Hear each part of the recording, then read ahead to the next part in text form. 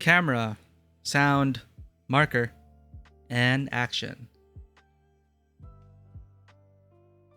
Welcome to Tabletop Cinema, where we bring together the worlds of filmmaking, tabletop role-playing, and video games. I'm your host, Mikey, a freelance filmmaker, tabletop RPG game master, and variety streamer on Twitch, and today should be the finale of our first playthrough of Clair Obscur Expedition 33. Welcome in Vanwa and Dodo, always up and early. Glad to have you all at the end of our expedition. Or will it be the end? So thanks to Dodo for suggesting some relevant story bits that we may have missed, because they were relegated to side content.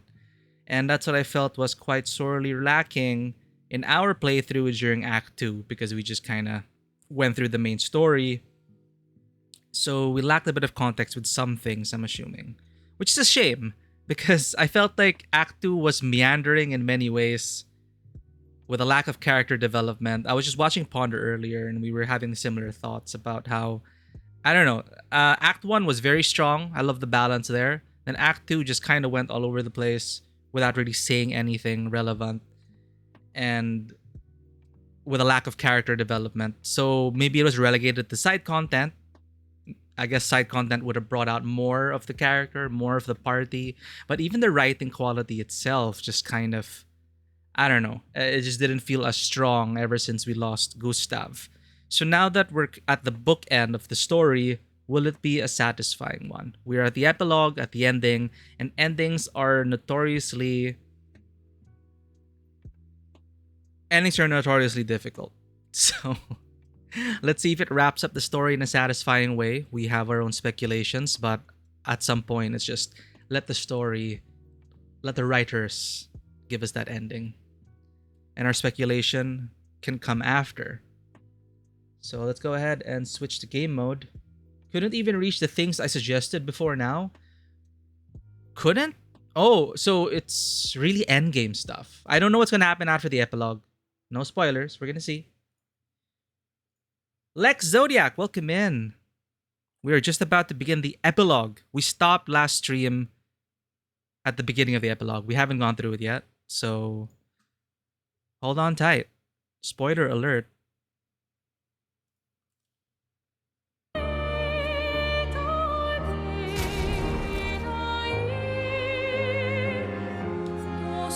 It's funny.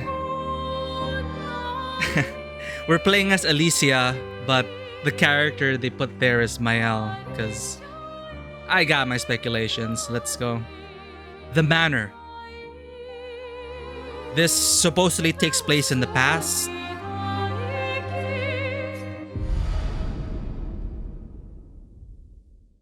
Like 30 expedition or 10 plus expeditions ago. Expedition 40, monument number 40 something, I believe. 45. 49, year 49, thank you. And oh, the Eiffel Tower is not bent out of shape yet, but it's so misty outside. If this is France, this probably costs a lot to have a window view of the Eiffel Tower. Genie, oh my goodness. Welcome in, everyone. Guys, you coming in on major Clair Obscur spoilers.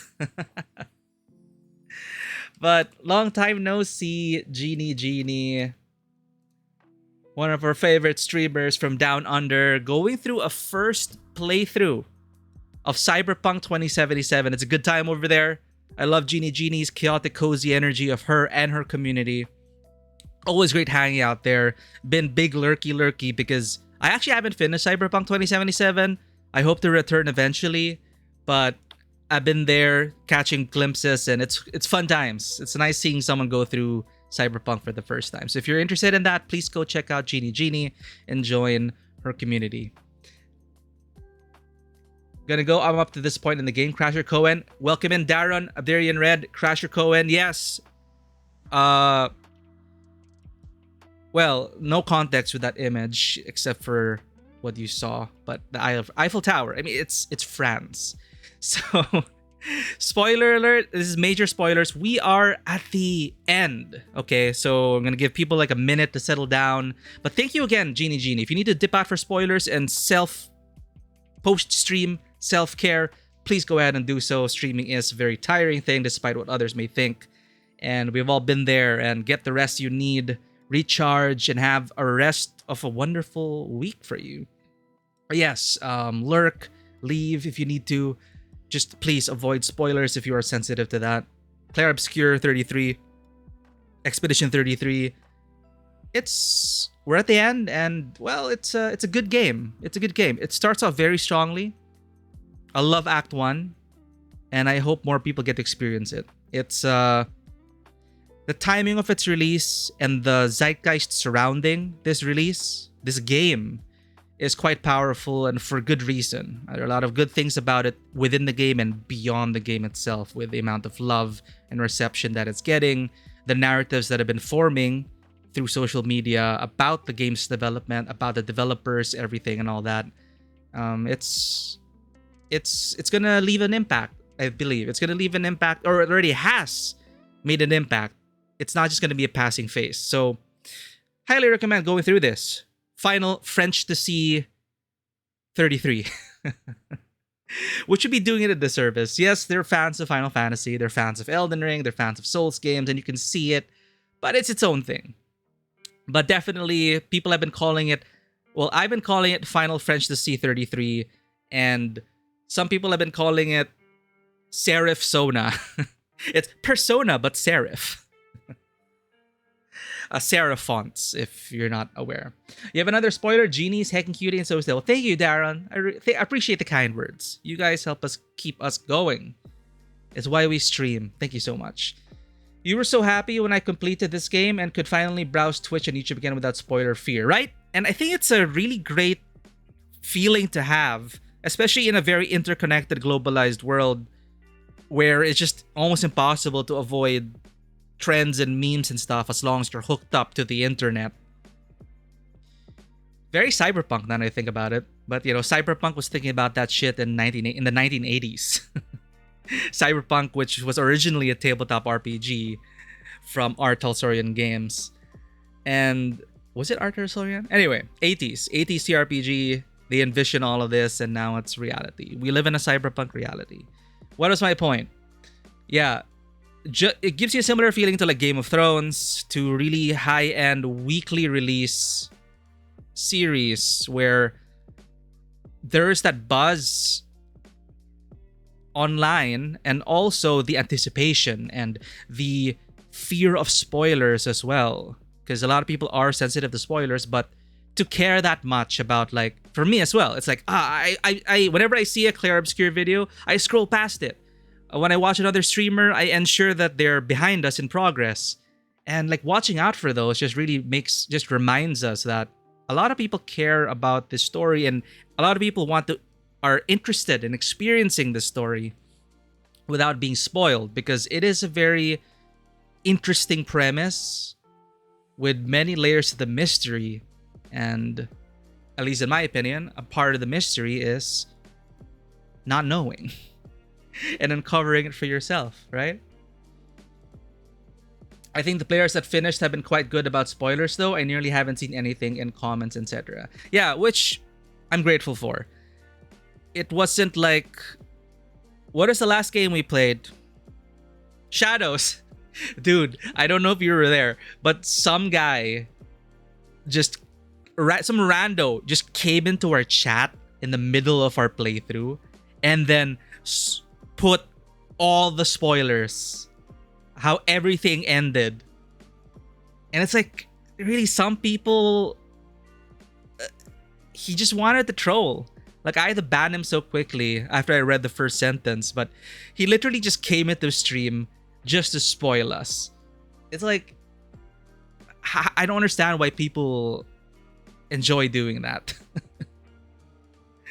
So yeah, we banned that person right quick.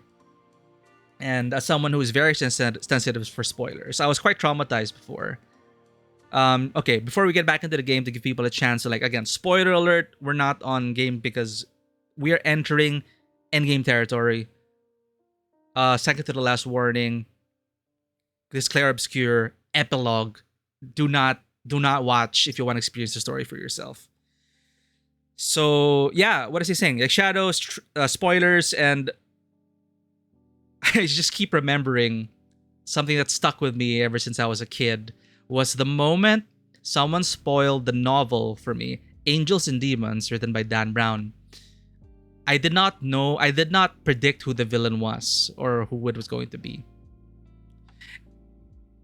And I shit you not, a page before the reveal, my classmate just walks up to me and says, "Hey, what do you think about the villain reveal?" Says the villain. And then it was like really cool, huh? And then the way the character Robert Langdon did this and that, and then yeah, the ending. And then like I turn the page and I see the reveal, and it's like, oh man, that traumatized me so hard. I did not speak to my friend for like weeks. I mean, he's still my friend now, but it was a legit mistake because he saw how I had a chapter left. When you're reading a paperback novel and you have a little bit left, he assumed wrongly that I was already past that point. He just accidentally spoiled. It was an accident. But man, I did not speak to him for weeks, and he could not, for the love of his life, figure out why I was so upset. And I didn't know. I didn't know. I did not expect to be that upset. And it was then that I learned how I really, really hate spoilers. Like for me, I rarely rewatch things. I rarely replay things because part of my enjoyment is the not knowing and just coming in, without any expectations. So some people say that some people are okay being spoiled, and they say that, well, I enjoy finding out about how it ended up like the spoilers. But for me, nah, I don't like knowing. That's just me personally. Zen, welcome in. Thank you for the alert. I remember you got a major spoiler for Avengers Endgame over a decade of build-up to be ruined by spoiler. Ooh. Oh god. Endgame was such a historical moment in cinema, I would say. Like, people like to shit on the MCU, and they call, and even like some directors, they say like, oh, Marvel movies are not real cinema. Like, what is real cinema in your eyes? It's just not for you. But I will always be in awe of what the MCU was able to accomplish up to Endgame, and how it was like a once in a generation thing. Like, over a decade of build-up, satisfying build-up, and arguably for me, each movie in that build-up being able to stand on its own, because now it feels like there's so many references and connections that you need to do homework to get into it. But, when it was starting up with Iron Man and we were getting more standalone movies, building up the Endgame, my god, it was just a community event. That was also the era of Game of Thrones. So like, you got Game of Thrones on that side, then you got Avengers, Marvel, MCU superhero movies, and wow, it is just a fun time to have. It's been a while since I've experienced that communal activity that is cinema. Before the pandemic, going to the cinema, experiencing that. Like, and before the MCU and Game of Thrones ish, because you were watching it on a weekly basis and it was an event to hype yourself up, people would get. What I love about weekly releases is that no one can binge it, and that it gives a week to talk about. And when they release the finale, everyone's on the same page. It's not like, oh, I binged it in one day and they just spoil everything and there's just no discourse, no level discourse.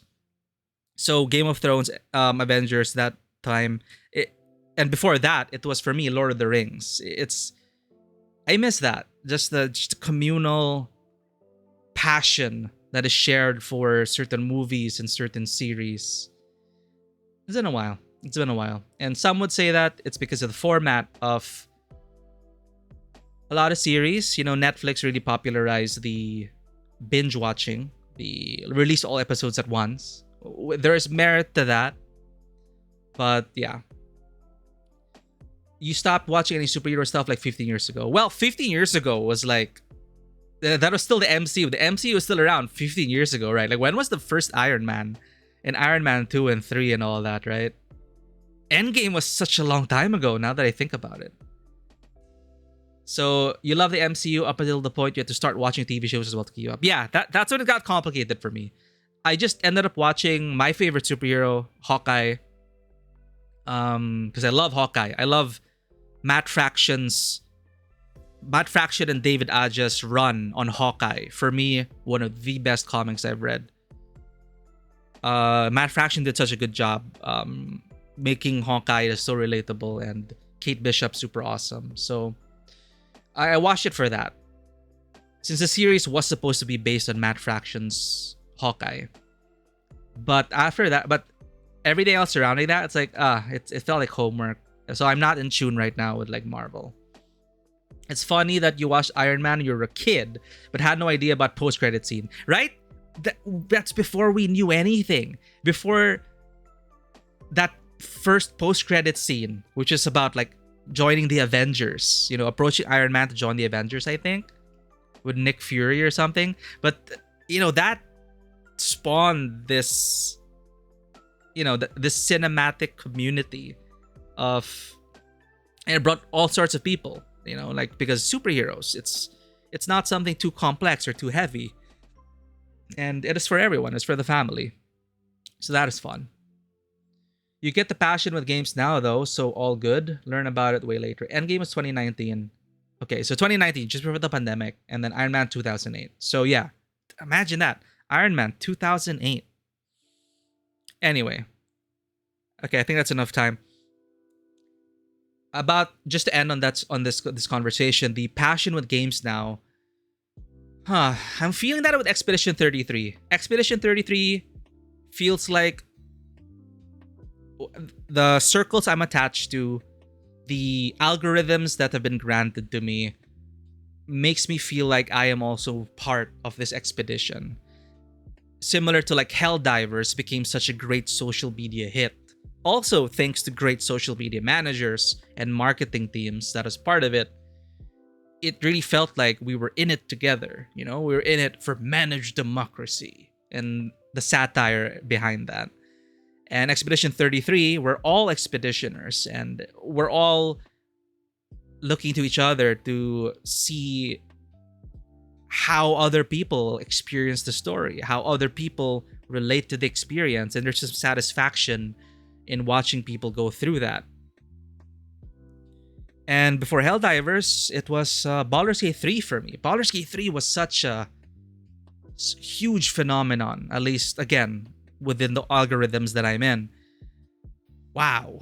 Like, even until today, Baldur's Gate 3 still has such a very loyal fan base. And it is still going. It still remains one of the most iconic RPGs of our time. And to be part of that community, it's also very satisfying. You just, for the love of the game, for the love of the story, for the love of the characters. And with that, final warning, this is all spoiler territory ahead for Expedition 33. Thank you for coming in. And if you want to find out what happens and our thoughts on the ending, which we will most likely reach today, but Dodo suggested other side content and game things we can do to reinforce the story. Let's just take it one step at a time and see what happens.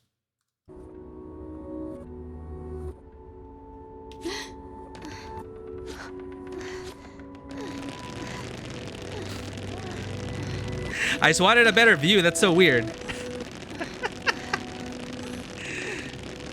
Totally relevant.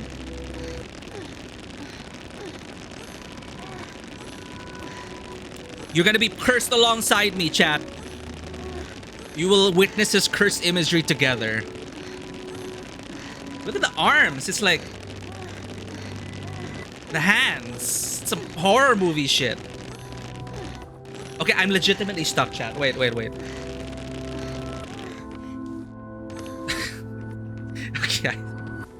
I had to jump. But yeah, Eiffel Tower, not weird, not weirdly distorted.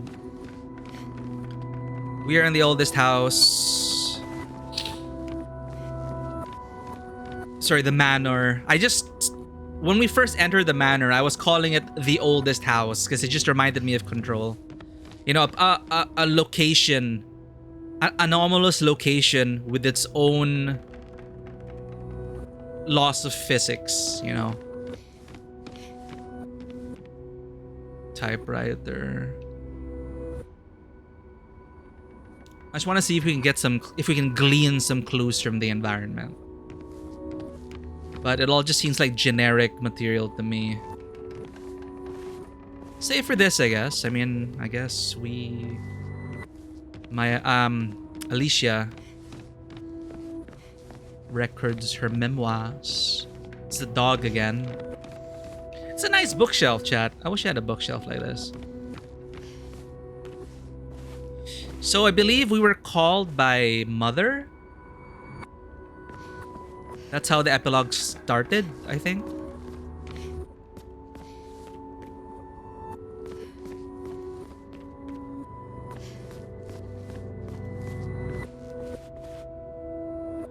The dog is Monaco?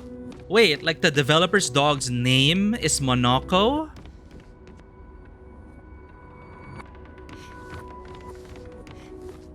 Aww. Come along now. I'm in Renoir's atelier.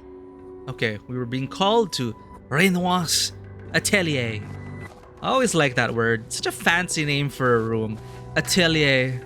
Welcome to my atelier. Yo, what? The damage from the fire runs too deep. This wall can't be saved. This is supposed to be damaged by the fire. Nothing looks broken. Nothing looks burned. They did a good job with the reconstruction. Papa can repair the fire damage and Clair can repaint the walls. But it will never be the same. Okay, so they really did cover up the fire damage well.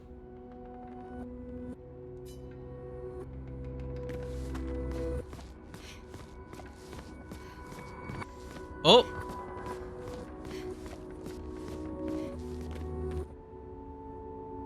Was it always 33? Dude, we're really... you know, like my speculation about... Oh, there, this is new.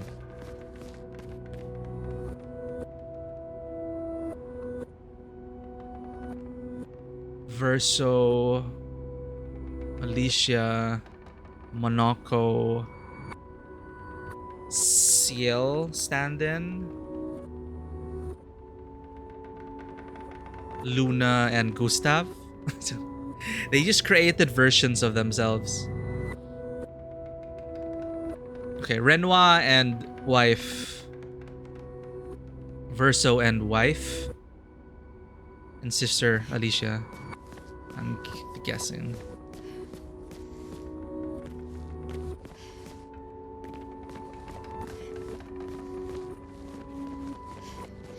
I can interact with it? Thanks. I'm gonna go back and interact with it.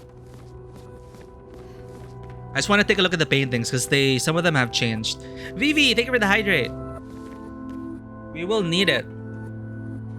Oh, here. See, the Eiffel Tower is bent. So, we're all just creations of the paintress and Renoir, chat.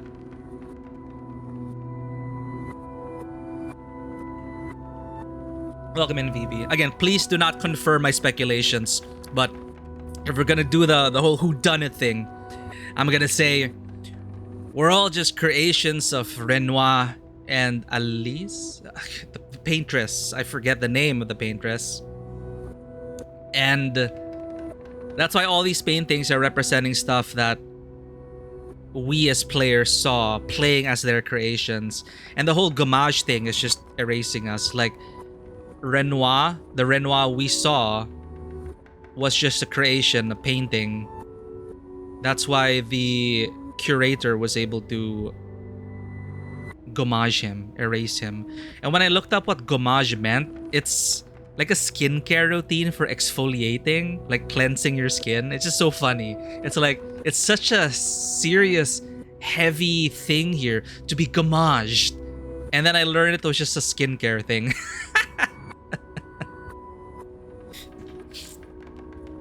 You may want to change the flinging life message. It says Gustav and the gang. Oh, yeah, I never changed it since the beginning, Ditzy. It's okay. Like if some people see it, you know, they don't know what happens to Gustav. We'll just leave it like that. Aline, thank you. I keep forgetting Aline. But yeah, before that, let's go ahead and give a shout out to Ditzy.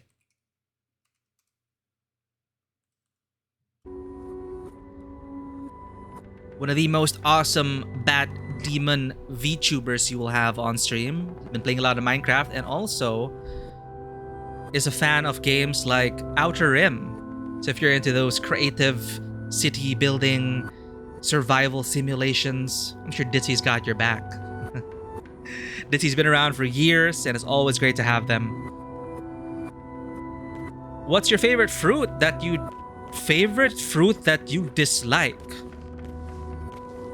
Favorite fruit that I dislike. So the fruit that I dislike the most?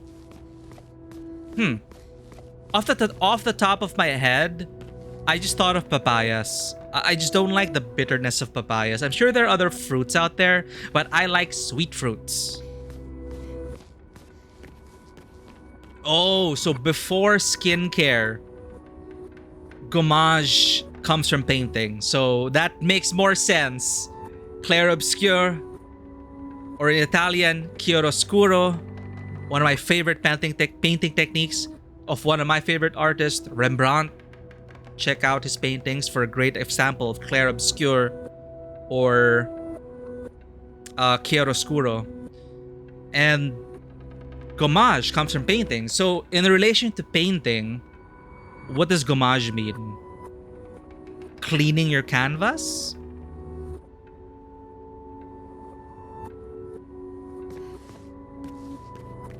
Oh, I get it now. Amongst all your disliked fruits, which one do you like the most? I wonder how this relates to what's happening on the game, but interesting question. There's nothing for me outside these doors. In Paris. Confirm, Paris. I must speak with Clair. She's in Papa's atelier. Wow. So I have to like gather all the fruits I dislike. I don't dislike many fruits.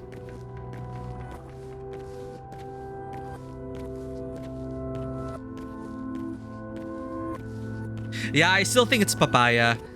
Papaya, I think, is the only fruit. Sorry, no. No, papaya is the thing I dislike the most. I can't think of any other fruits I dislike right now. For some reason. Let's interact with the painting.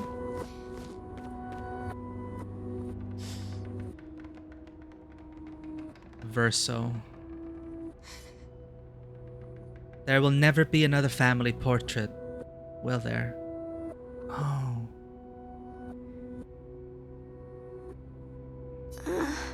You will always be missing. Thank you for the lurk, Vivi. Thank you for the lurk and work. Is there more dialogue? Okay, so Verso died in the fire.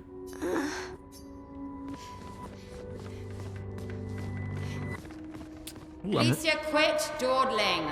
End of the corridor, you know where it is. Okay, jeez. I'm just paying attention to the environmental storytelling here. Come on. Monaco. And Pop. It's Monaco and Noko. So, this is just more confirmation of our speculations. Or bait for our speculations. None of what we played was real. It was all a fucking dream. No. Anyway. I'll get back to you on that, Lex Zodiac. Since the only fruit I can think of that I dislike is papaya, therefore, by default answer is papaya. Noko. And Monaco the Third. They seem so peaceful by the fire. I see. Then you got concept art. So these people are a bunch of concept artists. Yeah, we can interact with this. Our family's artwork. The little one in the corner is mine. The only one Maman deemed acceptable for the wall. Ooh.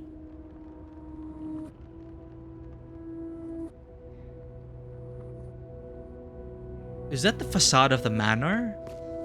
But no, no way. We were not real. Yeah, we're not real. We're just... They're creations fighting amongst each other. Okay, let's look for more walls to interact with. Again, like, it's so easy to miss shit like this. I wish they would have clear indicators for interactables. It is a secret though. Wait a minute. Okay, anyway, I was talking about like the walls. Like, I want to know if I can interact with this wall of paintings. Or a particular portrait. I don't want to miss shit. Like this. It's like... Okay, the diamond is there. Okay, that's a bit clearer. Clair. Clair's harp. And Maman's piano. Okay, now I'm trying to look for the equivalents to our party. It kind of looks smaller than the manor. I missed an interaction myself. Well, at least you got to see it here. But all the concept art, SK, the gommage, all of that, we played through.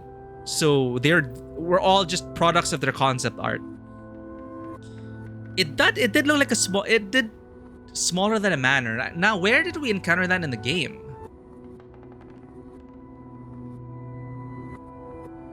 She probably just painted a section of the manor. So Clair's harp and Maman's piano. Verso, I miss hearing you play. I miss all the silly songs you wrote for me. Clair. Where did we encounter Clair?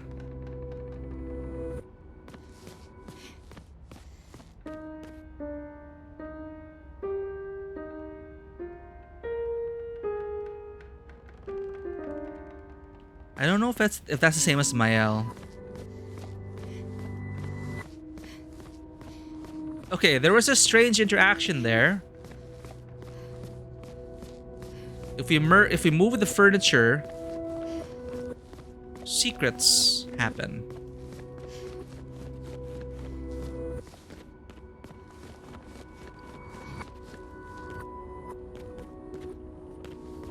It's like prop hunt.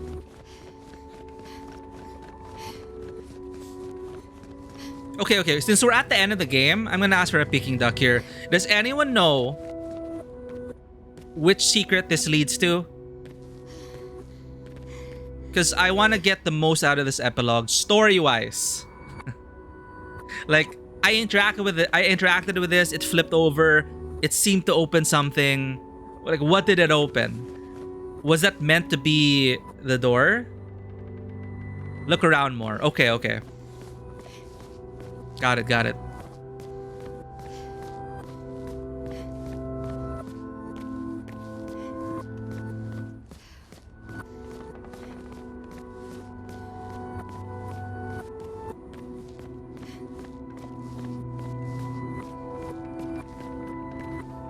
Look around the entire manor or just this dining room?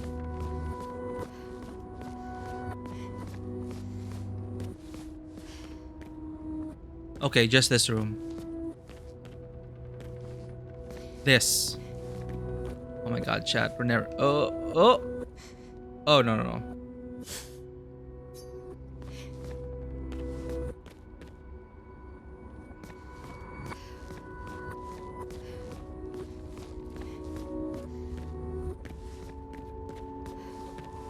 Oh my god, chat. We're never gonna find it. I see some clipping happening over there, though.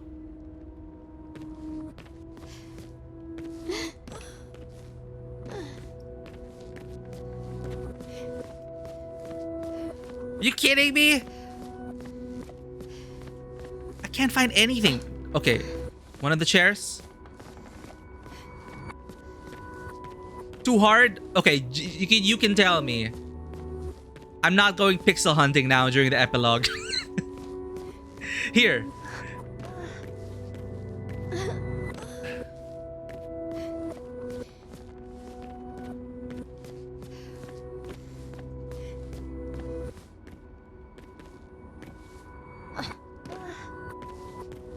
More switches like this?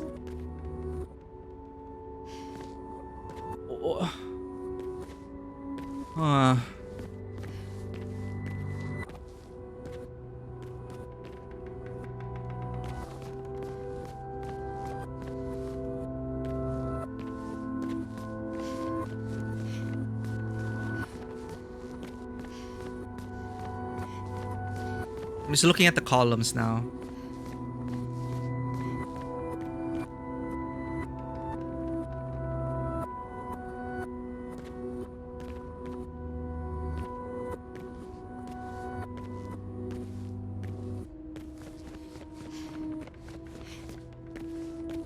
Am I going mad, chat? I can't see. Walk around the opposite way.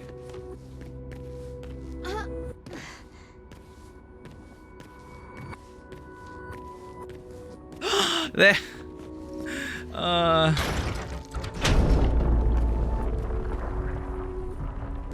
It was camouflaged. How did I miss that? Okay, I heard something open. One more?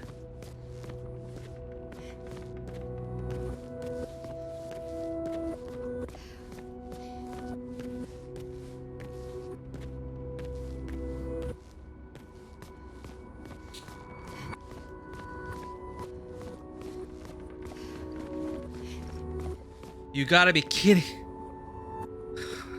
What is even the logic behind this?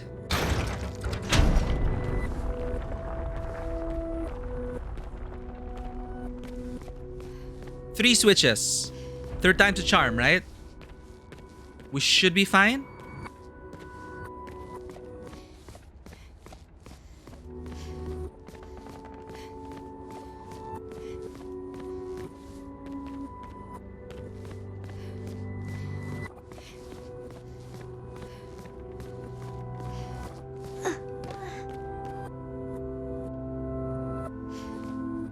One more? Okay.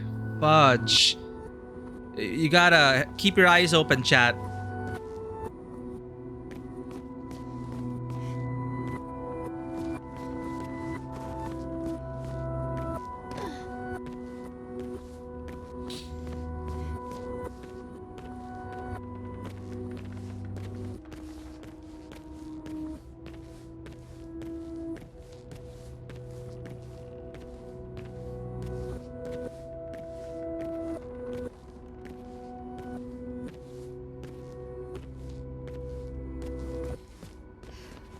Behind here?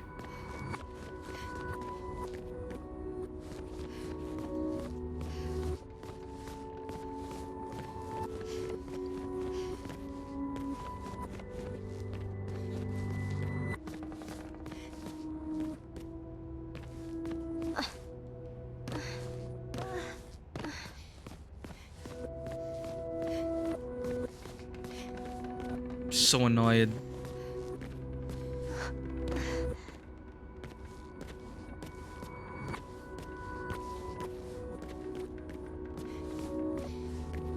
Or you're gonna look it up? Okay, I was about to like go look it up. It's like not not now in the epilogue, but I'm hoping for a payoff.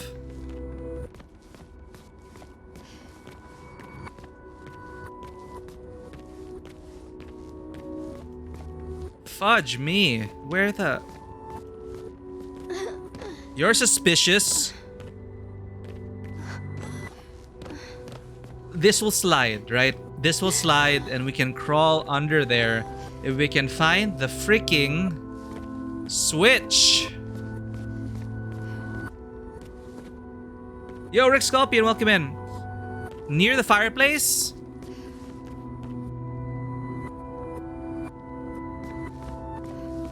Okay, we got this, chat. We got this. We have a lead. Yeah, the 4 switches, we have 3. The one remaining is near the fireplace.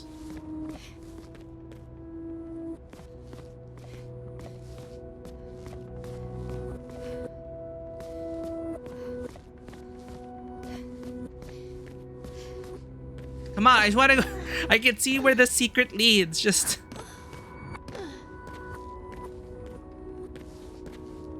Dude, where is it?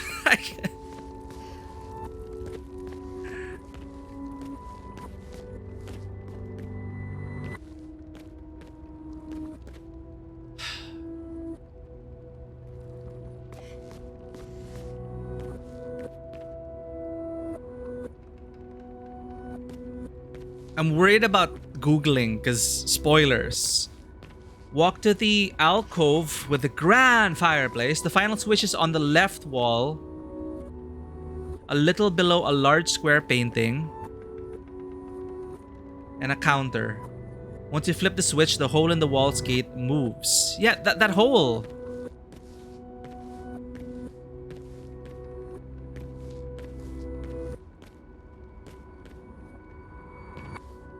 The hole in the wall's gate moves, allowing you to pass through.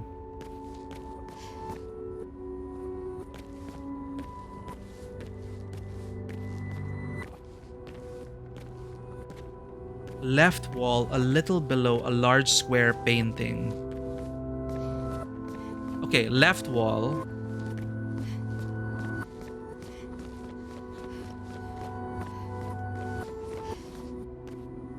No, we did this.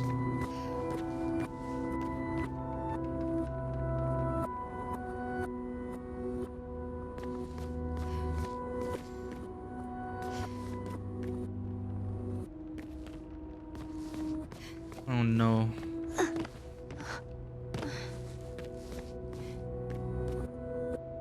What? That was... Okay. We got this. 1. And this. 2.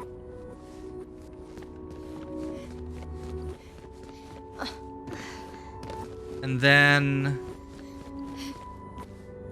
Shit, where was the third one? 3. That's what we found. Scorpion, save us. 1.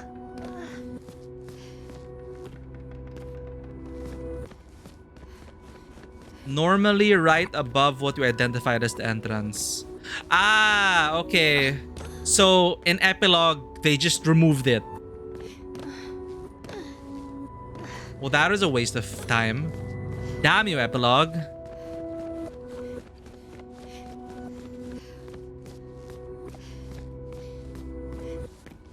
Okay. Flip switch. Back to story. Got blue balled by that secret. But that's not what's important now.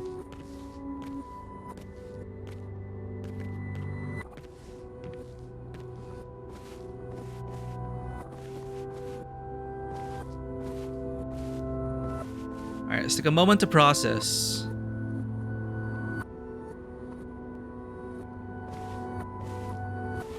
Solidified chroma?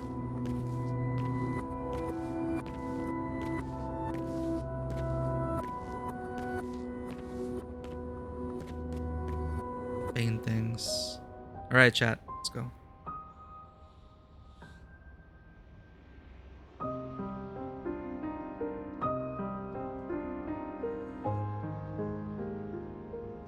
Ooh. So that's a third axon. Clair Obscur.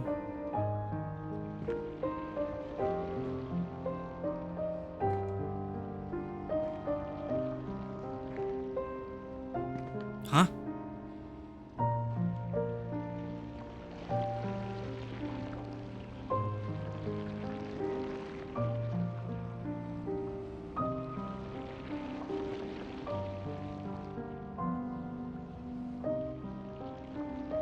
Finally.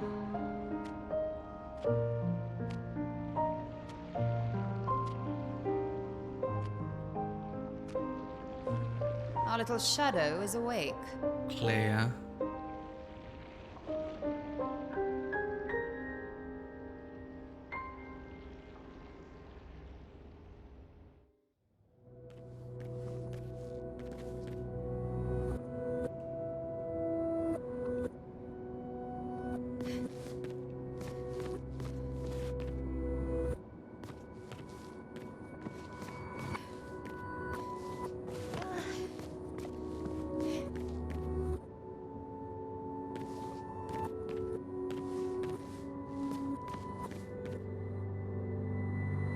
Dude, it's all just concept art. They're literally concept artists. This is so meta. Yeah, I think that's a third axon we didn't fight.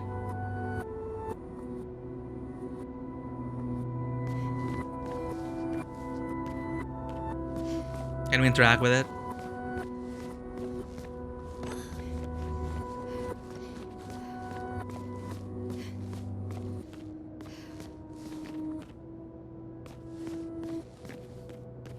Gomage petals.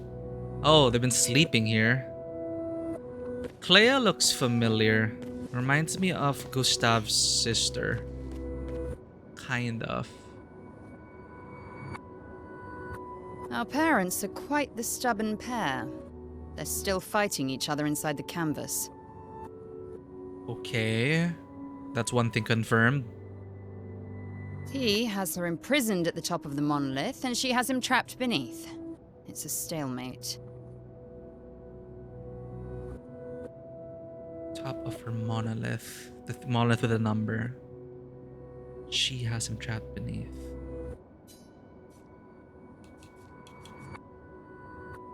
I'm worried.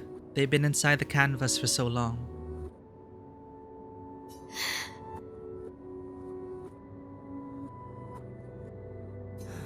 They've spent longer than this in other canvases. It's not that dire. Okay.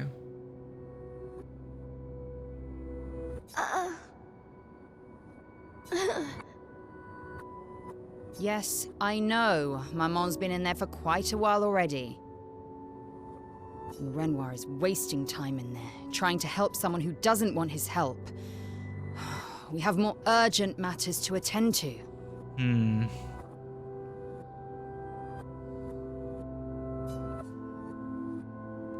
Did you see Verso? You're as bad as Aline. He's not Verso. He's a painted copy built from our mother's memories. You do well to remember that. Okay.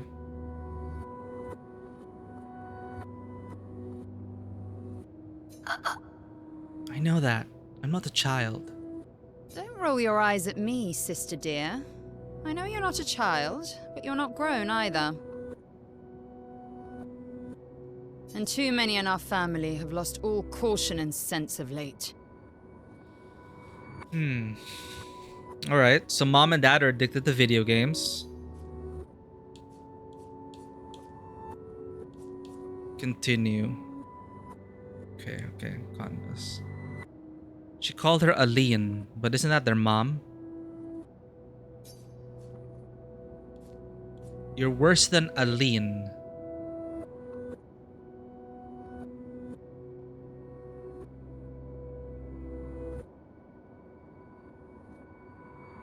Wait. Isn't Aline the paintress? The mother? Can you help Maman?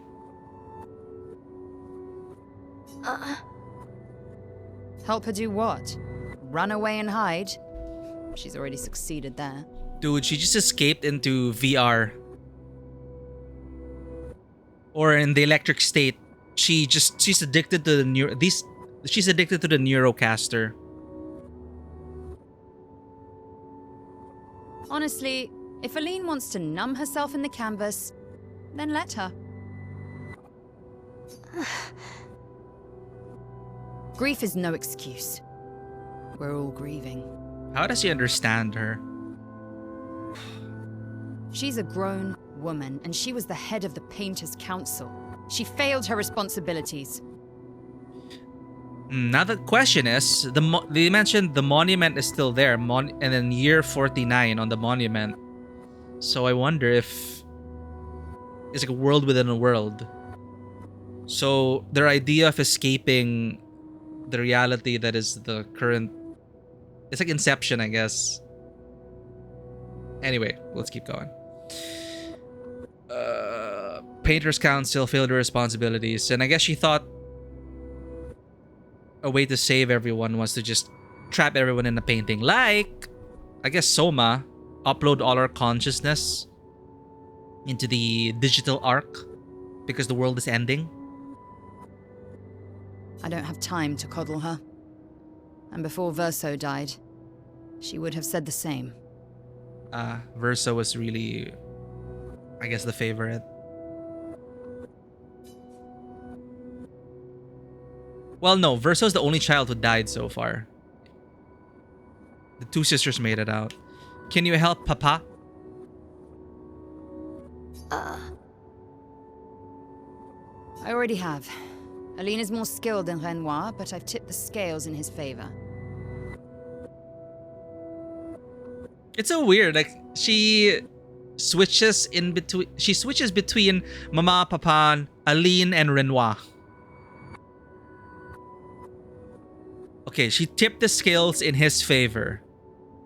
He gave him cheat codes. He gave him resources. I have my pets in place. She who controls chroma controls the canvas. I can't take her chroma, but I can keep it from returning to her.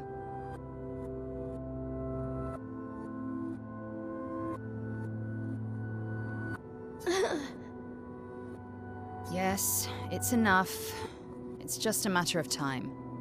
As she weakens, Renoir is able to erase her oldest creations. Oldest creations. That's why Renoir was just so nonchalantly murdering everyone, because it's not exactly murder in his eyes, because they're not real. They're all just fictional creations, but those fictional creations believe they were real. So, isn't that what's important at that point? But no, we understand that there's a reality currently. There's a reality here. And that's why Renoir's... But the thing is, Renoir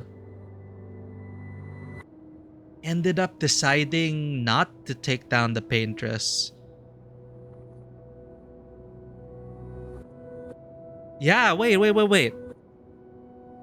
If Maman, paintress, Aline, got herself trapped because she got addicted to VR and video games to grieve for her lost son, that is a valid way to do it. Up to a point. You gotta wake up eventually, right? So Renoir did that. Is trying to do that now. But the Renoir we saw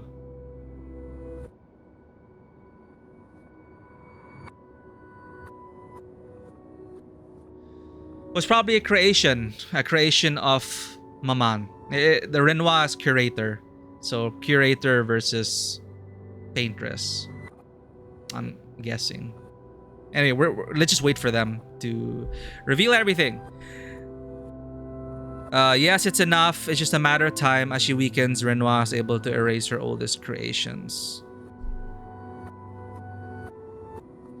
With the exception of her obscene There we go. family. Fake family. She's made them immortal, but luckily, they're also quite useless. So that's why Renoir was... It's as if Renoir, the Renoir we saw, was talking to himself, the curator. Like, this is your only link to your son. You know that by doing this, you're going to lose that link. So that is the fake family we've been fighting. The creation of the paintress. I'm getting mixed feelings, but let's keep talking, Clair. With the exception of her obscene fake family, she's made them immortal, but luckily they're also quite useless. Okay, we asked, can you help Maman? Can you help Papa? Return to prior choices. Okay, we asked everything. Conclude questions.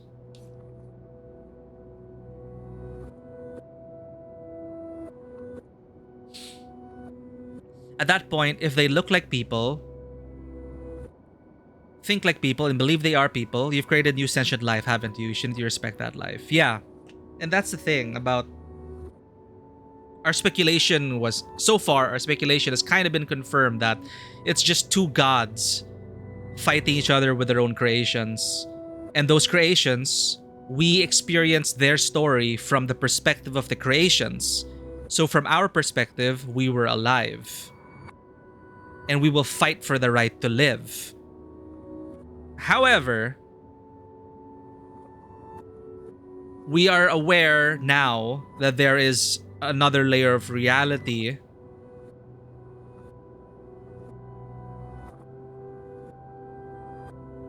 and they created, let's put it into like analogy of a video game world. She created a massively multiplayer RPG, stuffed a bunch of AI to be the players. You have to reckon with the responsibility of what's happening in reality now. So the layers of reality, if this is the true reality with Clair, Mama and Papa, Alicia, and if there is a gommage currently happening, if the world is currently ending, I can understand why Clair is very upset. We don't know about the situation of the world right now. They might reveal that later on. But for now, I can understand Clair's frustration. Because it's like they're just playing video games while the world is ending. And AI... So in a way, AI rights. That's the ethical question there. Is there a time and place for artificial intelligence to be given the right to live while the quote-unquote real world is ending? What's the cost there? Because to do that, they have to maintain these worlds. So Clair mentions the responsibilities of the mother and how she failed it, because this power could be used in another way, but instead she's using it to trap herself in a video game. The video game that we played as players, while the rest of the world outside suffers. Yeah, so she did fail. She created new life within the canvas.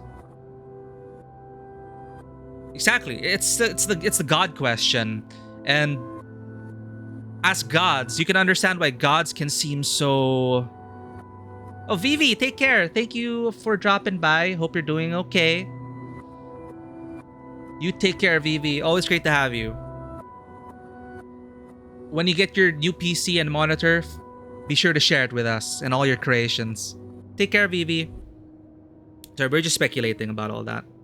Yeah, so again, the story is more and more confirming the whole arc concept, the virtual arc concept that we experienced in Soma recently.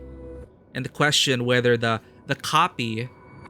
You know, if you're able to just copy your brain and put it into another... Because our bodies are just... We're just meat bags. I fully believe that if you copy our brain and stuff it into a sufficiently made meat bag, a synthetic meat bag, that's just a person already at that point.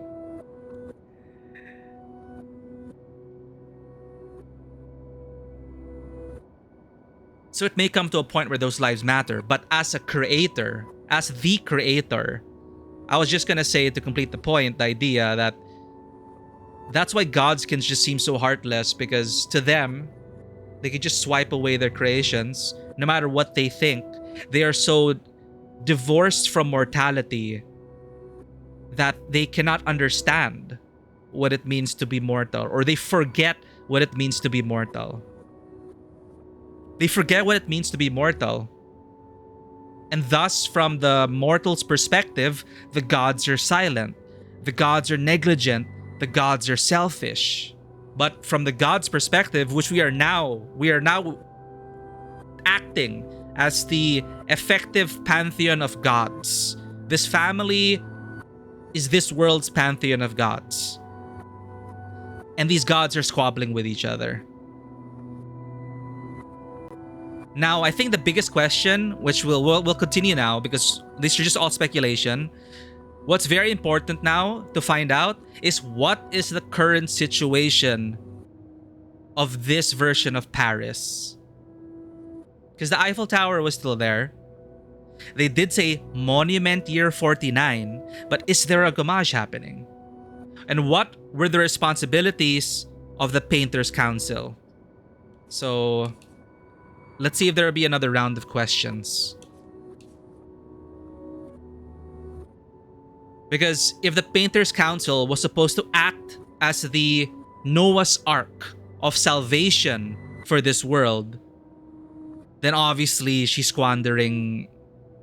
I mean, we gotta be empathetic. She lost her son, she's grieving, but obviously, from outsiders' perspective, we can be like Clair saying, you should be building our ark of salvation where you will paint and copy our memories into these creations, into these canvases, so that we can live on after the gommage is over.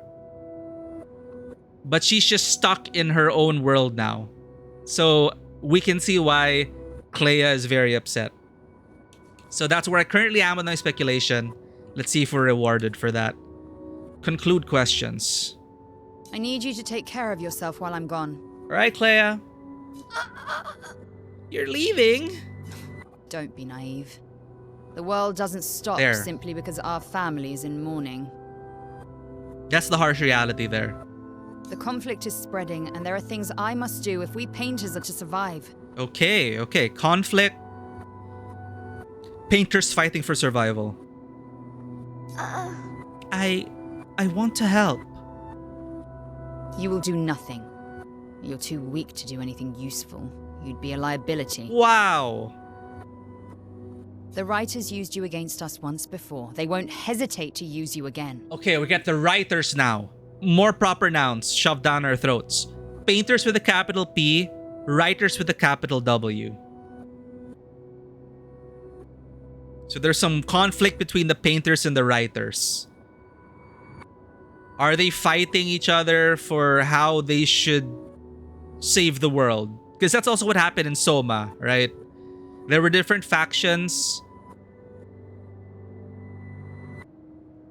fighting over how they believe civilizations should survive. Anyway, so the writers used you against us before. They won't hesitate to use you again. And I can't promise that I'll make the same choice Verso made.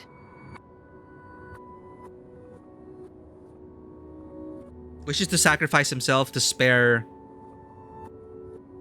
Alicia. Verso traded his life exactly for yours. There. I both love and hate him for that. The damn fool.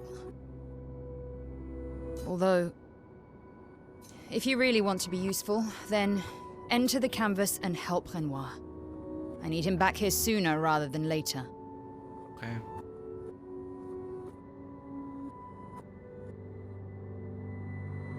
I'll fight this war alone if I have to, but I'd really rather not. Can you handle that? Lest you forget, the only reason those two are in there is because your naivety cost Verso his life. Why are you blaming her? The writers used her. She's a victim.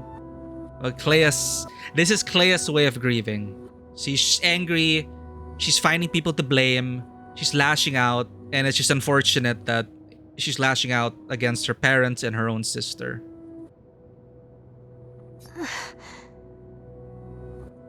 Good. Go to the canvas when you're ready.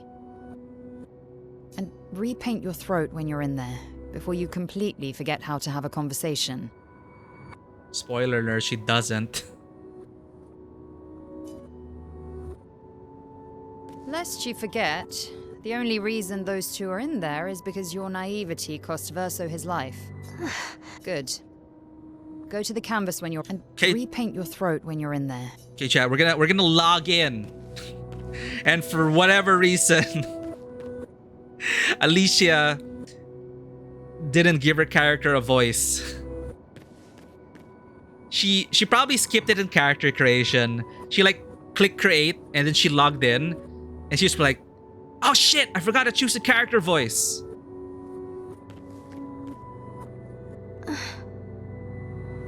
Verso's childhood canvas, where we used to play. Where he painted SK and Monaco. Alright. And where Maman and Papa now fight.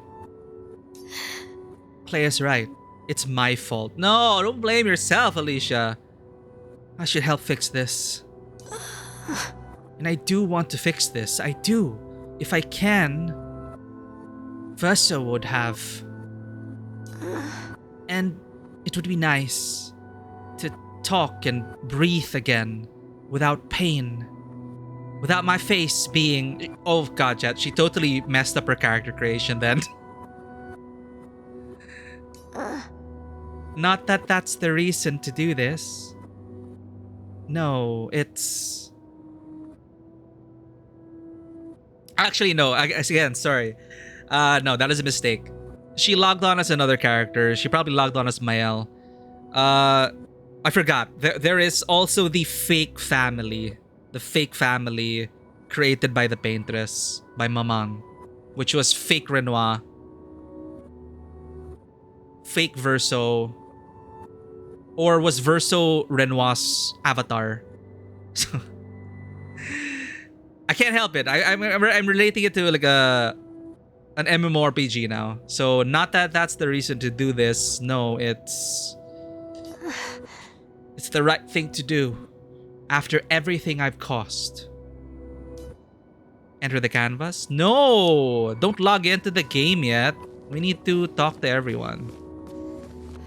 Okay, I think that's it, chat. We're gonna re-log into the game as most likely Mael. How did we forget our memories though? I don't know. Because if she could...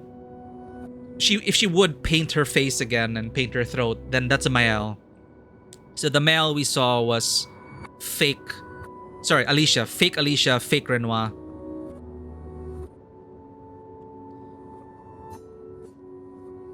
Okay, let's go, chat. We're logging in. And then it kicks us to the menu, and you click new game. This was new game plus all along. Out of the canvas, she'll try to return. We must hide the canvas. Hide the canvas. Well reasoned. And such a clever hiding spot you've chosen.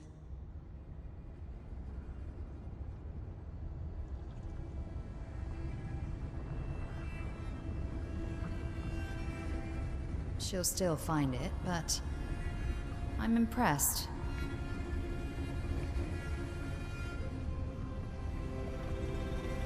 This only truly ends if you destroy the canvas.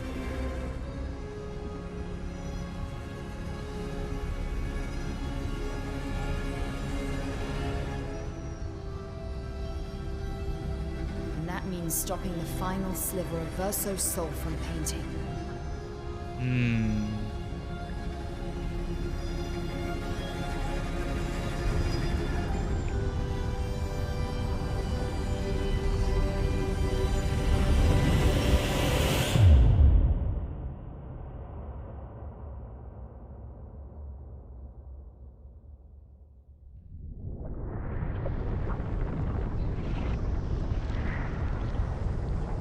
Final sliver of Verso's soul. See? That wasn't so hard. Wait. That's Aline's chroma. Uh-oh. Stay calm. Don't let it take control of you. Calm, Alicia, or it'll paint over you. What an auspicious start. Well, Paint over you're you. about to be reborn in this world as one of Aline's creations. Have fun. At least this will keep you out of trouble until I get back. What? Well, okay. She's just so mean to her sister. He's like, okay. Go play as Mael. I'll be back after the war. Jeez.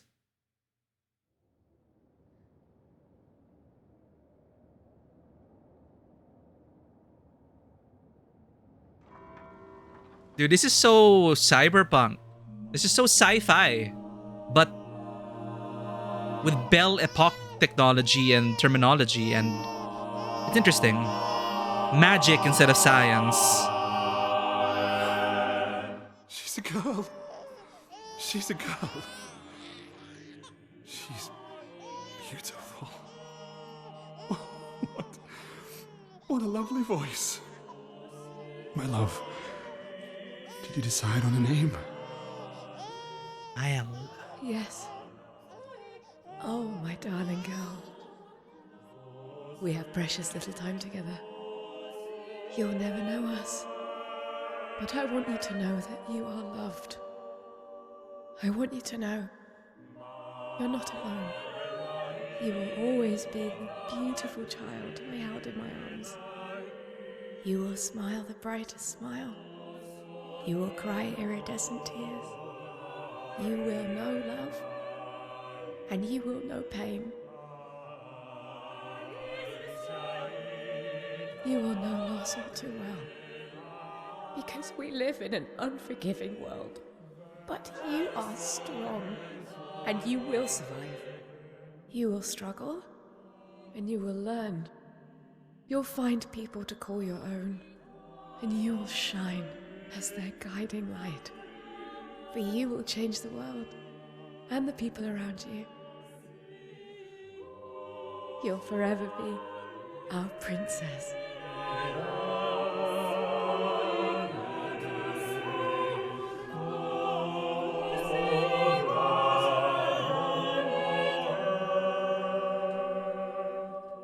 I have decided on her name.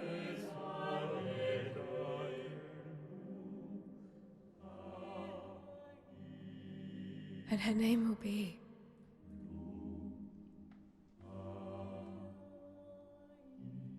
Maëlle.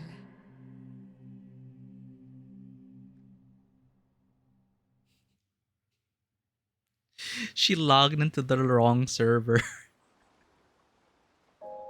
She logged into her mom's server and lost her memories.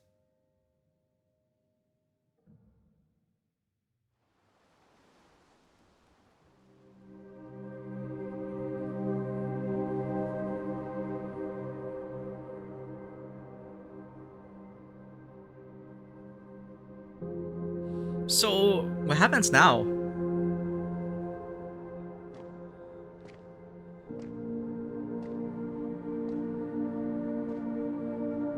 We erased her server.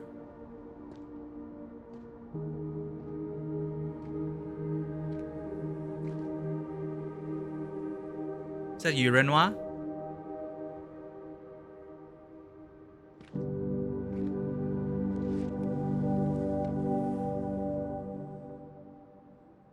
Alicia. Actually, I prefer Maëlle. I think I do too. But I'm not really Verso, and you're not really Maëlle, are you? You're not Verso, no. You look and sound just like him, but you're you. I'm still Maëlle, though.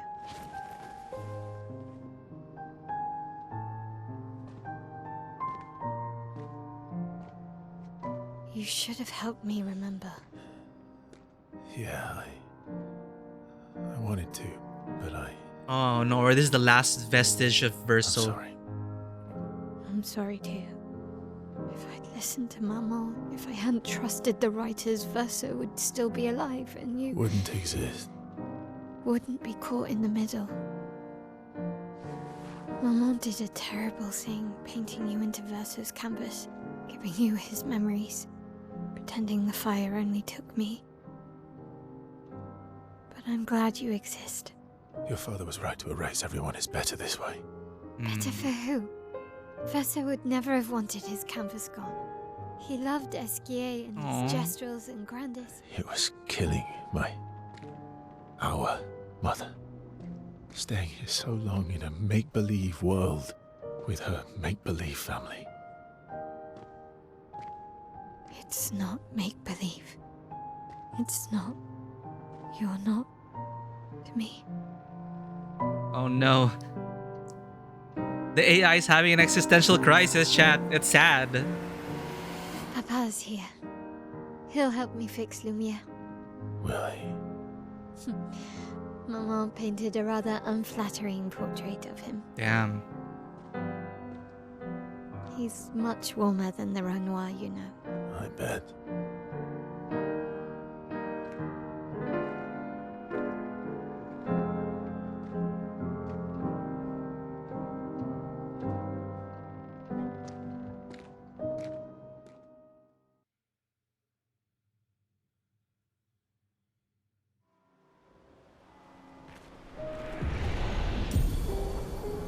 Painter Power Pictos acquired. The power to deal more than 9,999 damage.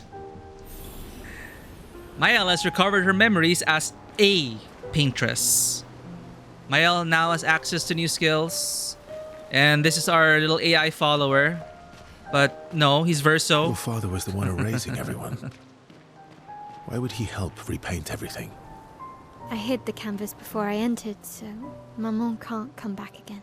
There's no need to erase the canvas anymore. So we can just want you to go home. We can keep the canvas in I'm not the at attic. risk like Maman. I haven't been in this canvas that long. Besides, Papa has a soft spot for me. He'll listen.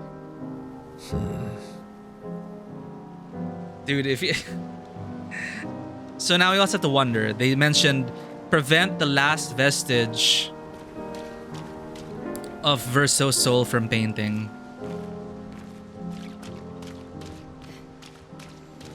You know, Verso, he did say it himself. People live on in different ways. In other people's memories and as an NPC in an MMORPG. It turned anime so quickly, chat. It's fucking Dot Hack or Sword Art Online.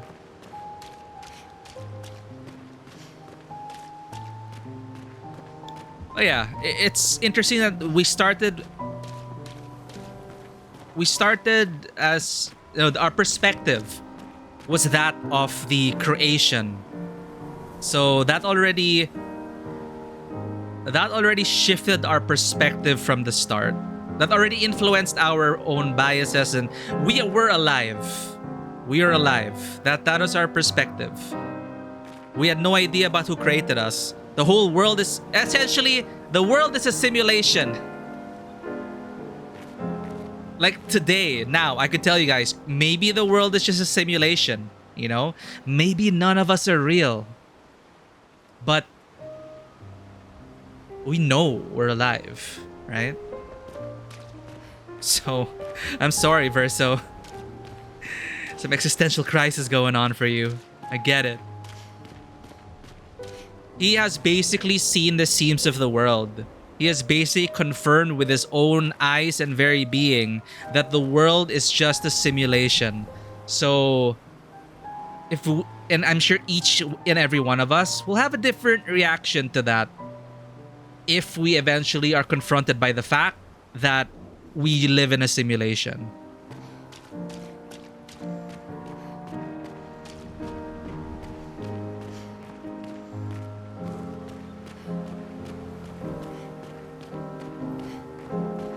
Dude, I still remember Soma.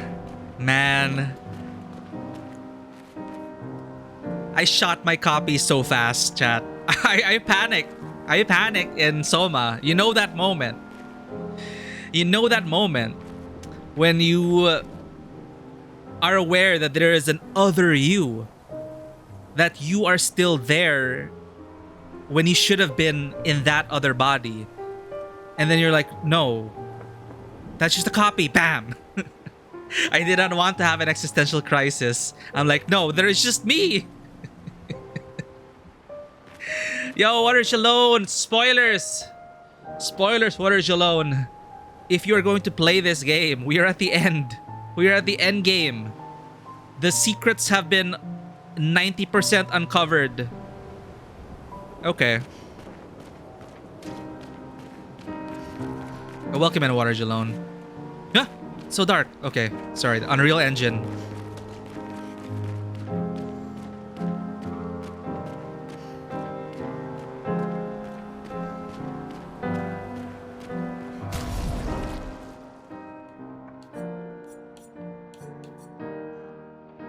Dude, I just also realized it's Jennifer English playing another character who dyes her hair white after she uncovers her true self.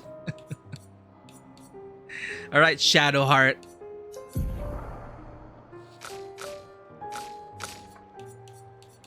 Lettre à Maël. L'amour d'une mère.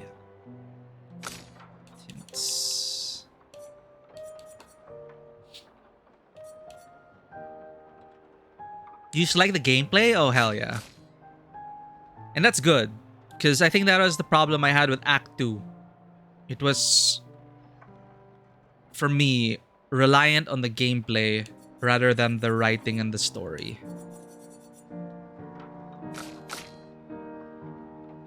Where... What new Pictos did we get? Where is it? Where's the red icon?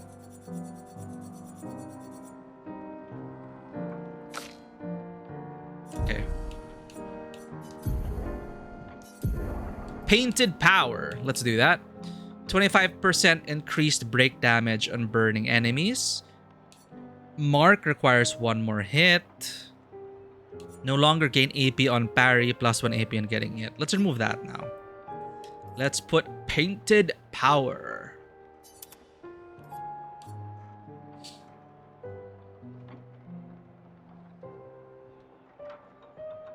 Always going to be ludonarrative dissonance with these kinds of games. I'm not sure for... Well, for me, ludonarrative dissonance is more... if the gameplay seems to counteract the game's cinematic narrative. Like Tomb Raider. Tomb Raider, when in the cutscenes, Lara seems so traumatized and so hesitant to kill people. And then when you get to... And she has such a tough time. She can't even, like, fight off a wave of enemies in a cutscene, which leads to characters dying. Where, as in, you know, in gameplay, you know, like...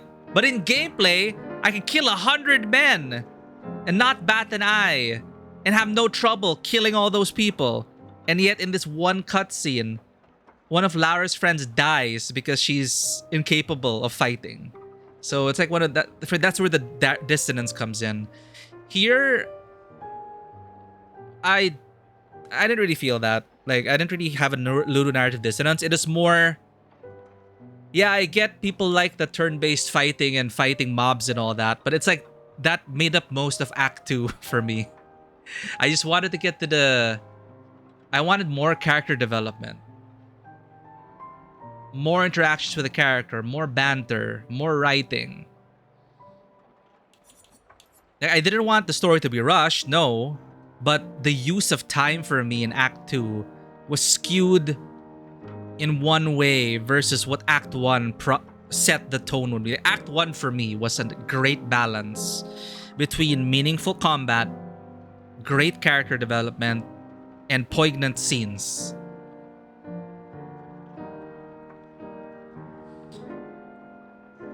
You're the type of guy to give every story a chance but end up skipping all cutscenes if the story doesn't captivate you, which ends up being 95% of the games you play. The game is one of the few that held my attention all the way through. Yeah, and for me, the mystery is what kept me going. Despite me being starting to get impatient with the amount of filler combat and encounters in Act 2.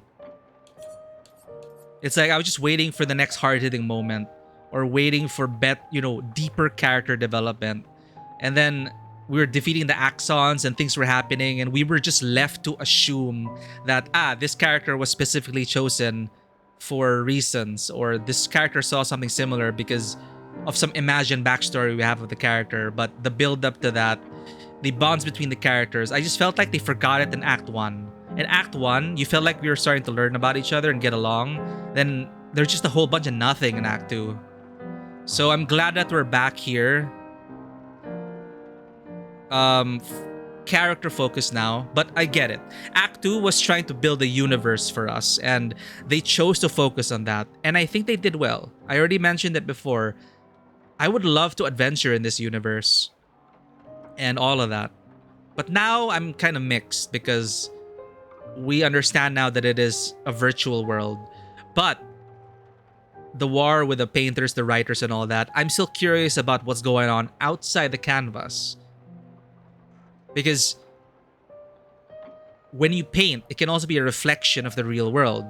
So this canvas that we're in, you know, the real world, the one that Alicia is a part of, may also be coming to an end in some way or form. There is a war, there is a conflict, and it is a reflection of that. So yeah, it's interesting. The mystery is still... I'm still invested in it, and I still want to see it to the end. Yo, welcome in, Taskmaster. I know it's not an excuse, but it is a game made by 30p. Yes, and thank you for bringing up that point, Waterjalone. And that is what I was worried about. Because there are so many rough edges, and there was such a huge dip in the writing quality in Act 2 that I already brought this up in a previous stream. Am I just giving them too much leeway because social media has championed them as an underdog independent team who is set to shatter records and win all of the Game of the Year awards? Because that's the current narrative that's swirling around. So it's so top of mind for people to go, it's rough, but remember, small dev team anyway. And it applies to independent films as well. Because when we see independent cinema, I obviously don't expect quadruple A quality, right? But is the writing good? Is the story well told? Are the shots at least technically competent to be at a point where it's not distracting? Is the audio mixed well so that we can even understand them? You know, these base things that even a low-budget independent film can only get away with so much jank, if we were to put it in other words. So I was vacillating between, am I loving this game, or am I making myself love this game despite all the rough edges and how much Act 2 was just a whole lot of nothing burger because of the heroic narrative. And I will admit, they did an amazing job with what they had. I don't understand the nuances of game development, but I know developing games is hard. And I know they didn't have the resources of a AAA company. But the concept art that they have, the music, the artistic direction, the premise of it, the payoff of this epilogue, which I'm still mulling over if I like it or not. But I will say, yeah, a lot of the positive attention is deserved. Very much so. I just didn't want to fall into the trap of letting them get away with everything just because they are a small independent dev team. You know what I mean? But again, on the flip side, I would say now still very much positive. Like, it's not to the point that everything is an excuse because they're a small dev team. No, I don't think it's reached that point. I still believe they should be very proud of what they've done. Act 2 just has a lot of ambiguity you only really understand from having been in the game. Yeah, that ambiguity I welcomed. But the moments between that ambiguity just felt like a game. And then things were just happening that you had to come up with your own explanations for. And there was a lot of environmental storytelling and world building to a point. But when I started filling in the blanks myself, which is a very Souls-like experience, that was satisfying for me up to a point. But I don't know, there's just something wrong with the pacing for me, okay? Because I know y'all love the combat, you all love the optional boss encounters, you all love doing the side content up to get 100+ hours. But for me, given the sense of urgency of the story, the countdown with the monolith, the gommage happening, all that, the stakes were so high that I just felt that I needed to get to the next point. Not to get more answers, but to those development points, the ambiguity that we experienced where they would give hints of what was going on in the world.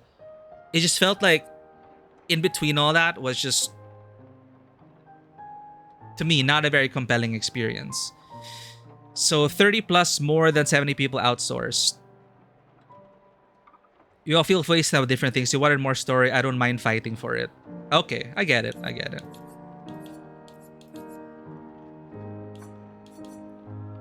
Okay, we're in Act 3. But yeah, again, I'm not done with the game yet. My thoughts will most likely change, of course. But these are all just like my gut reactions right now after having jumped into here already.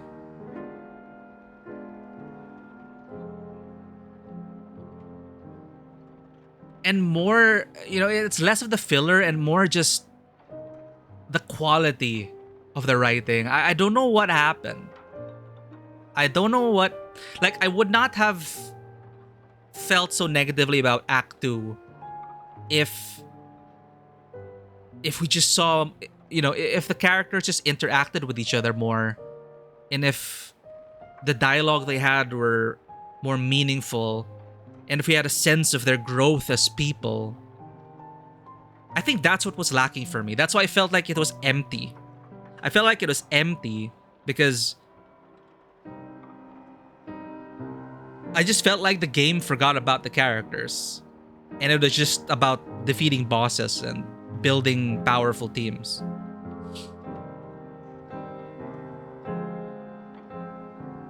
So yeah, that's just you can have both if you wanted, but again, I guess we can fall back to the fact that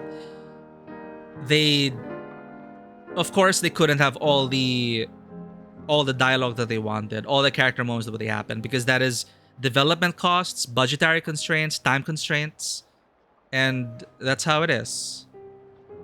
It's wild how different you see Act 2, and now that's making me doubt whether I have just terrible taste or not. I'm not saying the mystery was bad. Those points were interesting, and I was enamored by the world building in Act 2. But it was not as compelling to me as Act 1.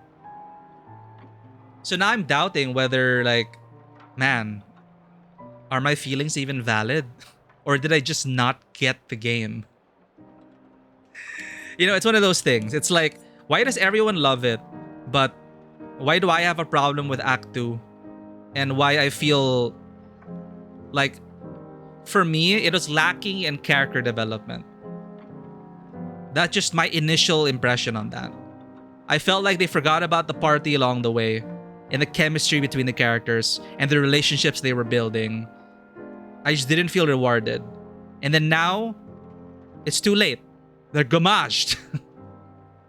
They were not real, quote unquote. So it's past the point of no return. We're not gonna get that anymore. They were erased, literally erased. So it's a shame. Maybe I should have done side content. Maybe that would have been where the supporting cast would shine.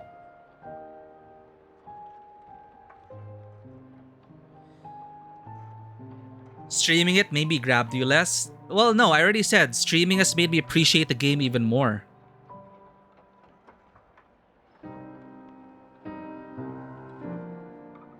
Yeah, I think it's just a balance. Like, did you think Act 2 did the cast justice? My initial impression right now is nah, it didn't. Like Monoko and Noko, they totally forgot about Noko. We had no scenes to build up our relationship with Noko to make us feel bad about Noko dying.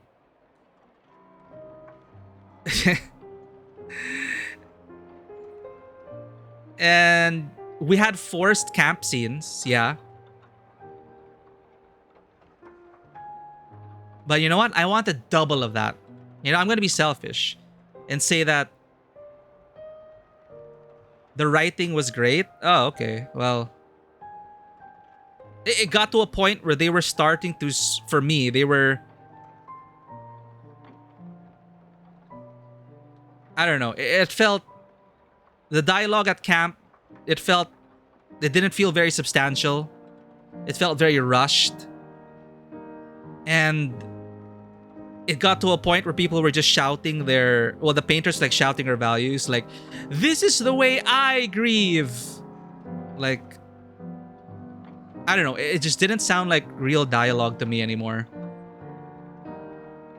But, you know, maybe I'm being too harsh on it, because I'm comparing it to Act 1. Like, Act 1 just, I don't know. Act 2 is all a blur to me. So let's see how Act 3 will wrap things up.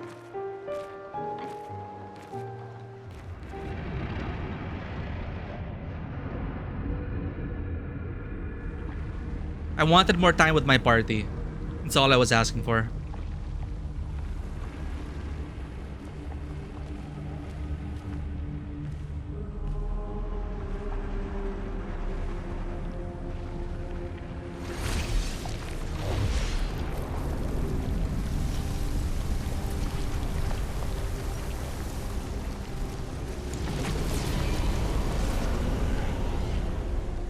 Hey, Renoir.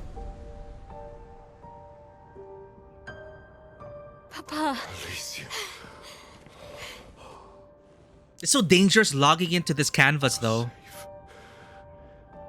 You lose your memories, you get trapped here. You don't even remember that you're a I player. told you to stay home. That's wild. Technically, my body's at home.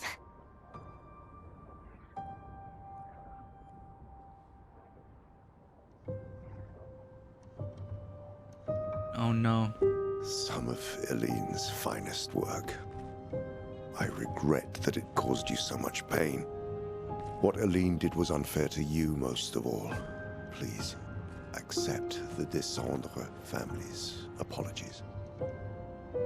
I know it seems absurd to offer oblivion as recompense, but perhaps that's the outcome we both desire. What? I'm proud of you. Getting your mother out of the canvas was not easy. Once we erase the canvas, we won't have to worry anymore. It's the gods arguing. Why- You know your mother.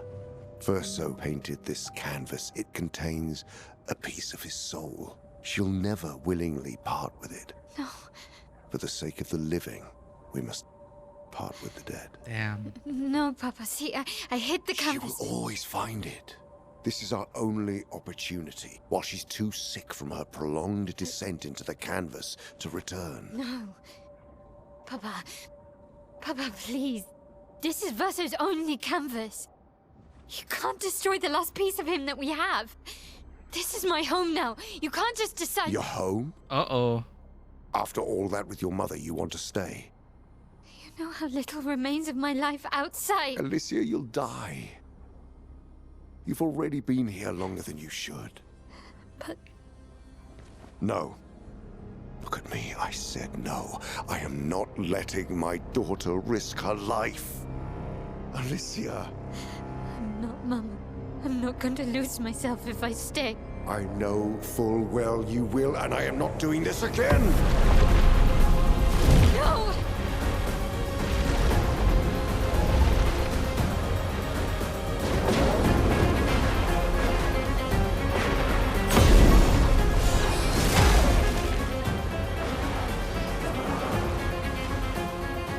Papa, what are you... It's time to go home. Is this tough love?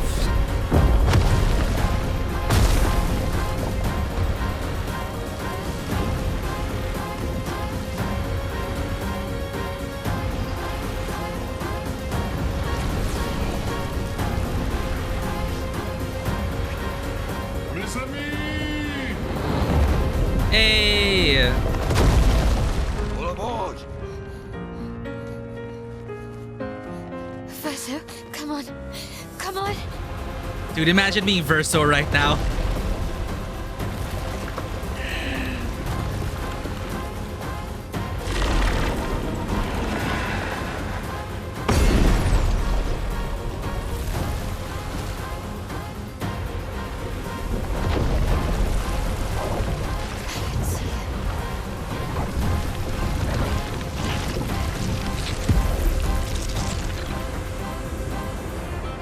We're gonna bring our friends back.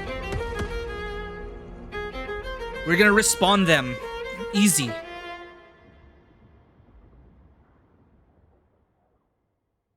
I was surprised that they didn't have an auto for the dialogue. But would that have really changed much? I'm not sure.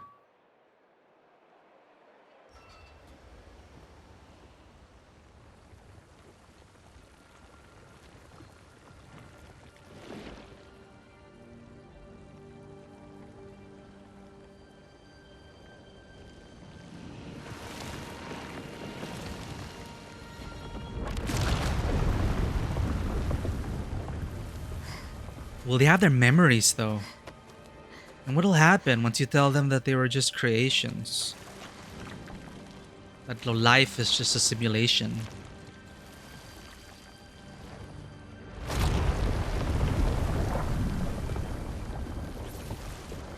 I did it so easily. What am I doing wrong? Don't be discouraged. It's only been a day since you remembered your painter's side. We believe in you.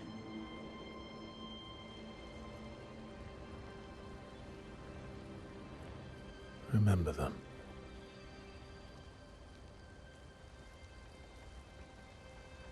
See, this is what I'm talking about, chat. Painting isn't about verisimilitude. It's about essence. Now we're getting to a point where it's like, remember them. And everything I talked about, like, I just lost investment in the cast. Okay, not entirely. I mean, again, after Act 1, I don't know. The cast just didn't seem to have the spotlight anymore. And now we're gonna bring them back.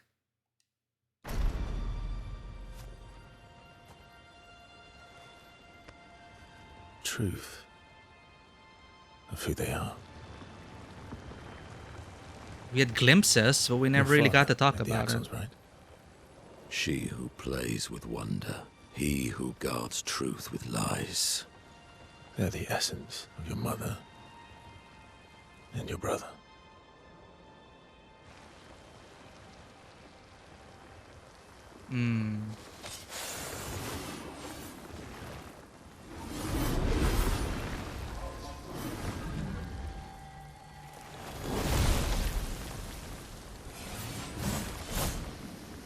Dude, we're essentially a summoner now.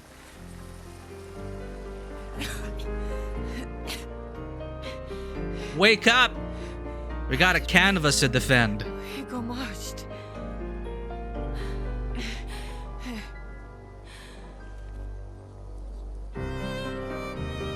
Wow, your hair.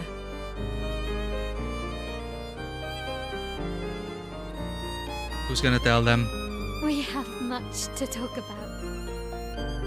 And don't just fast forward this conversation, my god. So you were her daughter? And you were a paintress too? So cool, right? And you knew this whole time! Did he? You fucking coward! You betrayed us! We trusted you! You can bring them back too. Yeah? Everyone we've lost. Yeah, but I need chroma and Papa controls all the chroma in the canvas.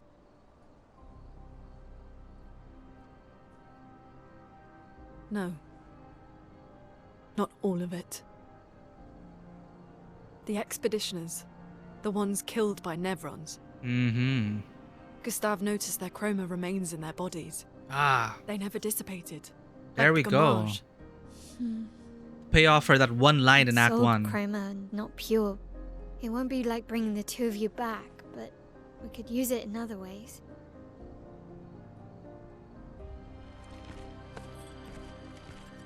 Time for the greatest expedition in history.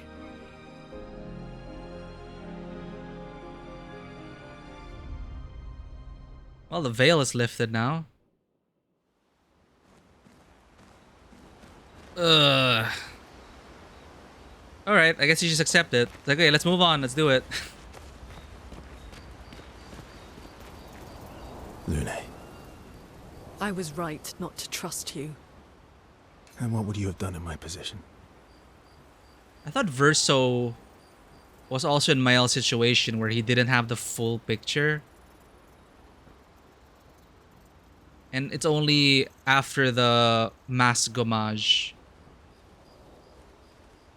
Oh, okay. So he had an idea of the full. He had a full picture. Well, if he wasn't real then. Yeah, yeah, he knew, because he was like, so this was supposed to be Verso when we the man with the masks. So he was aware.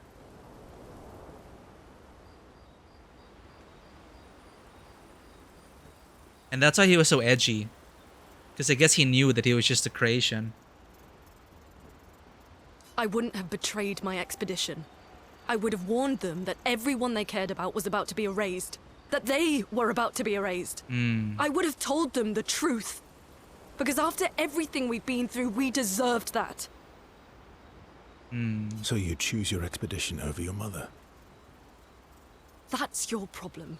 You think in false dichotomies. It wasn't an either-or situation. Other solutions were possible if you'd only trusted us enough to ask. Knowing what you know now, would you have helped me force my mother out of the canvas? I don't apologize for saving her. But I am sorry I broke your trust. And I will do everything I can to help bring everyone back. I guess we'll see.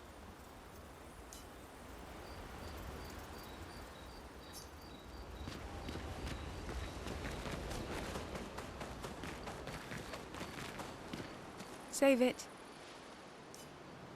I don't need your mea culpa. What's that supposed to mean again? Apologies? Which means through my fault. It was my fault. Okay, when you go like, it's my fault. It's my fault. You did what you felt you had to. Of course, you were wrong. But, oh well. I guess putting yourself in his position as well. How different it would have been if he told them everything that, alright, you guys are just creations of Aline. This world is a painted world. There's a world beyond this. And I want to save my mother. But it would mean all of you will be erased.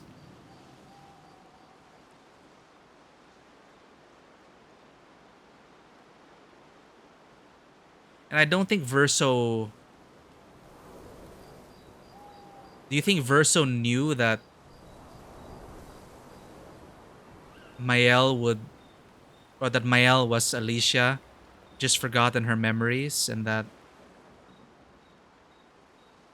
she could have just brought everyone back anyway? I thought you'd be more upset. I was. I got over it. Everything I knew about our world is wrong. And you know what? Okay, here, I was waiting for a conversation like this. I don't care. 'Cause death isn't death anymore. And that means I can see my husband again. CL. Oh, please. I'd sacrifice you in a heartbeat to get him back. So, I understand. We're good. Thank you. As long as you help me bring Pierre back. You owe me. You got it. As long as you help. You got it.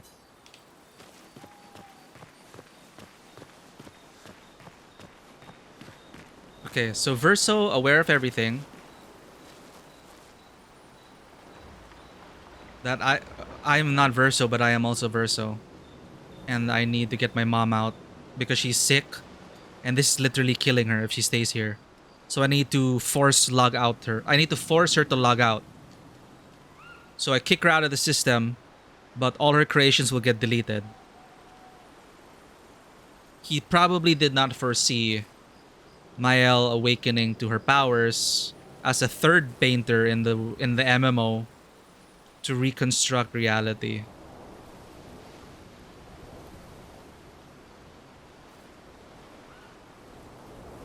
Which is funny and ironic, I guess, because Alicia initially logged in to also kick out the mother. But having adventured with us, it's one of those things where you don't have your memories. You go through this whole adventure, and then when you get your memories at the end, are you a different person now? Or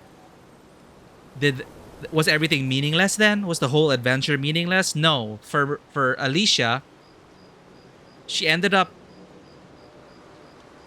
loving us, loving this world, loving who she became, Mael, that she ended up wanting to save, she ended up wanting to become the paintress herself and to preserve this world of Verso. So I understand also why her father is all, nah, you came to log your mother out and now you want to stay? No, we're all gonna log out. We're all gonna return to reality.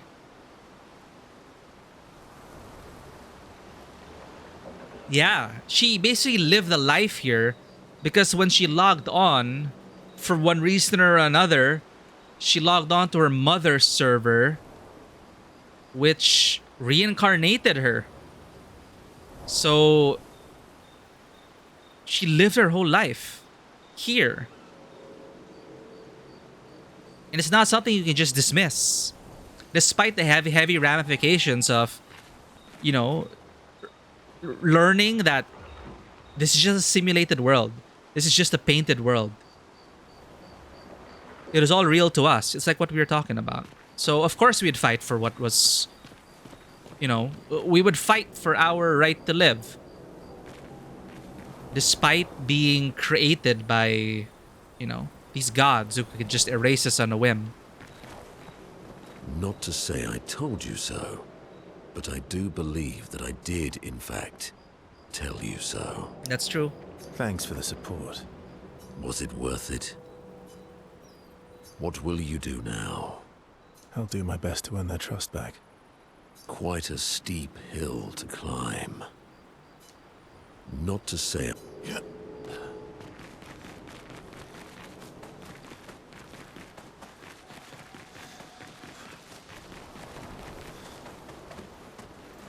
So now narratively it makes sense with the curator, Renoir, real Renoir,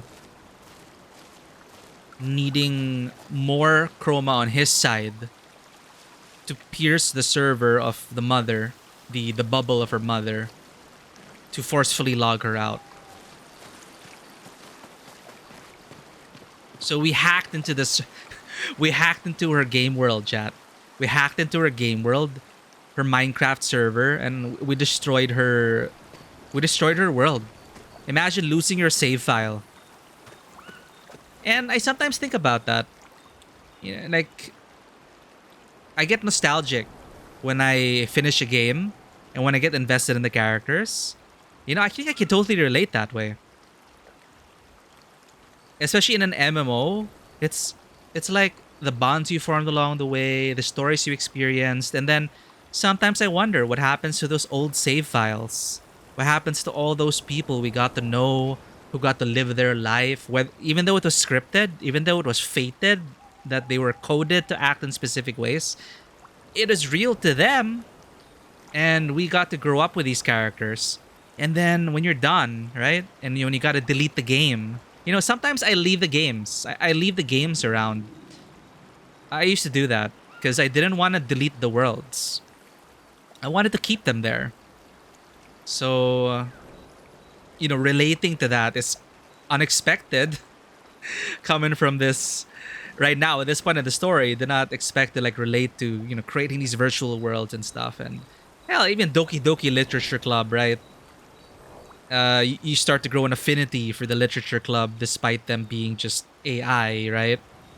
And to just delete them or mess with their code, it becomes some twisted reality because then it's as if you're messing with their lives. And a lot of other complexities can arrive at that. So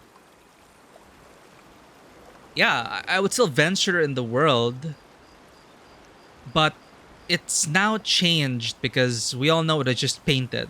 So now I'm more focused on the outside world, whether it's still interesting enough to venture through. And it might be. Because again, what did they say about the painting? It is a window and a mirror. So for all we know, all this, the monolith was basically the mother's painted world, and this is Renoir's painted world. And that's why they shared similarities, because they're obviously from the same world. So how far do the similarities stretch? Like, every bit of writing is inspired by something, whether it's your personal experience or another story you experienced.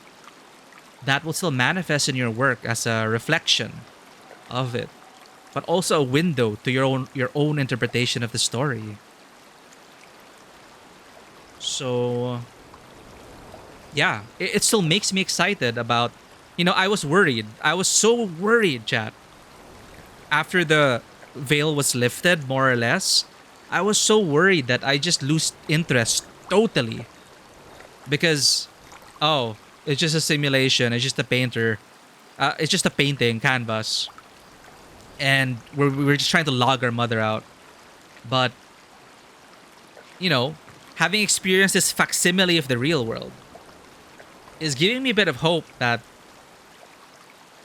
where Alicia, Renoir, and Clair and all that, where they're from, the painters, the writers, there were probably, it's probably the same. There's probably, the accents were created, okay, but then, where did these inspirations come from for the gesturals? Dogs and cats, like pet dogs, gesturals, Monaco.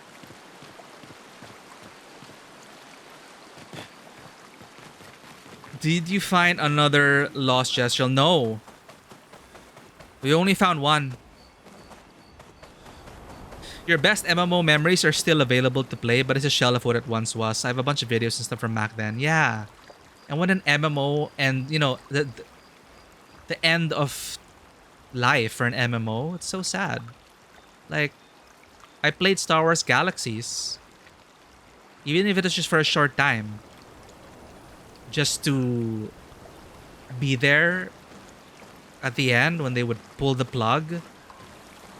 It's like, our world's gone. Like, everything we built.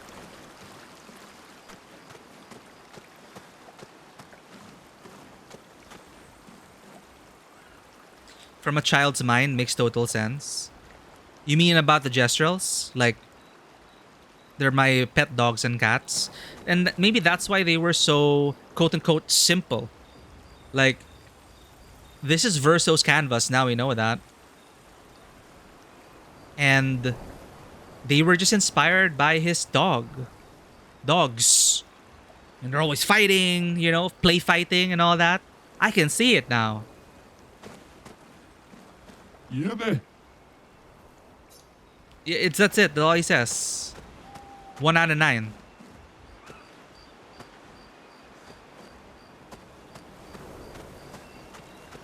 How the world is in general. So it's Verso's childhood canvas? That's what she meant, right? It was painted as when Verso was a kid. And it's the last memory they have of Verso. What he painted as a child. Yeah, okay. So that's why it was so... That's why after Act 1... Act 1 was Renoir. I feel like Act 1 was Renoir launching the expeditions. It is dark, it is heavy. You lost Gustave. It is so serious. Then, when we got the gestural rot, at the beginning of Act 2, that's when we were very much firmly within the canvas of Verso's childhood. And that's why it was like gestural beaches, beach episode, memes. It wasn't taking itself seriously. It is a huge tonal shift. So I can see like why Act 2 was going that way. And despite that, I was still so fascinated by the world that this child had created. Even though other things were introduced to it, like the axons, which were the creations of the mother. And Verso was like caught in between. Because one wanted to keep Verso alive, the other wanted us to say goodbye. So Verso's world in the beginning, in the middle, that is essentially Act 2. So it's now, thinking about it, perhaps I was a bit too harsh on it. So it is with intent, with the gestrals and the other entities. It is a product of the child's mind. And of course, I love the heavy moments. Of course, I wanted those moments. So there's that. That's why the world was kind of so simple in broad strokes. I get that now. But I think I still feel that they could have fleshed out their relationship with the party members more. Like Final Fantasy VII Rebirth did it so well for me. I was so invested in the relationships of the party members, and they did a great job making sure that no one was left behind in the narrative and that each one had a time in the spotlight, and it never felt boring to me. So I think for me, that's my only criticism now in Act 2. It's those fast-forwarded dialogues. Remember I was complaining about that? Like, I felt like I was reading a treatment of when, like, on a treatment, you don't write the dialogue out. You just say that Verso and CL talk about dark and sad things. That's what you see in the treatment before the script. And that's when we'll probably have to give that's when I think I would be asking too much, because that is freaking expensive. More voice lines, more animations, more scenes to develop. So as a small independent team, I'm not going to expect that entirely out of it, right? So now it's kind of shifting in that sense. My perspective of it is shifting. And I was trying, because I'm still trying to process how I feel about the story so far. And that's kind of what the stream is going to be about. And I like that now. Again, we just have to trust the process of the story, where the writers are taking us. I did say with the disclaimer that those are my gut reactions at that current point in the story, and those were true. Those are valid. But as we're seeing the epilogue to Act 3, as we're seeing Act 3 now kind of circle back and wrap up, we're wrapping things up. Perspectives are shifting, impressions are shifting. And yeah, we can agree with that. That's a small studio stuff. Because I honestly sometimes forget that this was done by an independent studio. And that's where the social media marketing is really, really focusing on. It's true. I sometimes forget. The only times I remember that this is just an independently developed game from a small-ish team is when the dialogue scenes. That is when I'm reminded that this ain't no Baldur's Gate 3 with their ludicrous budget. Yes, Larian is an independent studio, but they are larger than this studio, and they had the backing of Hasbro. So they had unlimited budget. So that's why the dialogue in Baldur's Gate 3 could look that way. Why there was so much animation, motion capture, all of that. Because they had the budget and the time and the support. So I'm always reminded that this is a small independent game. Small, quote unquote. Because honestly, the dialogue scenes don't impress me. Animation-wise, and with the treatment method, the summarizing, telling us what they're doing rather than actually showing it in the script. So I get that. I get that now. And I like now that perspective you gave me. The gesturals, the memes, Act 2, why it was so fantastical, whimsical. It's Verso's childhood world, chat. It's that when When we were kids, I can't be the only one. We were creating our own worlds. We were writing them down in notebooks. We were doodling our own creations. Our childhood minds were so alive with, and these worlds were real to us. And it's very nostalgic now that I look back at it. Sure, I wasn't as into all the optional boss battles and combat as you guys were, but I still enjoy the combat.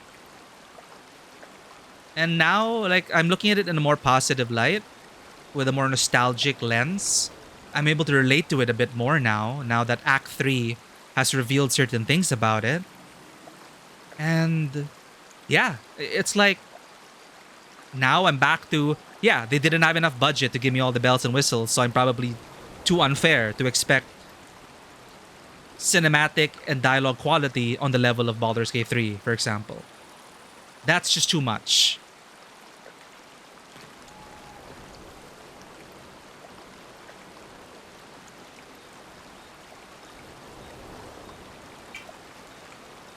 Oh, thanks for the self-care, Zen. It's a stretch.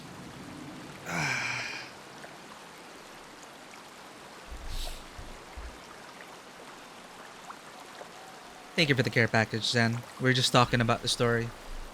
We're in Act 3.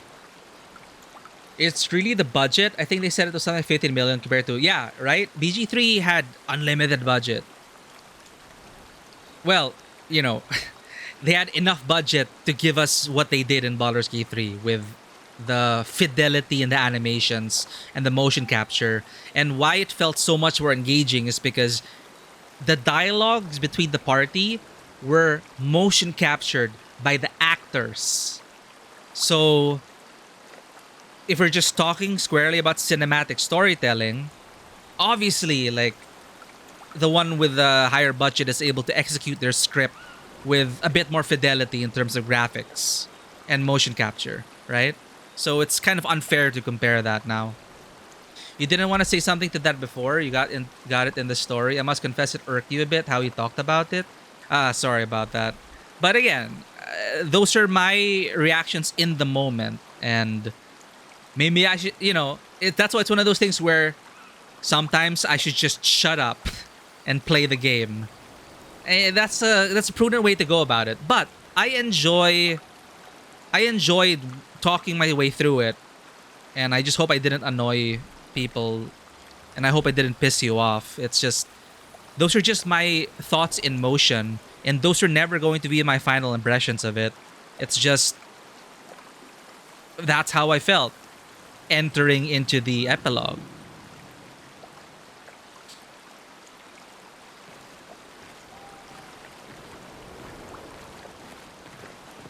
So it's like, yeah, maybe to stop annoying people, I should just shut up and finish the game. Because yeah, I agree. You cannot form entire conclusions about a game without playing through the whole game. So it was one of those points where I was losing trust and faith in the writers, which can happen, but then now they're kind of building up that trust again. And now I'm relating it to Verso. Verso as the creator did not tell us everything. And he was hoping we would get to the end. So it's kind of a betrayal in that sense, right? So now that the cat's out of the bag, Verso has to earn the party's trust back. The game has to earn my trust back.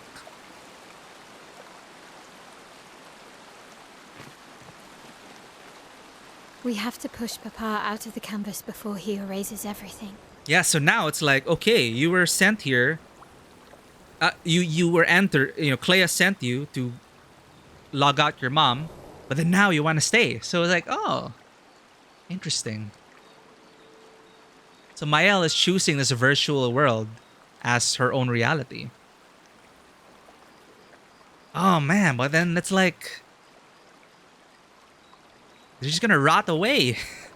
You're just gonna attach to an IV drip. It's like the electric state. People are just gonna be on a couch, hooked up to nutrients, as they enjoy the virtual world. And eventually it'll get to a point where the electric state, the virtual world, the canvas supersedes reality. And then you just log out to fuel your body. And then you log back in again. Basically, logging out into reality becomes your quote-unquote sleep. And then you wake up in the electric state, the canvas, the virtual world. And that's where everything happens. Commerce, culture, life.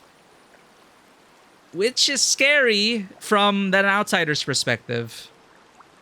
You know, it's seeing people hooked up to that. And I believe that is also the premise for Dreamfall, the sequel to The Longest Journey, which I have yet to play. I really want to play it because I love The Longest Journey. I love Dreamfall. And Dreamfall Chapters was the follow-up to all that. And I got to a point in the story where it was like that, like the electric state, where people were just addicted to dreams. And it's like Remember Me also. If you've not, which coincidentally, Remember Me is also from a French developer, I believe. Also set in Paris, but sci-fi. And you know what? Hell, I loved Remember Me, despite it getting very middling reviews. I enjoyed Remember Me. I just remember that now. And I think it also had similar things about remixed memories.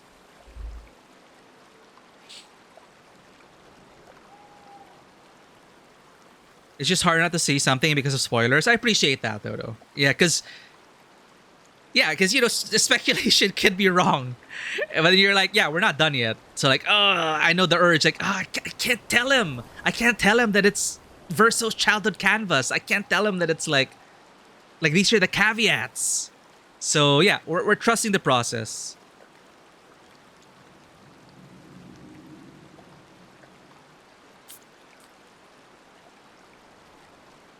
So now it's like, we gotta prevent the shutdown of this MMO chat. We gotta save this MMO. It's like we gotta save Star Wars Galaxies, because goddamn, Star Wars Galaxies for me was one of the best MMOs. Not gonna lie, Star Wars, the BioWare Star Wars, the Old Republic MMO, yeah, it's story focused, but Galaxies was a sandbox. I was freaking living in Star Wars Galaxies. That was real to me.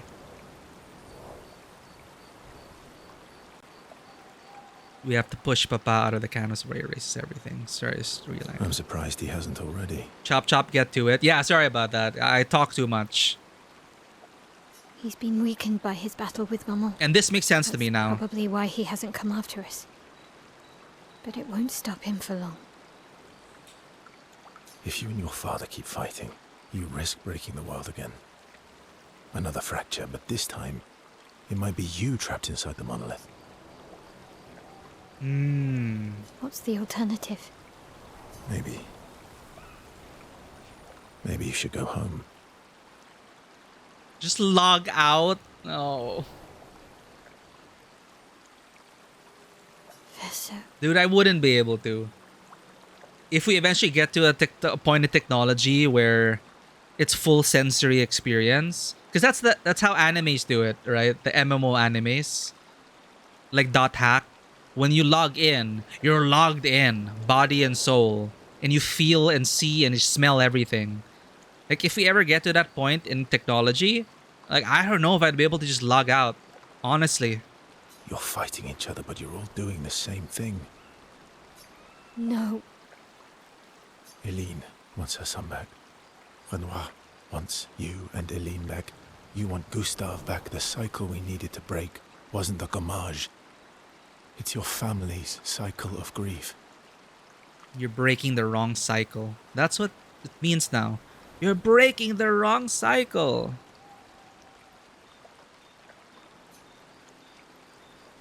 Our whole world carries the burden of your family's grief.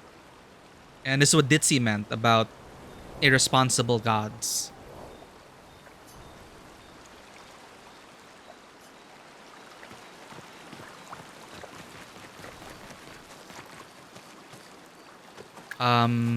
We talked to everyone?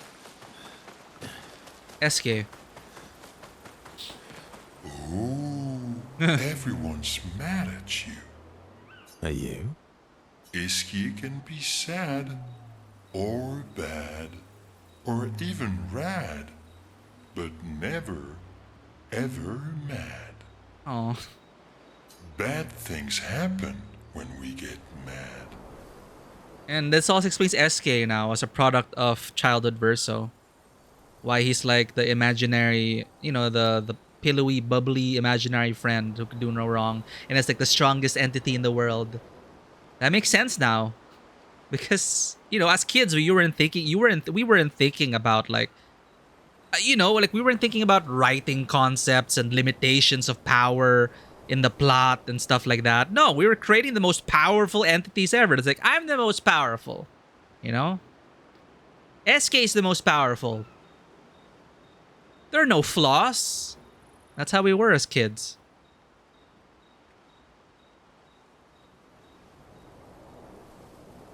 I already know I won't be able to log out. Even with how bad VR still is compared to a full dive, I could totally see it being very addicting. Yep. I could totally imagine that. And I still find it a very interesting premise. Like, I just recently played the Electric State. And yeah, it is interesting. That is what I guested on with Den Mother. That is a fun session. Bad things happen when you get mad. Oh, I know. But I can never be mad at you. Oh. Iski can be bad. Alright, I think that's everyone.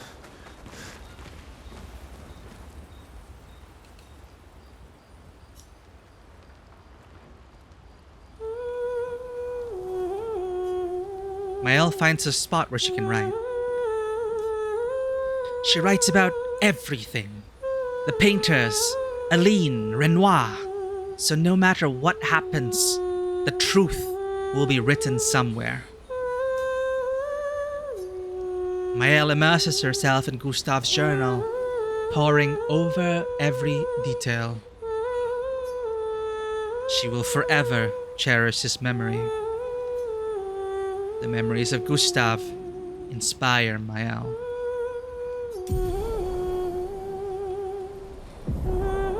Gustav's homage. She is sure that when she brings the apprentices back, they will want to read this story. Mael heads back.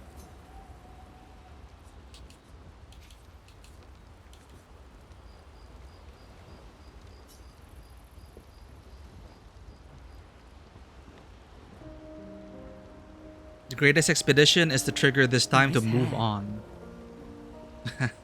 It's like Shadowheart all over again. Nice hair, Shadowheart. Oh yeah. That.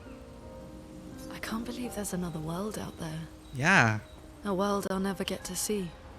Well, we never know. Magic is chroma's chroma. We could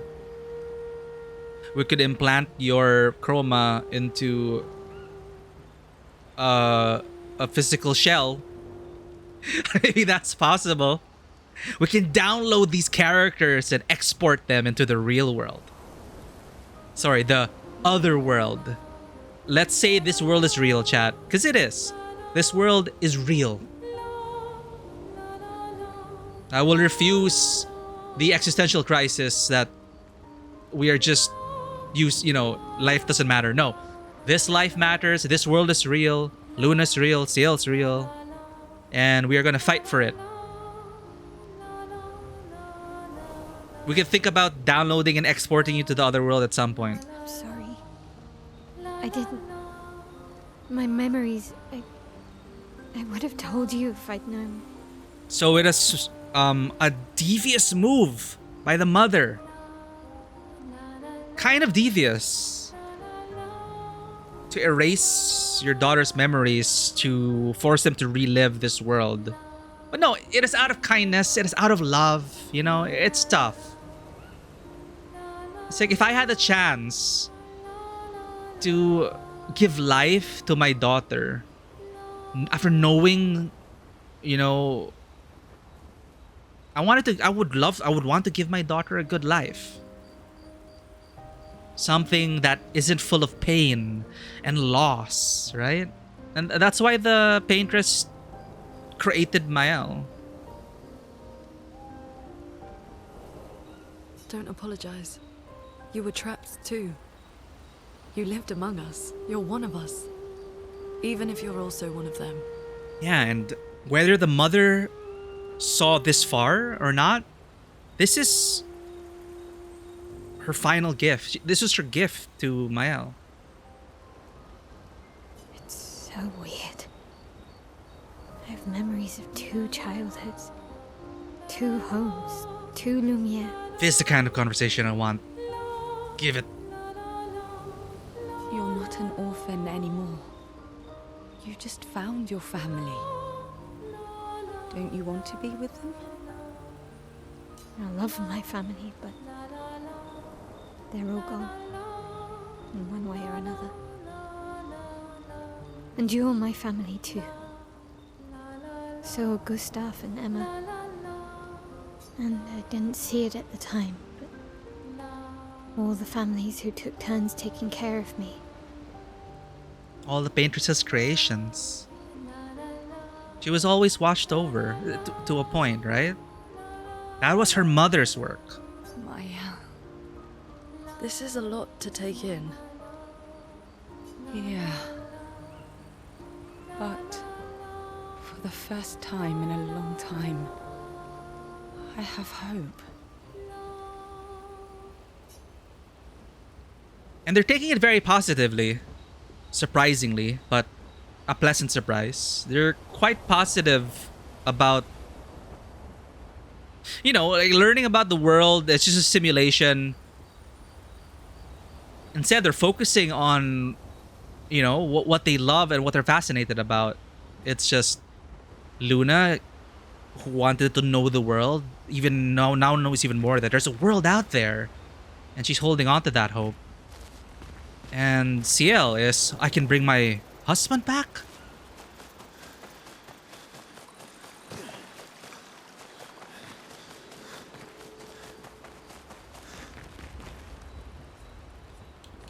Remember the current objective. Return to Lumiere and defeat Renoir. Create the greatest expedition in history.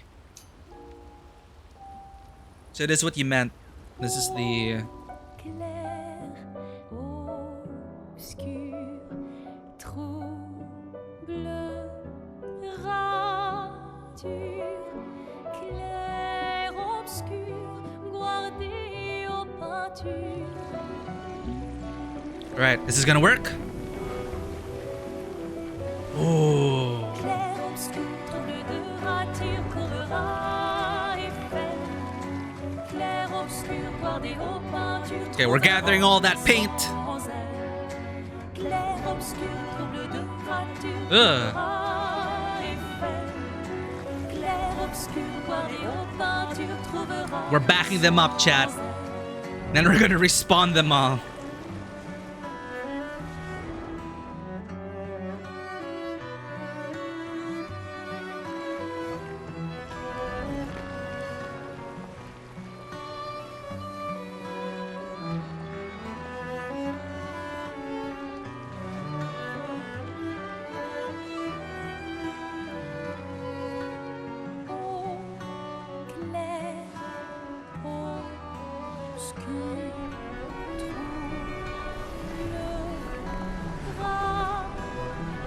Actually, with that hair, I do see the resemblance now to Jennifer English.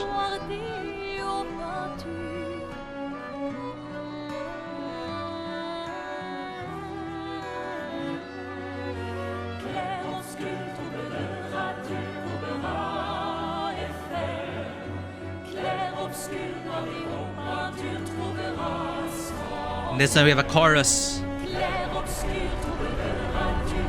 We're not alone. Good touch with the chorus. But they're still painted as expendable NPCs. Can we talk to Lucien again? Can we actually get to know our crew members? And not just revive them like we're a necromancer and that's our undead army. Fly. Head back to Lumiere and expel Renoir from the canvas. Alright, so this is when we do the Renoir's drafts, right?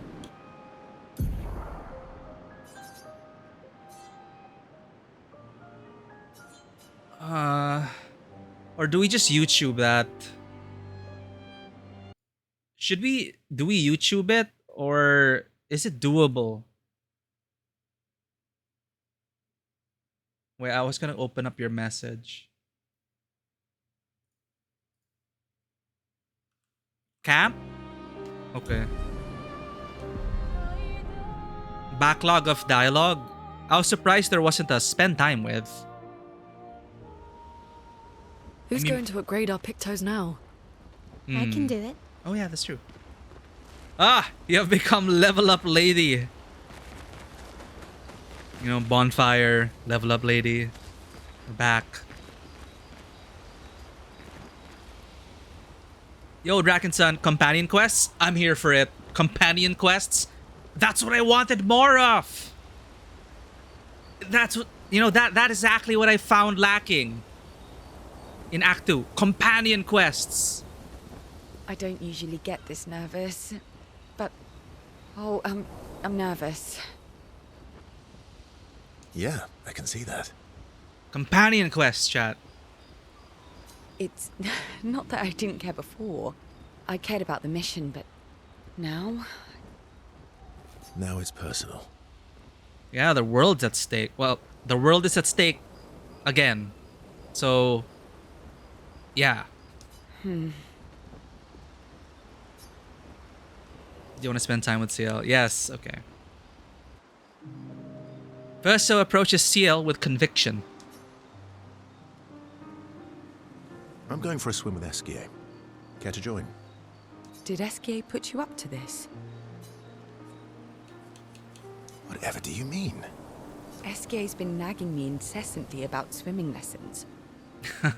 Right. SK knows about CL swimming. So she's patterned after someone in real life. He did say you're a terrible swimmer. Esquier. Well, you always seem uneasy when we travel over water. You should learn to swim.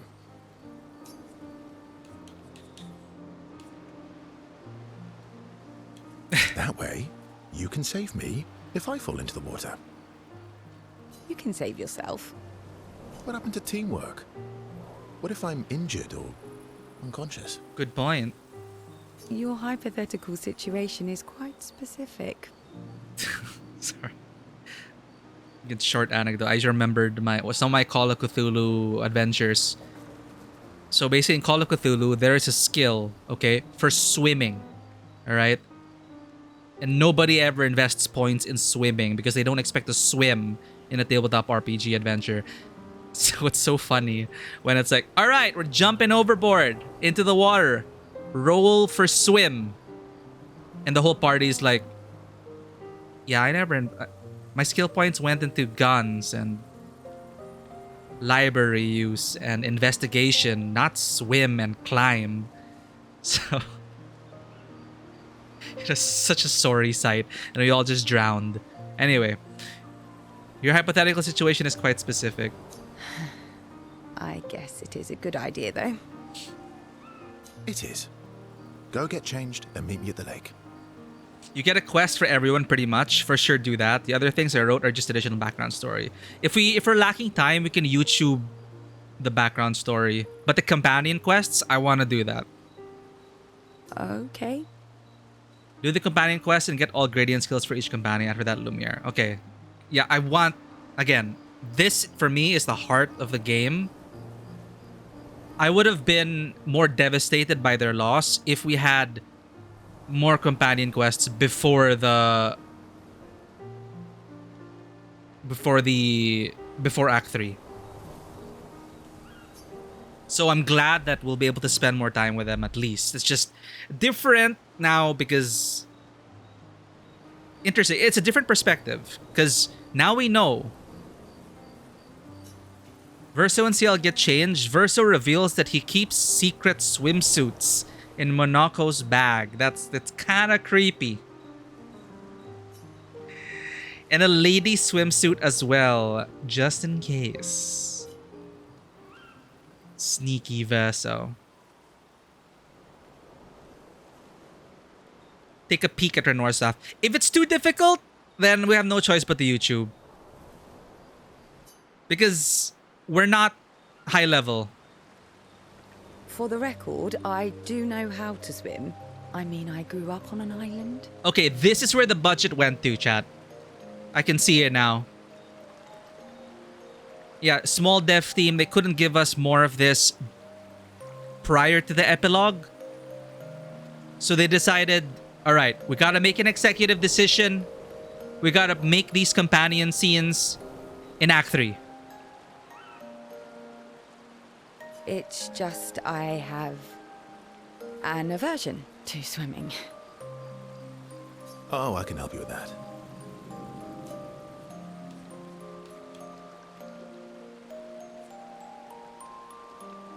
I had an aversion to Minoko, but I got over it. Oh, do share your secrets then. Exposure. Avoiding just makes it worse. Oh, I tied myself to Minoko for a month, and we spent every minute of the day together. Oof. Well, Noko tied us together, but anyway. Aw. Now we're best friends. This is your idea of an inspirational story? I was also the swim captain at school. Is that supposed to be impressive? That you swam with other kids 100 years ago? I'm still a good swimmer now. It's not something you forget. Now I also understand now why gestrels are like that. Since gestrels are based on Verso's dogs, that's why, you know, they die and it's super sad. But for them, if you get another dog, if you get another cat, same but different. You know, you can't bring back your last cat, but you could get another cat and it's still sad. Poor Noko.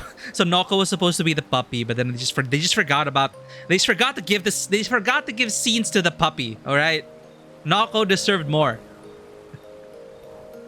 I'm still a good swimmer now. It's not something you forget. Come on, let me help. That's why Noko, you know, you know what? Noko reminded me of Scrappy Doo. I just never mentioned it. I remember now when he first came out. When he was first introduced, when he barged through the wall and was in fighting stance, I just had a sudden flashback to Scrappy Doo. Come on, let me help. It's about control. We need to help you feel in control of the situation. Give you time and space to react and not panic. All right then. Oh, wise and skillful swim captain. What first? Just sit here in the water for a little bit. Then, when you're comfortable, we'll go a bit deeper. Then a bit deeper still. Until we get to the trees on the island there. I cannot wait for Ponder to get to this scene. No, Ponder's afraid of the deep ocean. I don't know if he's afraid of swimming in water. Anyway.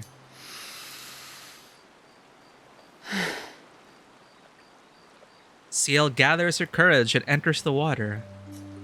She panics, but Verso helps her get over her fear. See, again with the treatment thing, but again, we understand budgetary constraints. She begins to feel more at ease, but treat this as an insight into writing treatments for a story you might want to make. Like before the script, there comes a treatment, and the treatment doesn't contain the dialogue itself. It contains kind of like a summary. So you explain things like this. And then you give it to the scriptwriter, you give it to the other people in the production team, and then they turn those lines into cinema. It's magical. After a little while, she manages to swim to the island. I did it. I can't believe that worked. Thank you. And you doubted me. You are indeed an excellent swimmer. And teacher. Now, let's see you swim back. Oof. What? No inspirational pep talk this time? So you admit it was inspirational? It was... something. Ciel can't believe she has overcome her fear. She appreciates Verso's friendship. Ciel and Verso know that they can always rely on each other.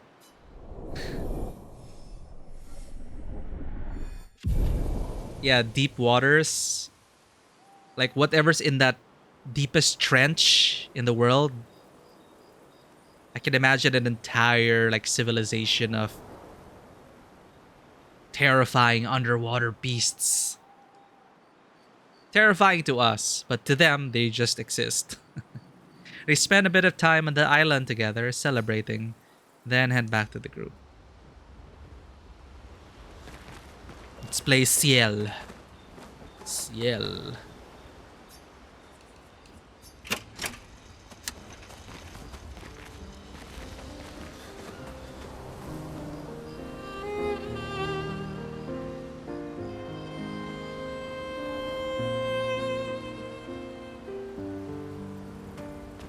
Lui, étincelle, fragment essentiel. Anyone speak French?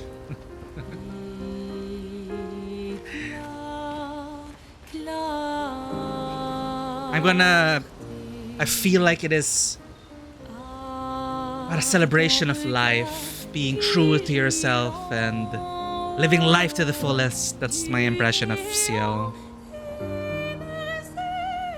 It's strange watching her. Mael. She has the power to remake our world. She's a Patress, but also our Mael. Dude, she's like a demigod. Yeah. She's our Mael.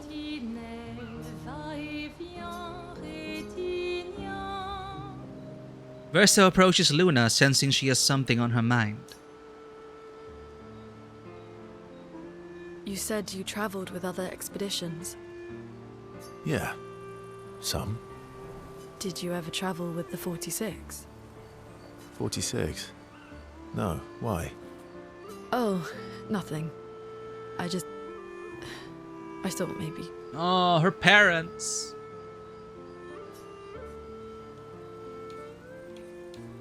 Must be serious. You're usually more eloquent than this. We're her parents, and then 10 years later. Yeah, it lines up. This is when she first met Ciel. Am I now? Sorry, you were saying? My parents... They were Expedition 46. I didn't travel with them, but I have come across their trail. You have? Yeah. On Siren's Island. Siren's Island. Oh. Oh, that's why... Okay. That's why it was Luna's time to in the spotlight then. There wasn't much build up to that, but no wonder Luna felt tied to that axon. Oh. I can show you. Really? But don't expect too much, yeah? Come on, it's not far. Especially now that Eskia can fly. Fast travel? No. No, we can't afford detours right now. Don't say it like that, Luna. The game is giving us an opportunity to do companion quests now. Well, if you change your mind, we can go anytime. It's not far. On the outskirts of Siren's Island. Outskirts of Siren's Island. Thank you. Outskirts of Siren's Island. Verso promised to show Luna where he found Expedition 46, Luna's parents' expedition. On Siren's Island, not far from Siren's Colosseum. I don't usually get this. Yeah. It's... Now it's personal. Oh! There's more! Verso approaches Seal, eager to talk to her.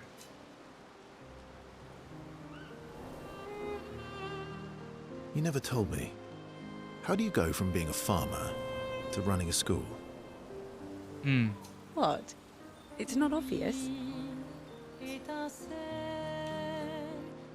I'm not as smart as you. You'll have to connect the dots for me. It's good that you can admit I'm smarter. Pierre used to volunteer at the school, teaching the kids how to sail and survive in the wild. After his death, I was in a bad place. Being at the school, I still felt bad, but at least I could feel his presence. Hear stories about him from the kids. Continue his work. Makes sense. I understand why your mother did what she did. She wanted to feel closer to her son. To still feel Verso's presence. Would you have created a copy of Pierre? If you could. Knowing it wouldn't be the real thing. Yeah, we're cutting into the meat and potatoes here. This is the kind of shit we want to think about. Would you have created a copy of your loved one if you could, knowing it wouldn't be the real thing? This is also a Black Mirror episode. With the AI voice, the AI app or something. The app that emulates your loved one. Like, would you do that? I don't know, man. Would you have created a copy of your loved one if you could, knowing it wouldn't be the real thing? If you ask me now, then no. I've seen how this torments you. I wouldn't wish that on others. But if you had asked me back then, I would have done anything to see him again. To hear his voice. To feel his arms around me. Every day, I just felt the lack of him. The negative space he used to inhabit. The dip in the chair where he sat. The hollow of his shoes. The emptiness inside his jacket.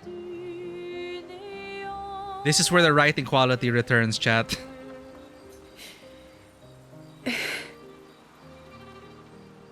You want to know why I dislike water?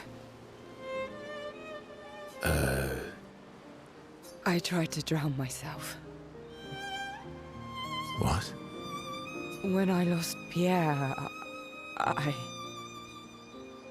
I tried to swim away from Lumiere.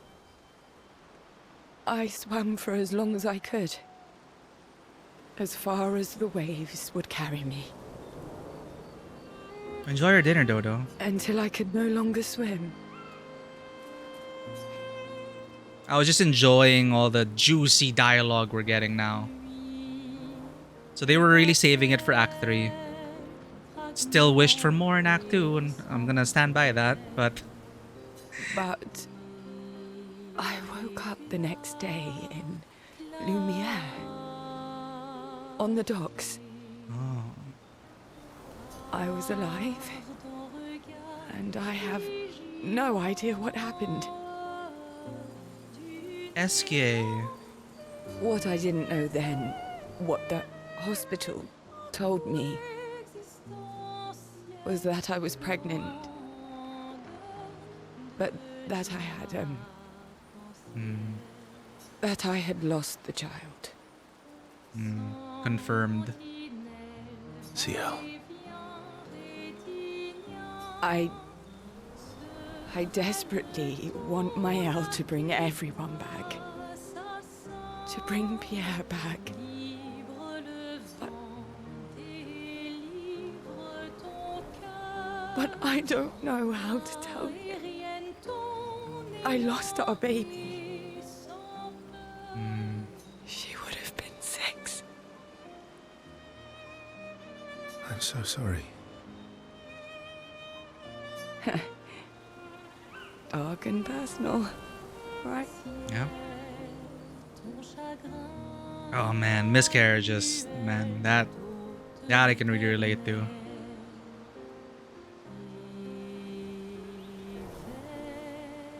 I remember I was able to grieve like just one random night, probably after something I watched or reminded me of it. But I remember just crying uncontrollably and just releasing everything. And even just like, you know, what you see in the movies, yelling into the pillow. I don't know what was happening that day, but yeah, I was reminded of a younger sibling I would have had, who would be probably would have been 20 by now. 20 something. Imagine that.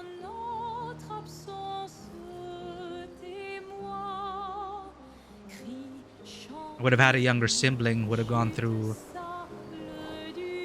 20 plus years of life, but didn't happen. I've had similar thoughts before. Not of drowning specifically, but, you know, it would solve a lot of problems. For everyone.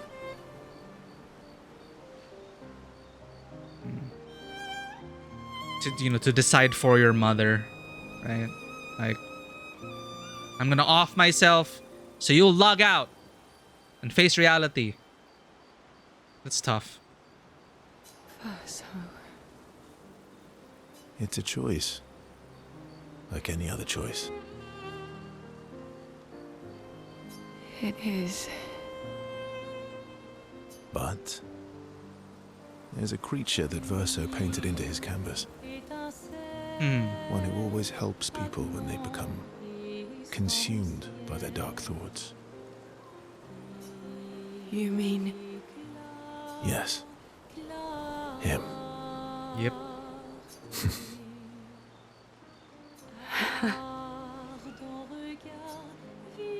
Ciel has confided her darkest secret to Verso. Bound by grief and dark thoughts, their connection deepens. Max! Verso and Ciel spend more time together, looking at the stars. Two close friends, able to enjoy the silence together. Ciel is inspired by the evening stars. Okay, that explains that. And Slice. Why SK knows. It's kind of funny because SK is like childhood, imaginary childhood friend, right? Plus Monaco dog. So it's like just saving people, then like same but different. Oh yeah, you're the one who doesn't like swimming. Oh yeah, it's your cousin. You're all cousins.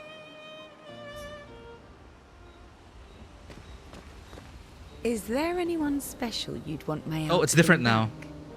You've been around for 100 years. Anyone you miss?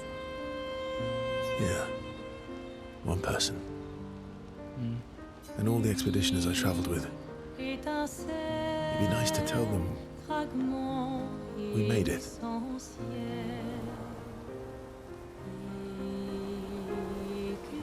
Man, but what's to come though?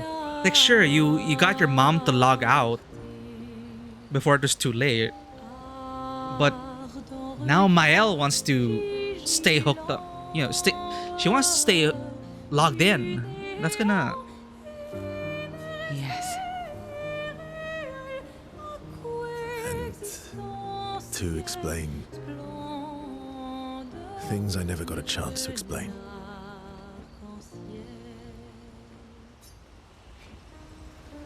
I guess it's different because she's Mael and she's Alicia.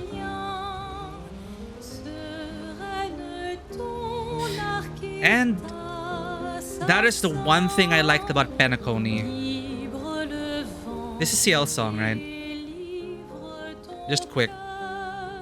That in Penacony. Mael reminds me of that. Because Penacony is about a dream world, right? And obviously the premise of that is people think the dream world is better than reality. It's true. We like to escape. As humans, a lot of us like to escape into better fantasies and reality. It's why we consume these media, why we consume stories, movies. We like to escape from what can often be harsh reality. So simply, what about those people who, like Alicia, who've lost their voice, who've lost their eyesight, who've lost their mobility, who don't have the same advantages as a neurotypical, non-disabled person in reality? Why would we want to fault them for staying in that dream world where they can sing, where they can see again, where they can hear and feel and think clearly? So it's mixed when you want to burst that bubble of reality, right? You want to burst that dream, burst the bubble of that dream and forcefully send them back against their will because you're deciding for them that no, you should stay in reality in your crippled form because the dream is just a dream and reality is reality. Then we come into the ethical questions of technology and simulation and the sociocultural dynamics of what virtual realities would be in the far future. But we're just considering today. You can understand why Mael wants to stay. Is she being selfish to her sister, to the people around her, to her father, who wants to forcefully log them all out? But Mael is disfigured and she cannot speak and it hurts. It hurts. And she wants to... That's why she wants to stay as Mael. One of the reasons. And she found a world to love. So as a father, right? You can also understand the complexity behind Renoir. Imagine your daughter saying that I don't want to live in this reality anymore. I want to live in the canvas. I want to live in the canvas. Then you're gonna lose your daughter. So imagine also like where why Renoir's doing this. Like, no, I am removing this canvas. I am burning it. I'm deleting this. Because I don't want to lose another child. It's tough. It's tough. It's strange watching her. Mael. She has the power to remake our world. She's a Patress, but also our Mael. Yeah. She's our Mael. Okay, more Luna. I promised Luna I'd help her find her parents. They should be close to Siren's Island. Okay, so that's the quest we have to do. Speak with Mael. Mael. I'm getting quite tired of people telling me to go home. So please, no more. Yeah, see? But also, like, her father doesn't want to lose another child. But then, Mael wants to live here. Fine. As you wish. What then of her mother? You know, once she's recovered, she's sick now, they said. That's why they had to forcefully log her out, because she's sick. But then, after she recovers, like, what then? They would lose Mael. They have writers to deal with. It's like someone is gonna lose something. I don't see how everyone can be happy here. And that's a tragedy of it. Family's complicated. Someone is gonna lose something. They're counting on me. I won't abandon them. And I refuse to abandon you.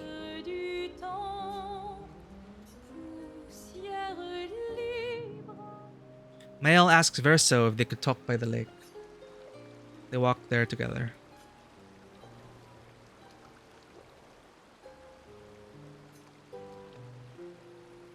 I found the letter. Huh? We tossed it into the ocean. What? From Alicia. I need to see her. I want to talk to her and understand. Understand what? Why Mom? What? Kept her scars? No. Don't go messing with her head. She doesn't need that, and she doesn't owe you any answers.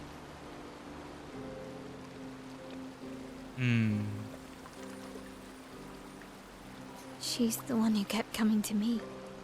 I think she wants to see me. Just leave her be. Please. Oh. Verso, you're not doing her any favors. You already destroyed her world. Maybe I can help her. She doesn't owe me, but maybe I owe her. And let's not talk about what you owe her. Don't you want to see her too? Yeah, of course. She doesn't want to see me, though. Not after everything. Then she can throw us out and we'll leave her alone. Is that a yes? Great. Where is she? If I had to guess, there is a place she loves. At the top of the mountain, near the monolith. With the third axon. Ah. Oh, that axon. Clair? Because we already got... No. Yeah. We had Verso Axon. The dancer was Mother. I guess we're climbing. Verso promised to take Mael to his sister. She is most likely in a giant tower on the island of the last axon near the mall. This is what you're talking about. The Endless Tower.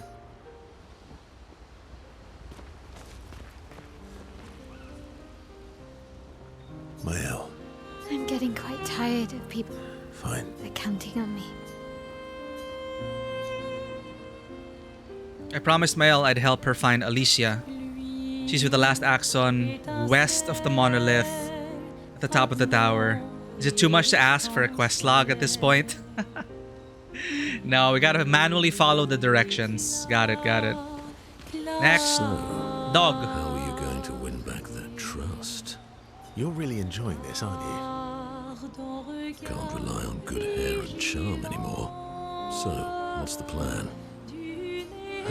They're marked, thank God.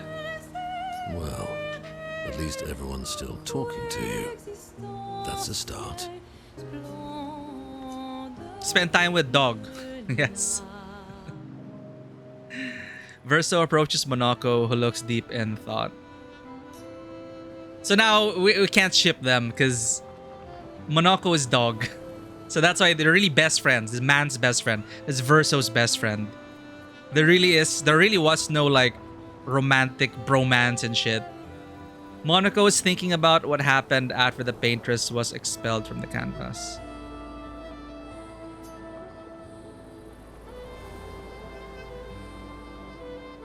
Everything okay?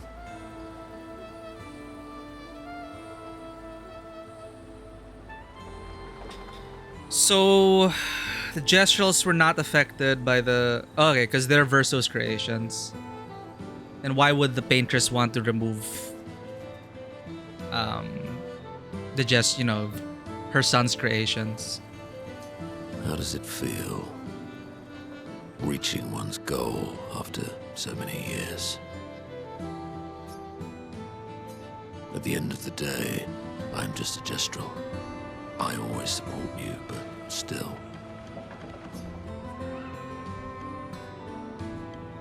Will Endure help you feel better? Not today. Aww. I know I shouldn't grow attached to humans. They are ephemeral creatures. They come and go. And when they go, they never come back. This is so interesting now, because Monoko is dog, but he's talking as if the humans are the pets. The humans are the pets in this setting. It's a fun way. Like, exactly. Our pets are ephemeral creatures. They come and go, and when they go, they never come back. And sometimes it's like, when you lose that pet, it's like, you just don't have the heart to, like, get another pet right away and just forget about, it's not like that. It's like my brother-in-law to this day still cannot bring himself to adopt another dog because the loss of his dog was just so traumatic for him that he just didn't want to go through that pain again. So it's funny that character based on dog now talks about humans like they are the dogs. Yet I share their sadness. I share their joy. Now the dog knows what it feels to be the human in the relationship. Because Verso knew what you were like outside the canvas, and I know what you're like inside here. Verso knew what you're like outside the canvas. And I know what you're like inside here. You are the most loyal friend, and certainly not just a gestural. When I left you 10 years ago, I convinced myself that it was for the grandest sake. Grandest, there we go. But really, I could no longer watch the death of expedition after expedition. Yeah, I know. Yet here I am with you again. Am I loyal because that's who I am? Or because Verso painted me that way? No, the existential questions. If life is a simulation and we were created by someone, is our AI just... Are we sentient? Or were we scripted to be a certain way?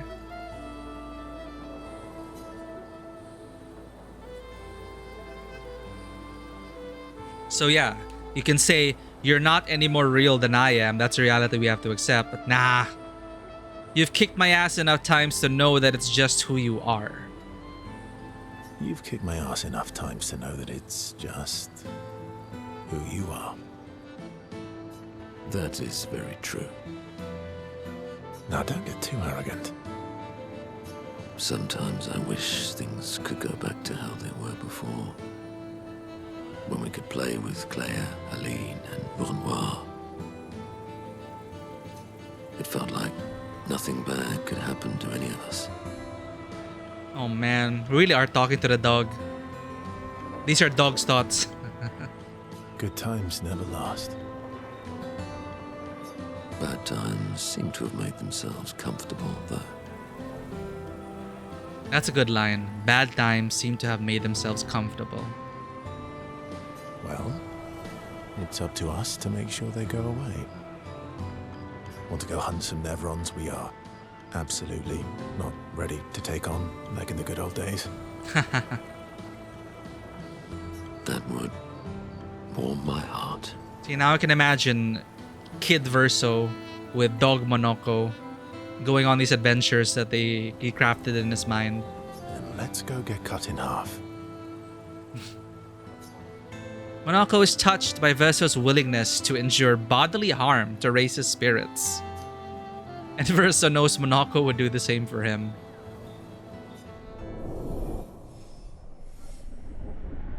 So they are actually best friends. The battle They battle a few Nevrons in the middle of the night, like in the good old days, before returning to the others.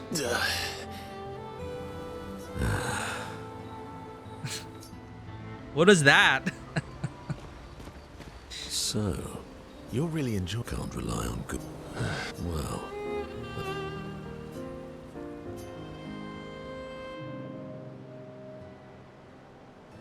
It is a beautiful evening. The colors in the sky, the shining of the stars. Tonight is a night full of promise. Is it? We shall bring Noko back. I thought you wanted to wait until things calm down. Who knows how much time tomorrow will allow? No. Let us give Noko the gift of today. It's a simple journey to the sacred river. Okay, we got another companion quest. We're not far. It's close to the station. Golgra won't be happy that you're jumping the queue again. I'll deal with Golgra later. You helped me bring Noko back once before. Will you help us again, my friend? Yeah, let's bring Popper back. Always. Verso promised Monoko that they would bring Noko back. The Sacred River is not far from Monoko Station to the north. So, You're really can't rely... Well... I told Monoko I'd help him bring Noko back. We should go to the Sacred River. Okay. Anwar is scary when he's angry. I guess he's not that different from my father. Cousins.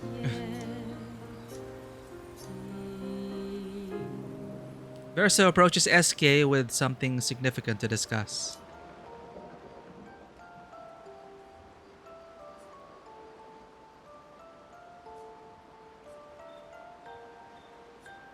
What happened to not sharing secrets? And Mammon's the word. Ciel said, sharing is caring. That's what persuaded you. And when she smiles at me, I feel warm and fuzzy. So she smiled at you and you cracked. Some secret keeper you are. Oh, I thought I was more of a wine keeper than a secret keeper. Well, great job there too. There's barely any wine left. I thought you would understand. Don't lie. When she smiles at you, you feel warm and fuzzy too. They're really pushing this ship, but it has already sailed. They already refused her.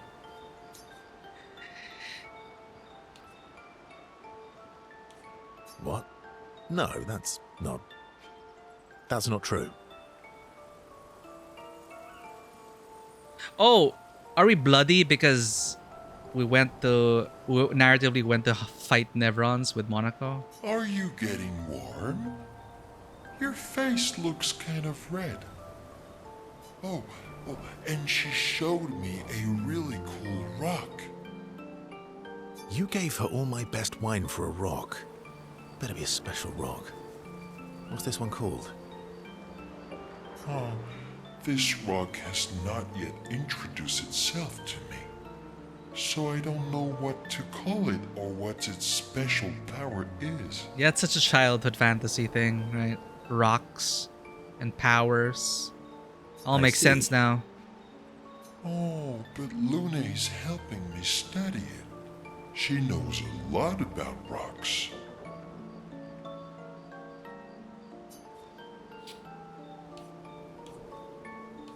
Of course she does. Lune knows a lot about lots of things. Talking to her is super fun. She's so interested and gets so excited. Just like you when we first met.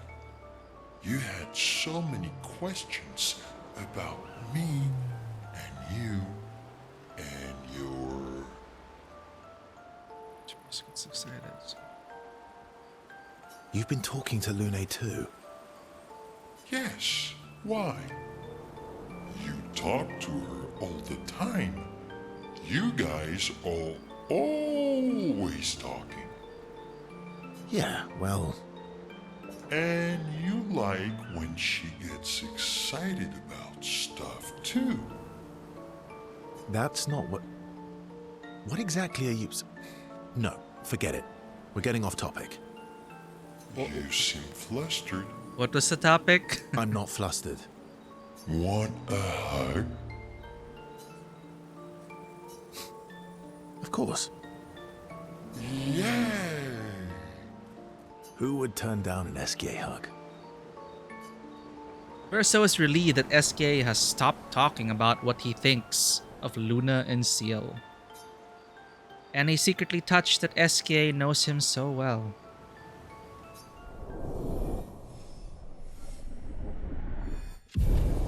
If 7 is the max, we have a long way to go. They then enjoy a giant hug that lasts far too long before returning to the others. Noir is scary when I guess he's not that... cousins.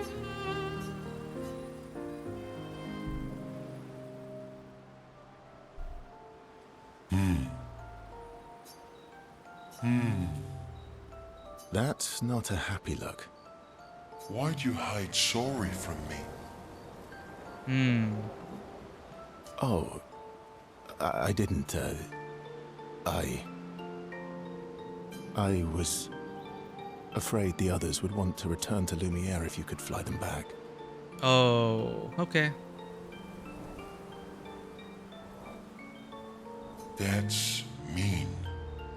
Sometimes you're really mean.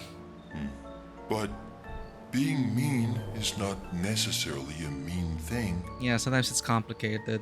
Tough love or for the greater good or something. Yeah, exactly. You're just like Francois. So who's Francois? An annoying, probably the annoyed old man neighbor. He'd hate that you said that. Oh! And Francois is just like you. What do you mean by that? Minis who hide things but who aren't really meanies. Verso, I remember. Whoa, slow down. Remember what? Where I lost Uri. Uri. Right.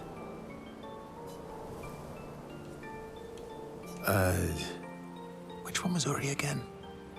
Uri helps me swim underwater. No. Oh, right. So, where's Uri? I left Uri in Francois' cave. Another quest? Okay. Francois is not going to give you Uri without a fight. Oh, I'd rather not fight. He was so mad last time. Maybe if you serenade him. He and Clair used to sing all the time.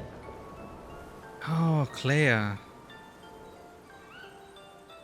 It made him so happy, and you have such a lovely voice. Thanks, Esk. Not sure Francois wants to hear me sing, though. Or maybe you can dance with him. You're an excellent dancer. Francois can dance. I've never even seen him move. I guess he sort of wiggles his head sometimes. Anyway, look, maybe we can trade him something. What does he like? Flowers? Fruit? Shiny things? Or maybe Francois is just a pet turtle. I don't know. I know. We trade him a different rock. Oh, yeah, makes sense. Why would he want another rock? Because it'll be a better rock. Better. How? We'll make it so it looks like Francois, and we can paint a miniature Clair on top. He does love Clair, huh? Do we have the artistic skills for that? Worst case scenario, it doesn't work, and you fight him for it. Gee, thanks. Ooh, how about that rock over there?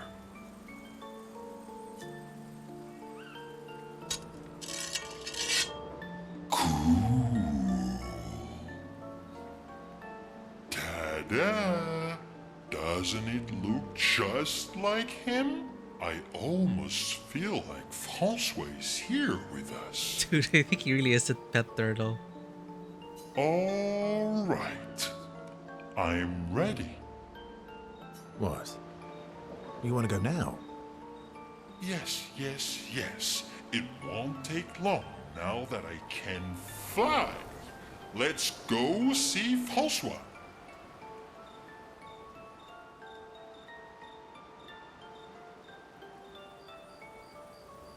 Wasn't he flying in the earlier act and he crashed through one of the creatures? Then he lost the rock to fly?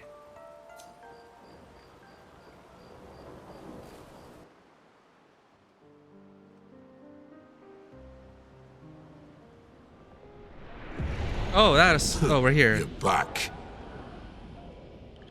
Francois! Don't call me that. You have Uri.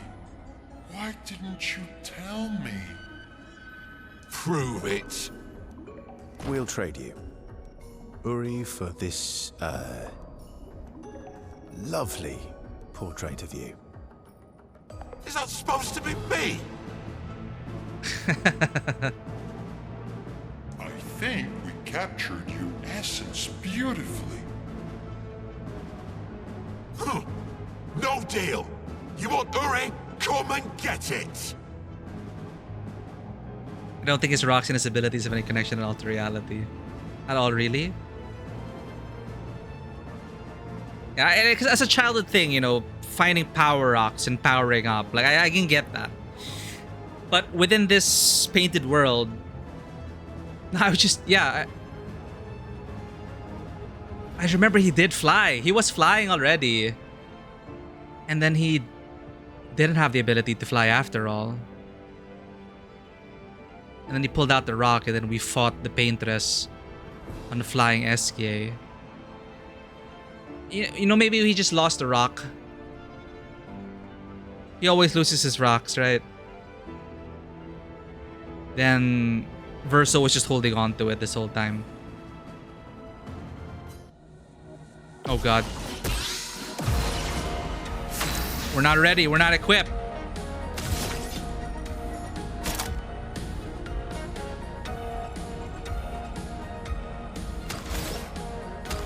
I forgot how to play, chat.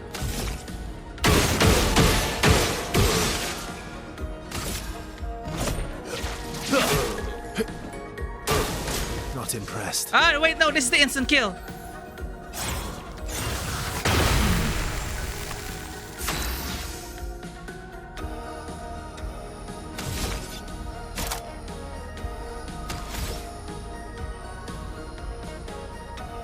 SK makes up needing rocks. I thought what he made up was... No, he intentionally loses the rocks and splits his powers as an excuse to go on adventures.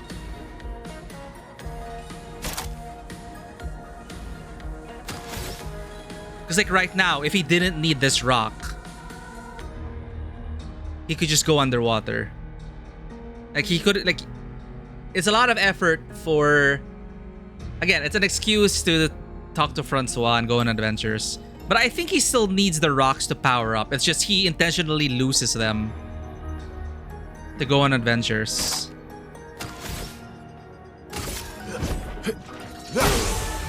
This is bad. 1,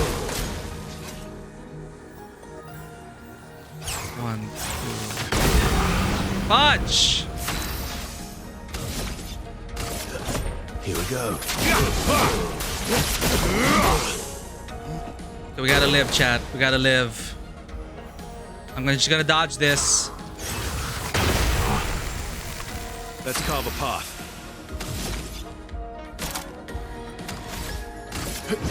Here we go. No, no, no. We have to live.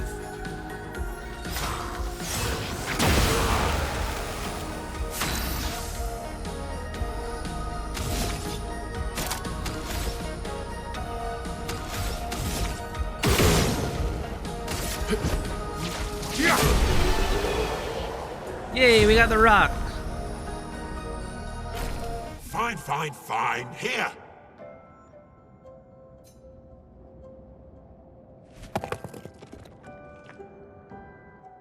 Pah! Take your rock and scram. Oh, Yuri. I've missed you. Thank you, Fanfan. You can leave the other one, though. Oh, Francois. I guess Francois was like Clair's pet turtle. Clair is also grumpy, so I guess, you know, like owner, like pet. As they leave the cave, the expeditioners hear Francois crying dramatically in the distance. Dramatic sobs. He really does miss her. Oh.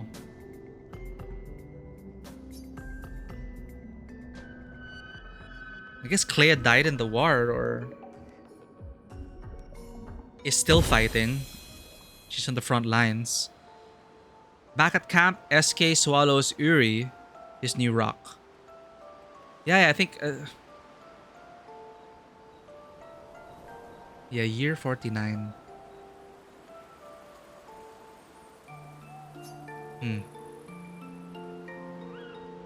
Now that I have Uri, we can explore underwater. Verso, you're the best. Ah, shucks. Go on. Tell me more. So I guess this stream, let's just finish the companion quests. Mon ami, you're the smartest and I yap too much. and the funniest and the bestest and the strongest and the Keep it coming. fluffiest. Fluffiest? You have the fluffiest soul. It does make sense. Thanks. I guess. You're welcome. Their incredible adventure has made the bond between Verso and SK even stronger.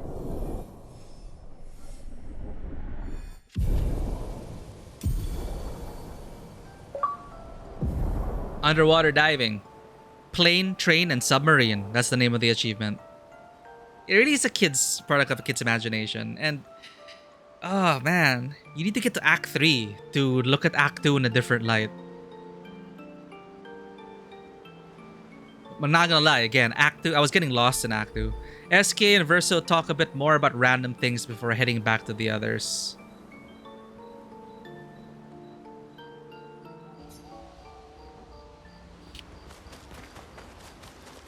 Noir is I guess he's... cousins. Yo, okay, more.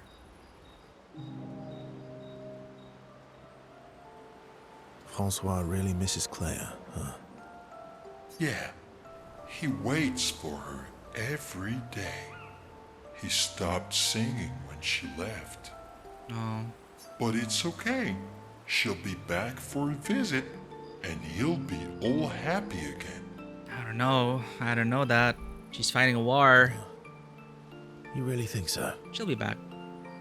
They are best friends. It's been a few centuries, but she wouldn't leave him. Oh, sorry.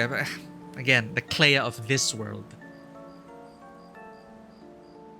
Just like you would never leave me. So where did the Clair of this world? Where is she?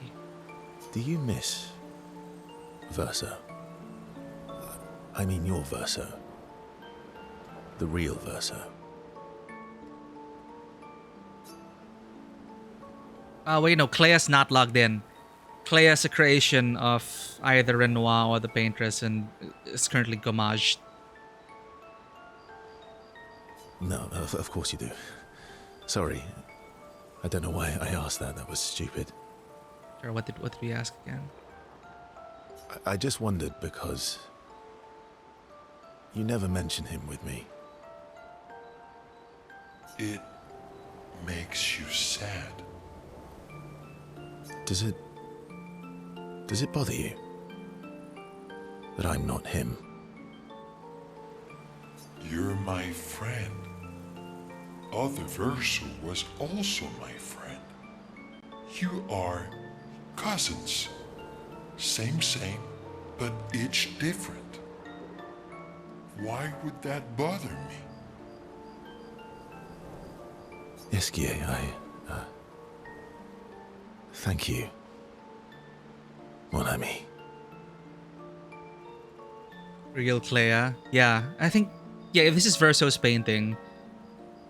Yeah, I can just imagine like Clair probably visited Verso's canvas, right? And just logged out and just never returned. And it's like Clair, last online 100 years ago. Oh, that's so sad.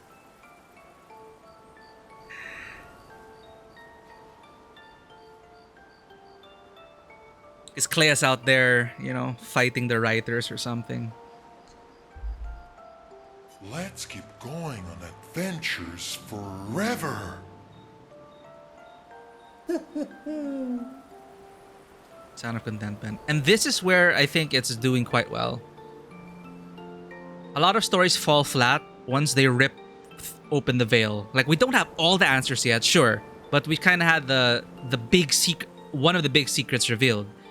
And a lot of stories would fall flat on their face and you would lose interest in Steam right away. But now, instead, it's provided an entirely different perspective and appreciation for the journey before.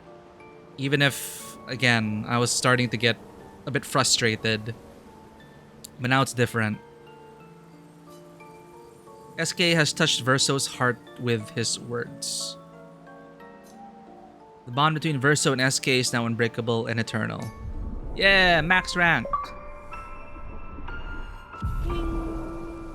We gotta max everyone, chat. I'm gonna do that now. We're gonna do that for the rest of the stream. SK's words trigger Verso's imagination and inspire a new skill.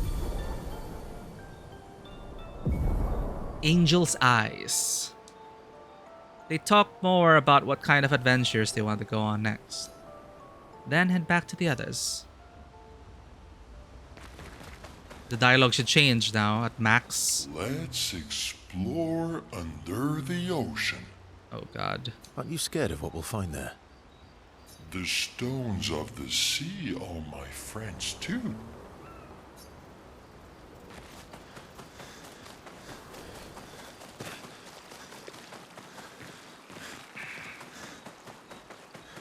Yeah.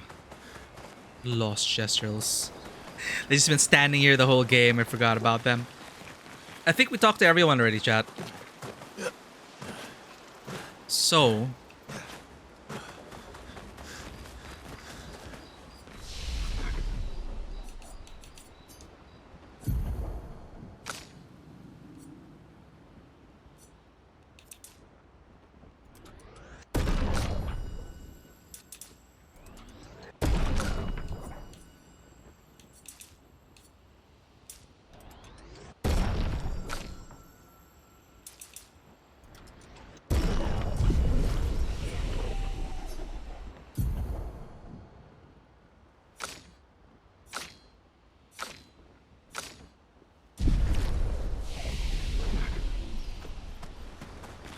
we're gonna learn the Lumina and unlock everyone's potential.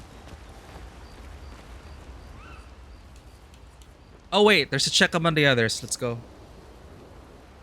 It's just like a backlog of everything. It's like start of Act 3. Oh, shove all the party scenes. Ciel approaches SK with something important to discuss. Esquier. Are you troubled, mon ami? When we first met, what did you mean by my terrible swimmer friend? SK saved you. I didn't say that. I remember it quite clearly. Oh, you mean the second time we met? What? In the caves. Yeah. Yeah? Right, because the first time they met, he saved her, and then second time, yeah. I get it, SK. Sorry, I'm quite lost. Oh, yeah. Me too. It's fun. Well, we know. What do you mean by second time? First means number one. Damn it. Second means number two. Such a child. As intended, after all. Because the childlike logic and reality was also there alongside, in parallel, with just magnificent, beautiful imagery and hints of multi-layered, quote-unquote, adult world building. So, you know, it is tough to like reconcile both. Like, how could these childlike elements, you might think it's a mistake, but apparently in Act 3, no, it's not a mistake.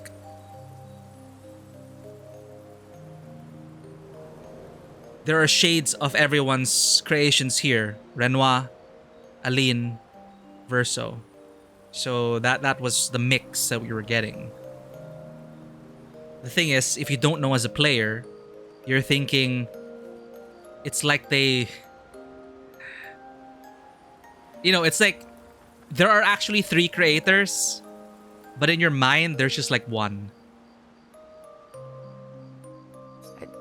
Yes, I understand that. So, was I swimming the first time we met?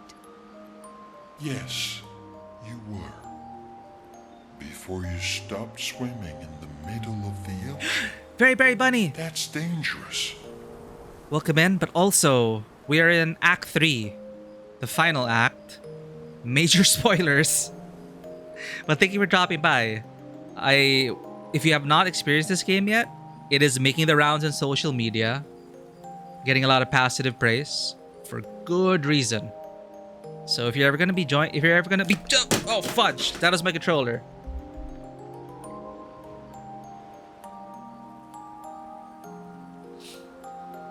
If you're gonna join the expedition...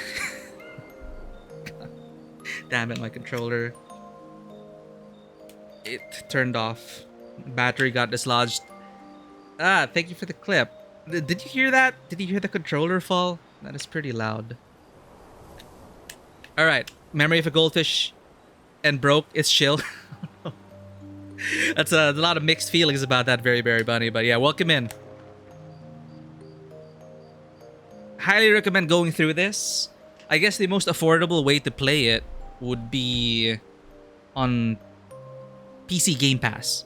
Sounds like you did half throw it. It's one of those things where it's falling and you try to catch it, but instead you just push it. And that's where it came from. That's why it sounded like I threw it. Anyway, spoiler warning alert. Yes, you were before you stopped swimming. 3, 2, 1, let's go. It was you. You saved me. Back then. Wait, but... how? Anyway, I take back a lot of what I said in early speculation. I enjoyed early speculation, but I had to have trust in the writers in the process. That they didn't just half-ass a lot of things in Act 2. Some parts were intentionally made because of the greater story behind it. I heard your tears. Oh, and SK is the greatest imaginary friend out there, is there to solve all our problems. From so far away? In a way, he's kind of like a god. I heard you, so I came. Ah, I see. Nosy, watching some friends play it. It looks very cool. I agree with SK. Don't swim in the middle of the ocean. It's dangerous. And I understand the terror behind it. I wasn't swimming, but I was out kayaking. And the tide started to recede. And I was starting to panic, chat. I was trying to row back, but it didn't seem like I was getting any closer to shore. It was one of the most terrifying moments of my life. I guess it wasn't too bad, but because, you know, I could just sit in the kayak. I wasn't treading water, right? I could just sit in the kayak. They'll eventually figure out that I'm not back, and then they'll send like another boat to get me, or a motorized boat or something, right? But it is terrifying, not gonna lie. You're losing light, you're paddling, it's like, why the hell am I not getting closer? And you're getting tired and your arms are getting sore, and you realize, and it dawns on you that you're being pushed away by the tides. The force of nature is beautiful, but also terrifying. Don't do that. Thank you. But obviously, story-wise, not to spoil very, very bunny, but CL did. There's a story behind this. Tears again. You sure do like to cry. And as Ponder did remind me earlier, CL is the way she is, and she seems to be the calmest and happiest of the bunch. But you know, sometimes it's the happiest people on the surface that hold the deepest of sadnesses. So true. I guess I do. Like on the surface, they're humorous, they're funny, they're happy, they make everyone around them laugh and smile.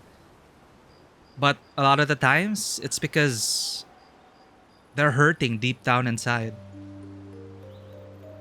And they don't want that for their loved ones. They don't want that for the people around them. So, in a way, to compensate for that inner sorrow and depression, they end up looking like the happiest people on earth. Verso likes crying too. Yes, I know.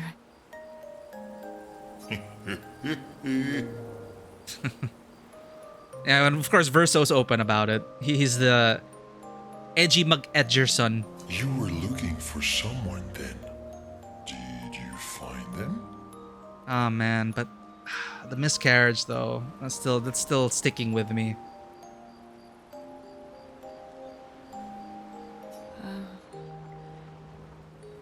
No. But hopefully soon. How different life would have been if my sibling made it. Yeah. I get sad too when I lose my stones. But I always find them again. You will find them again too.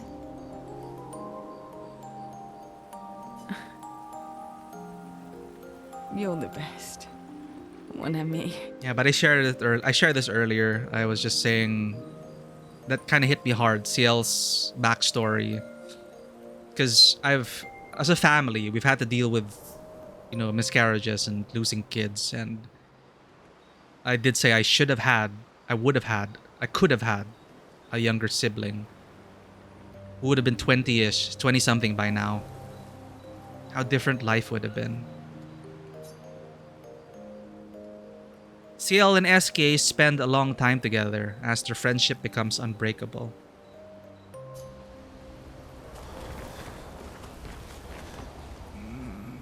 Alright. We have time. I'm gonna extend for a bit then. We're gonna do the companion quests.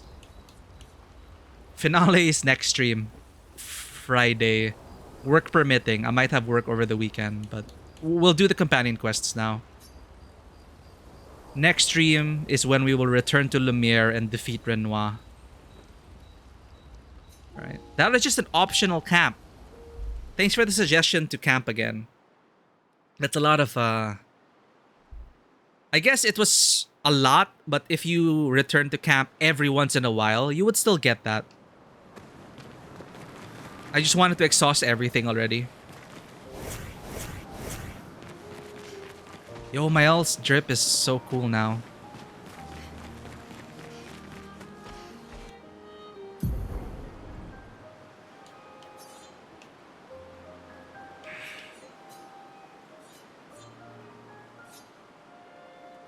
I can zoom out.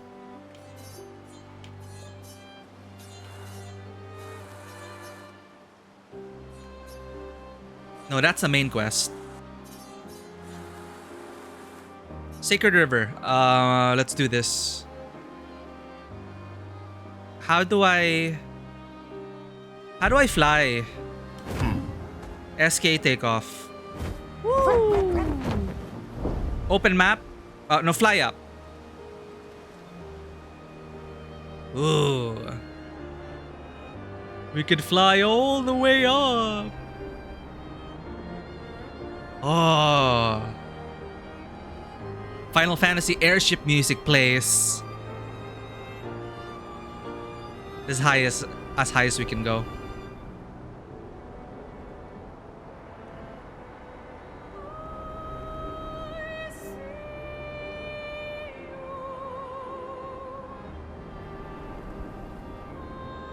Can also sprint.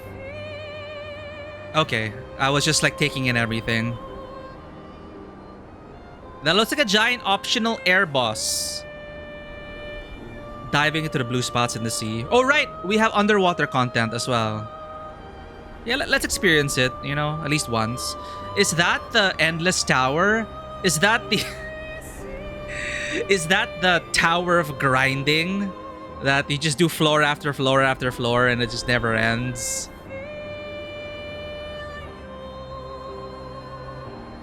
But see, like if we didn't know, this is Renoir. Like, okay, as far as I know, like the monolith inside the microcosm of the world was Aline's. This whole thing, sending expeditions, all of that. Oh, you know, New Lumiere, yada yada. After the fracture. It's a result of the conflict, and it got to this. The painters hid in the monolith, and Renoir was painting expeditions to attack. And Verso's memories were all jumbled up and caught in the middle of the conflict. That is, you know, the Gestrals, Monaco, SK, Verso himself. It's sad when your parents are fighting, you know, and your world is torn apart because of your parents arguing with each other and fighting. That happens. So in a way, it is like a manifestation of all that, but that's why there are such childlike, mystic, whimsical elements, the Gestrals, in contrast to just this beautiful tragedy of an adult's fictional worlds. Or how an adult would see their worlds and create it in their likeness. Does it? But it does have an end. Ah, the Endless Tower, yeah. Endless Tower until level 100. Alright. This is the other axon. We have 3. Let's get Noko back first. Here we go.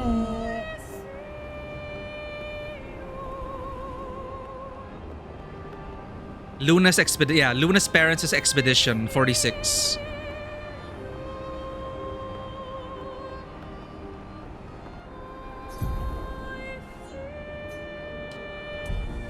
Here we go.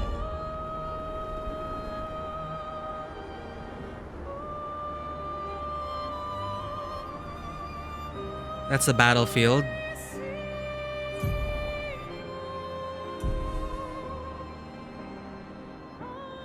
Is this a sacred river?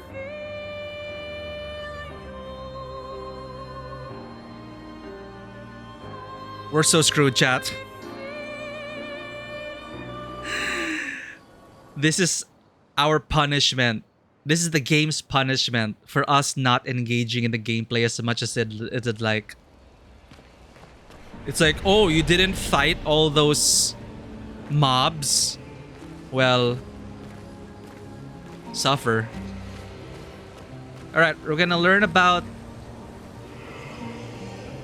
the Gestrels, who we know now are inspired by the family pets.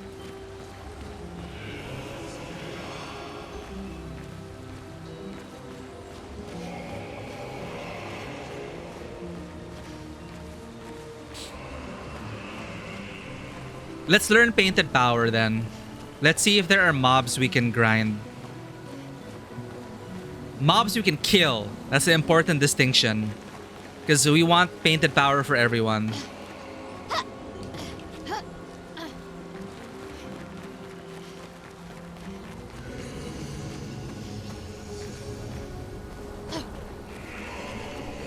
So this is where Gestrels get reincarnated.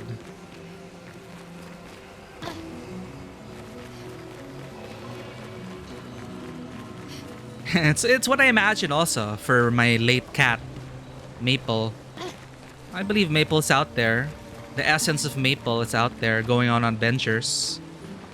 Just like the Gestrels.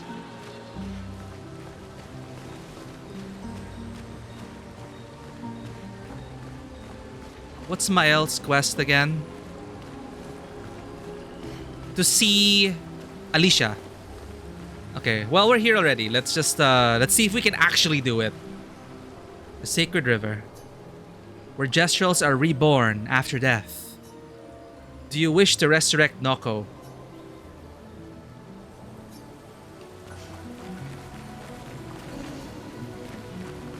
We're gonna fight Golgra. Golgra's gonna be like, you're skipping the line. Get to the back of the line.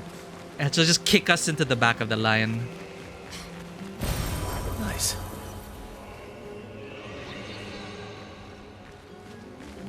Dude, we couldn't even handle Golgra before. What more now?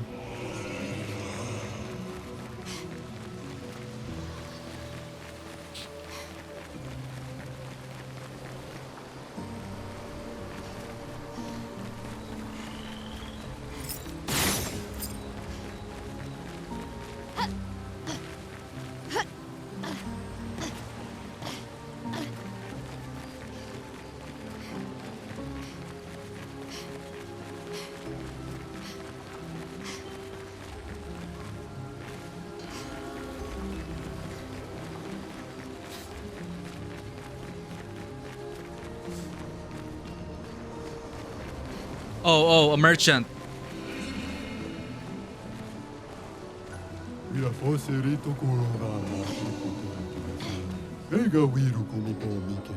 Golgra has entrusted me with a very important task that is VIT. Gotta make sure all the newly reborn are fully decked out with the best fighting gear. But you look like interesting warriors. Okay, fight me and maybe we can trade.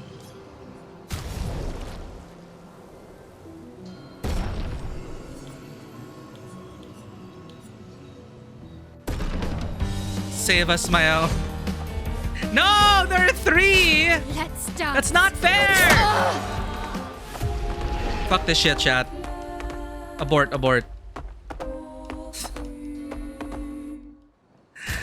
I'm gonna have to grind off stream for the finale. Oh my god. Don't fall into the river. I'll just toss myself in the river. Save them the trouble. This is not looking good. Okay, we're gonna have to grind off stream. Let's try. Revive Monoko. Tonoko, sorry.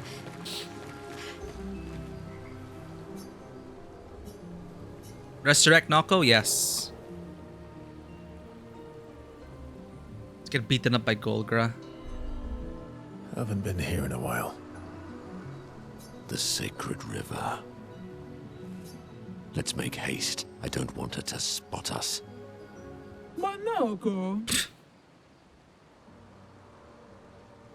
Speak of the devil. You're trying to skip the queue again, you old, lazy, retired warrior? How did you even know I was here? You're carrying dozens of feet around. I can smell them from the other side of the continent. Ew. Fair point. We've been over this before. See all these gestrels? They're waiting in the queue like everyone else. It's a stupid rule. We should just bring them all back now. You know that would be chaos. There aren't enough adult gestrels to shepherd all the newborns. You know what? Imagine trying to corral 1,000 baby gestrels. I think you would unleash chaos upon this world. Plus, I hate all the noise. Yeah, can you imagine a forest full of baby gestrels? You leave me no choice then. Oh no. Think twice, Minako. Yes, for our sake. For our underpowered, grindless sake. I have already thought about it thrice. Oh, okay. Golgra, I demand a trial by combat. I was hoping you'd say that. Do I have to participate? Please help me. For Noko, then. May you both survive this.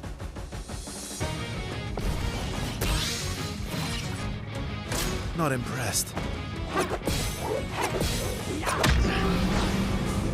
I mean... Fuck! I think I'll improvise. What's the point? Thank you, my dear.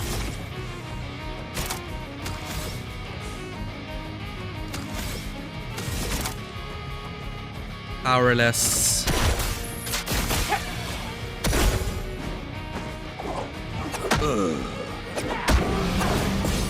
Okay, powerless. Powerless gives us some chance.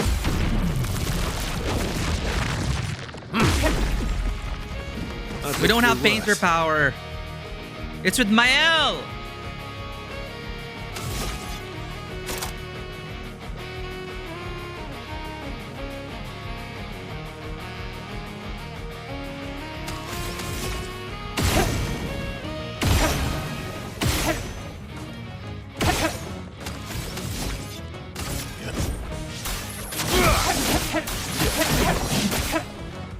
What lovely fleet.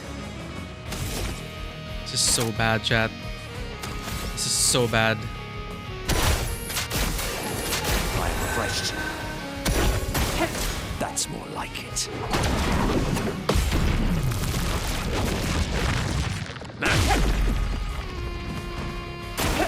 Bring it on. Yeah, keep doing that, please. Just do that for the whole fight. Do that for the whole fight, and we'll be fine.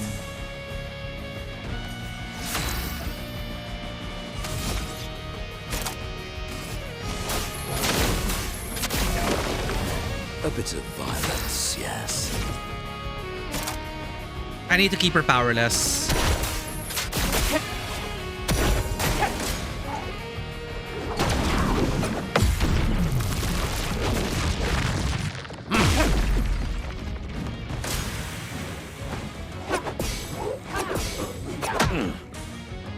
I would have lived.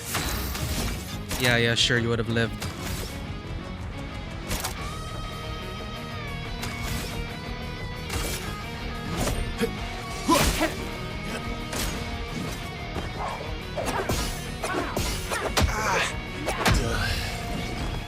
Let's go again.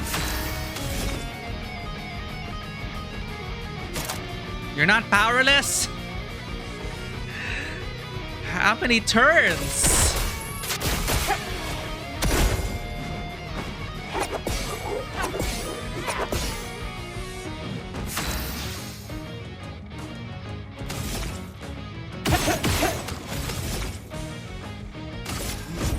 Here we go.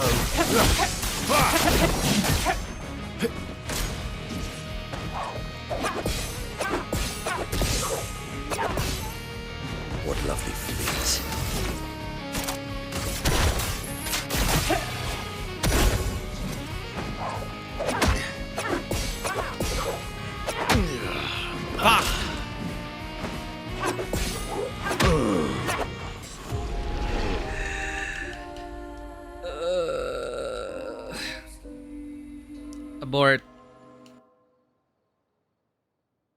We're gonna talk to Alicia.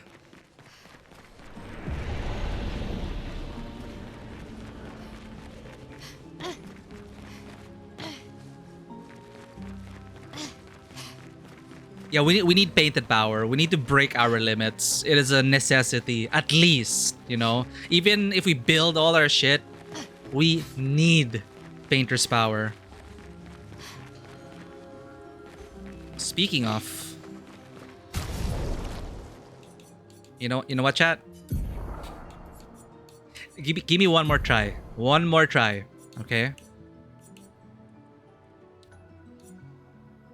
Doubles all heals received. Recover 25% health when attacking a burning target. Let me just try this, alright?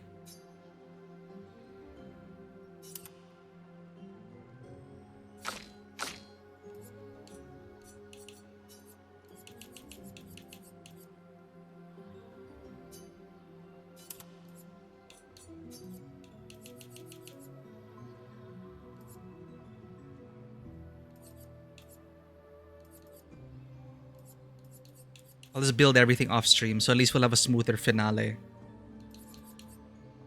Shield affinity. I just want to try this duel right now with what we have with Painter's power on one character. I don't know. Maybe we'll get close.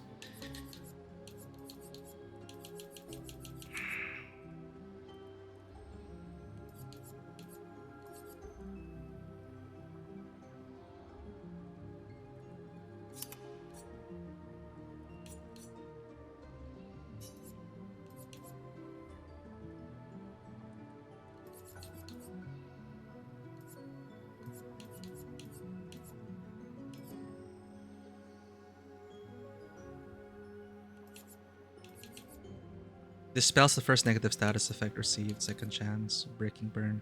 20% increased break damage on burning enemies. Sure. 3 points.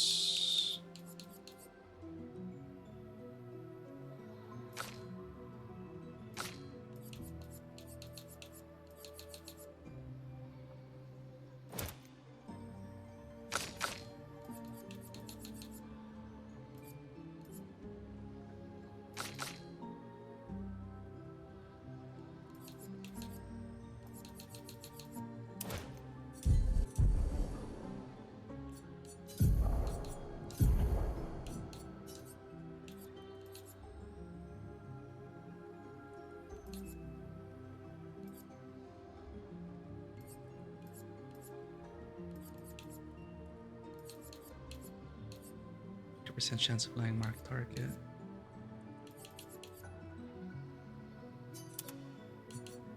Let's just try this, chat.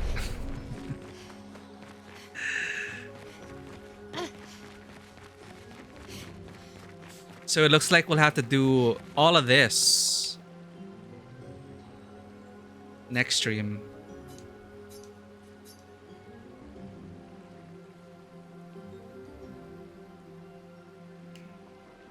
Haven't been here in a while. Yeah, mostly with just us yapping. The sacred. Let's make it. How did you Skip. know I was here?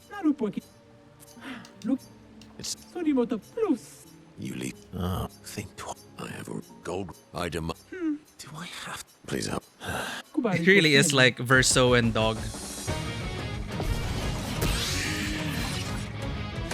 Your turn to shine. 15,000. All right, all right.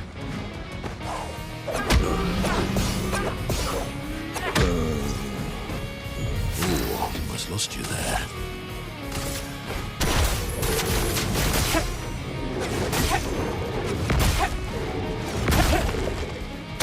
Ready to strike. Ripperoni.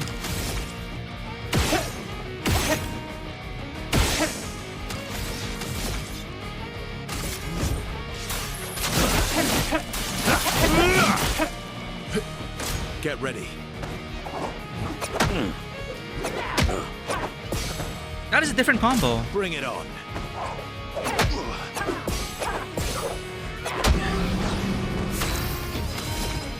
Forgot about powerless.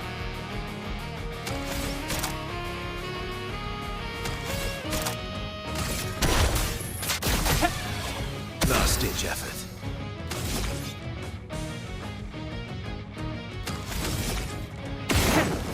Finally, burn. Here we go.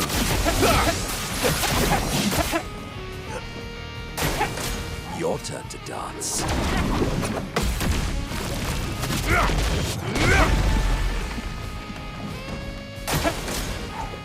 Yes! Free damage! A bit of violence, yes.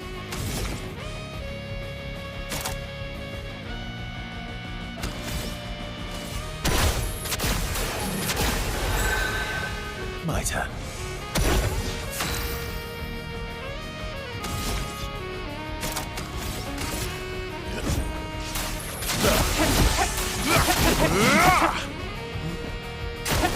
Careful now. 1, 2.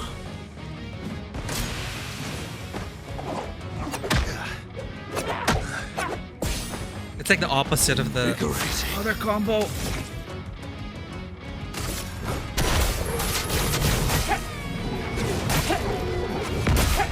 Oh shit, she's not powerless. Ready to strike.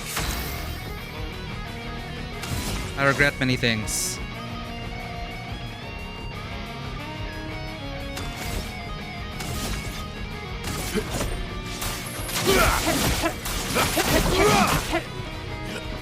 I'd love a dance.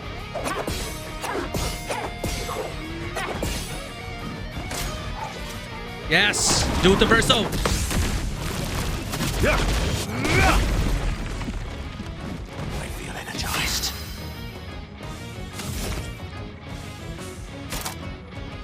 Sorry, you got. We need the debuff on her.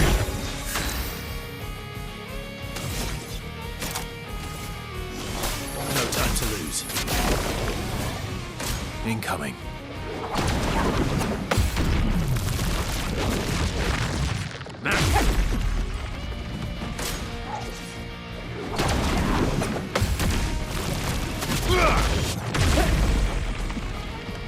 I am refreshed.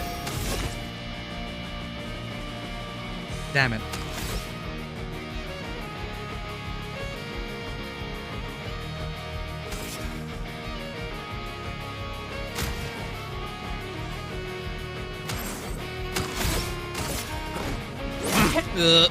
Damage is damage.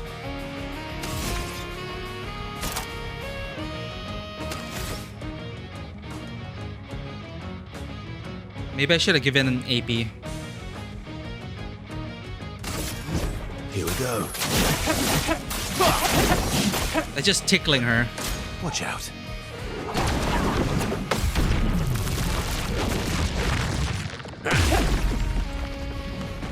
Your turn to dance.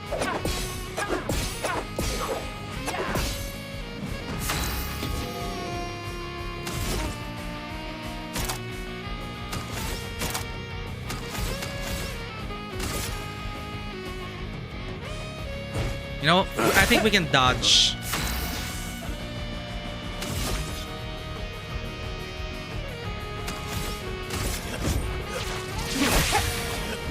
Bring it on.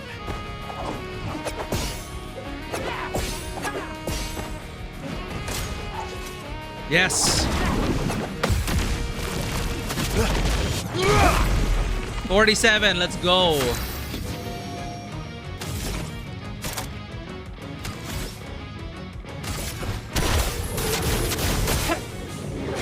Break. Break. Break.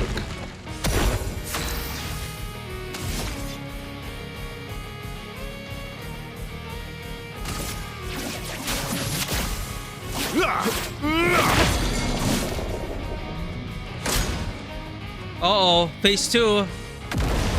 Ah! Ah! Ah! A bit of violence, yes. Having a bit too much fun. What did I expect?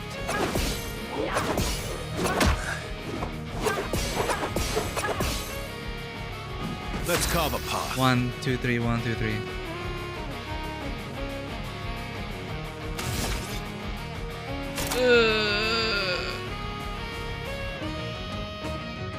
Radiance awaits.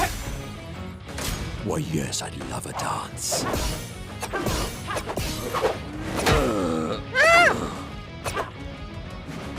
Just try it. Shake the arm. Ah!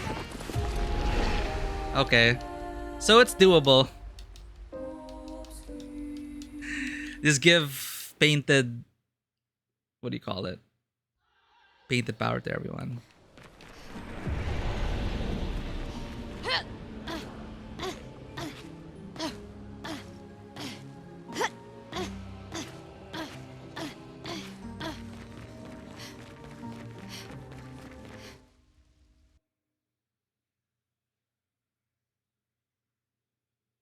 So, Alicia.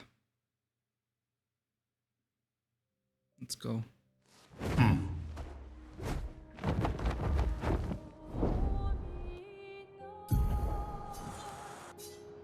Here. The Reacher. The Reacher? Jack Reacher? North. West. Flashing through the sky. Dashing through the snow.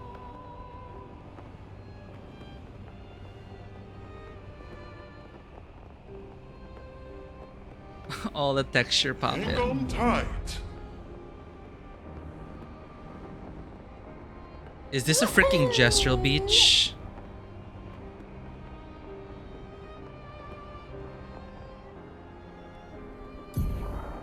We're here. There.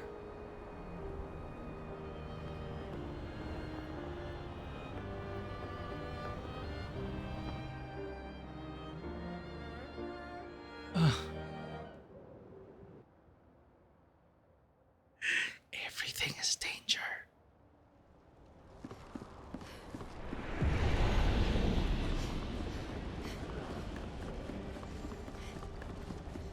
Don't be like me, Chad. Just don't. 61 made it.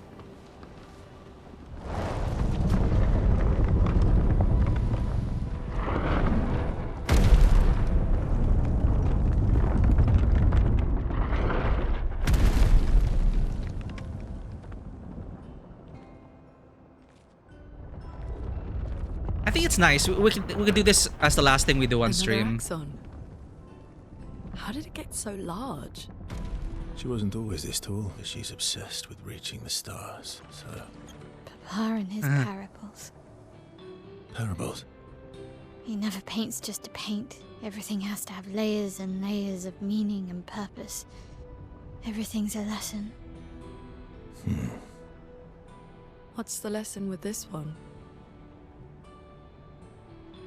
Hope. Lizzie. My sister's at the top. And Papa knows I have vertigo.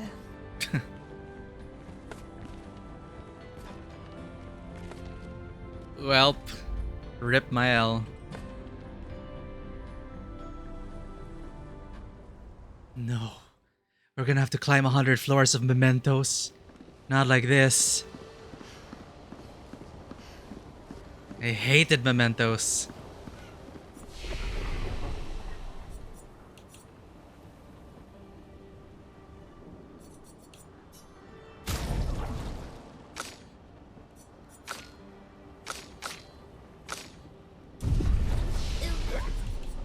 Ruthie, welcome in.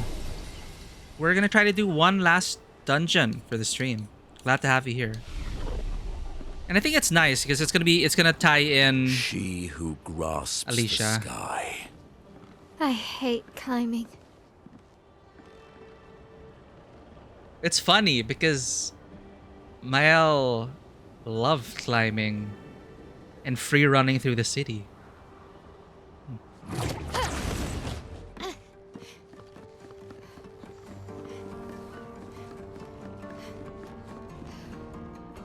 Welcome in, Ruthie.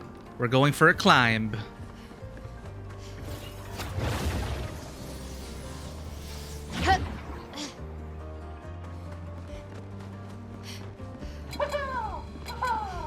All right, let's see. Let's see. Let's see. Yeah, I love her outfit now. Black and white, monochromatic. Let's spill some ink.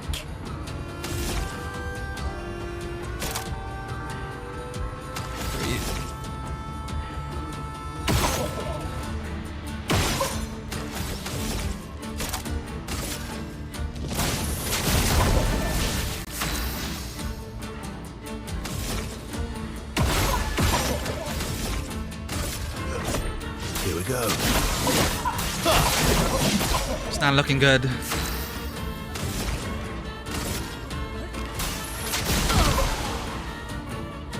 Please survive.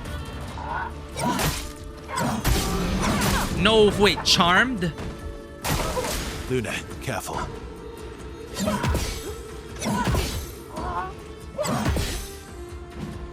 Let's push forward. Oh, blight. Reduce max health. Okay. Feel the burn.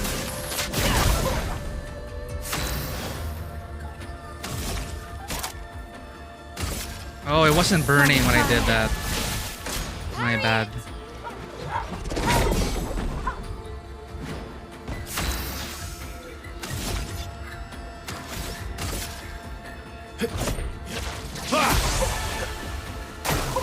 Verso, dodge. Damn it. Not looking good.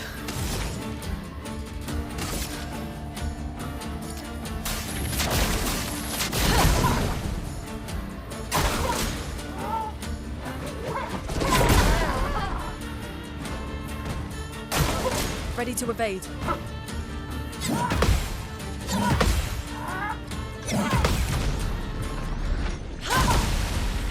Let's carve a path. Oh, I'm better. At least we're gonna level up from this.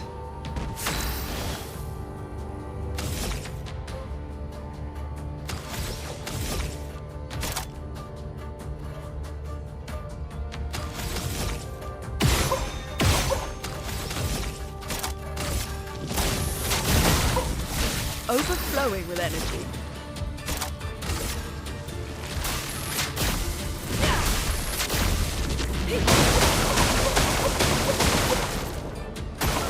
Just try it.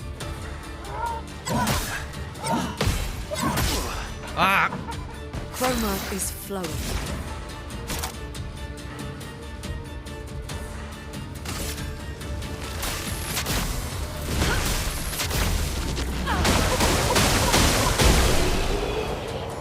Oof. Challenging, but not impossible. How many more until we learn Painted Power? Also, I need to give Painted Power back to Mael. I forgot Monaco. The Pictos.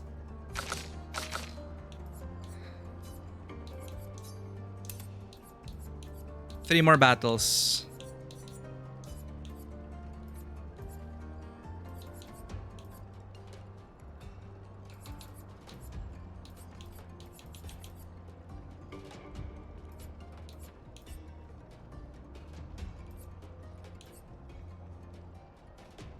Stack on burn.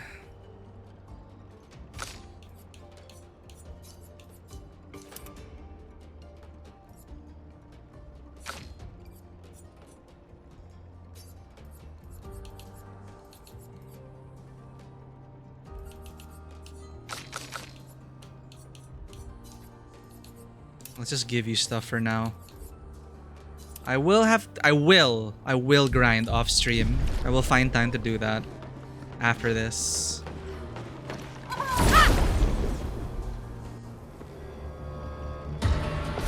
Unless we do this and then will we be able to do the other companion quests? 5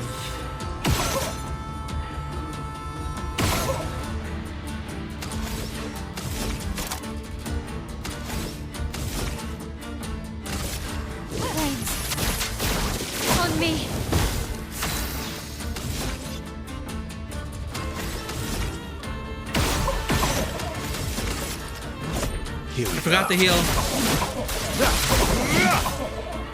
Not looking good.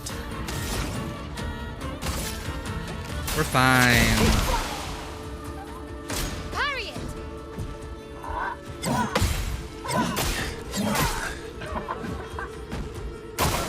Watch out, Mael. No!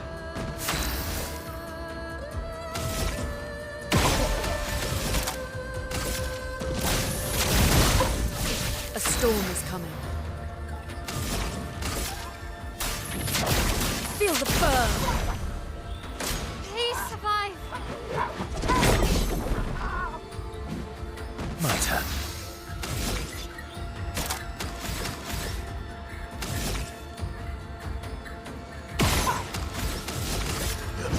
Here we go.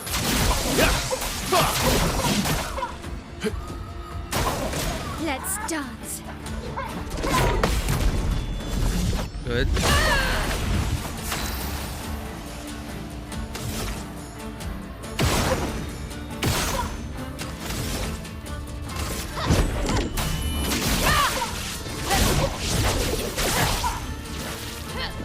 GG.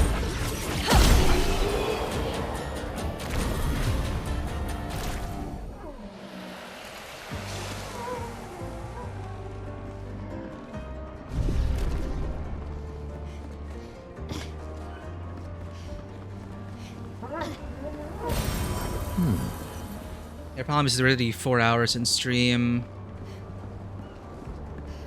We can extend for another hour. Let's see.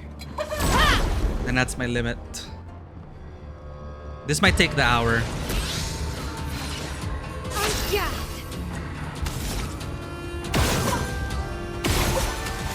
Nice. We get early virtuos. Fire.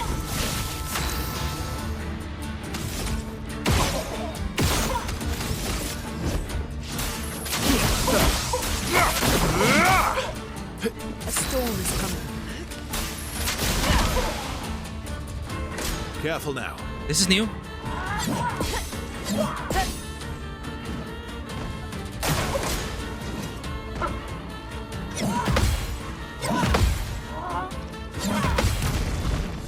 More than an hour? Alright. We'll focus on this then. On guard.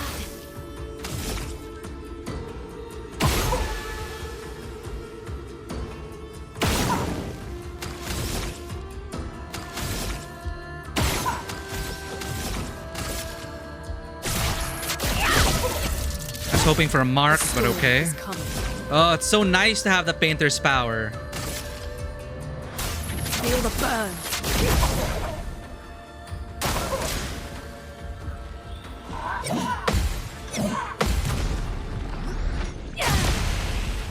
Let's carve a path.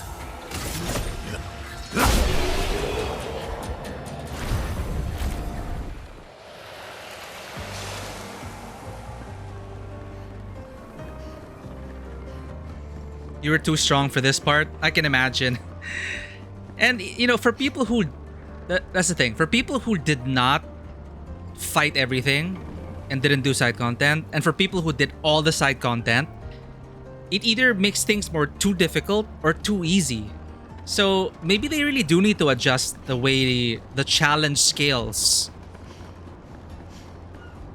Because for people who did all the side content, it would be rewarding to have an easier time, but not to the point of it being trivial.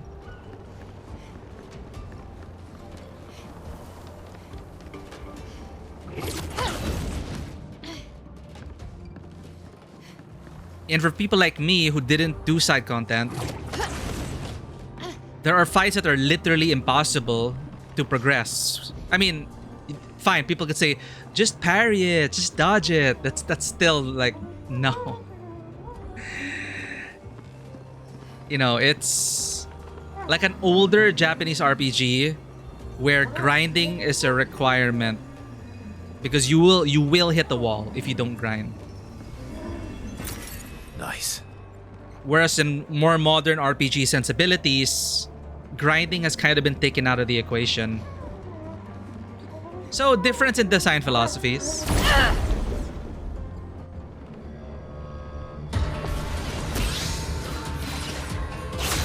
Yeah, just parry it. Easy. It's the best advice ever. Flames. On me.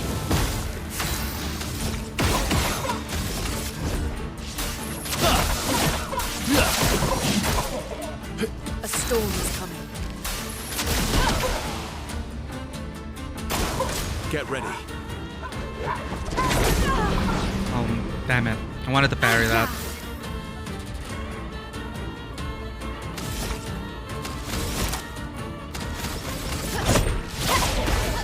Let's push forward. My turn.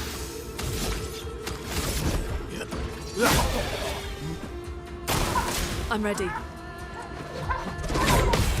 There we go. There, I parried it. Just like you asked.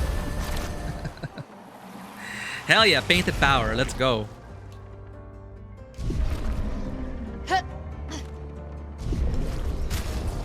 Everyone, make room for the power of the painter.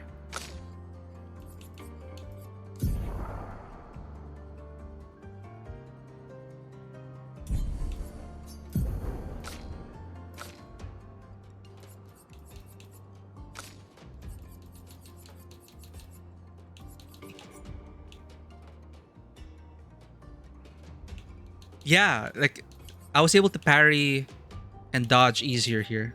They seem to be just right. Where the hell is offensive, right? It should be an offensive. There, painted power. And it's only 5.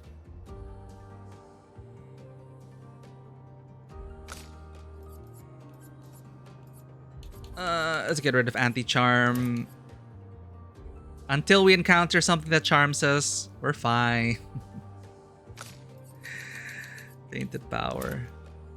7.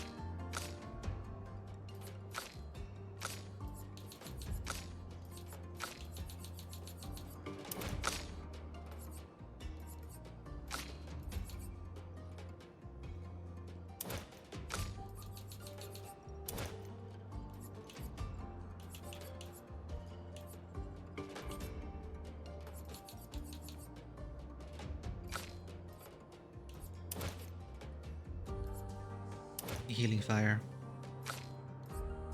Burning shots. Really do that.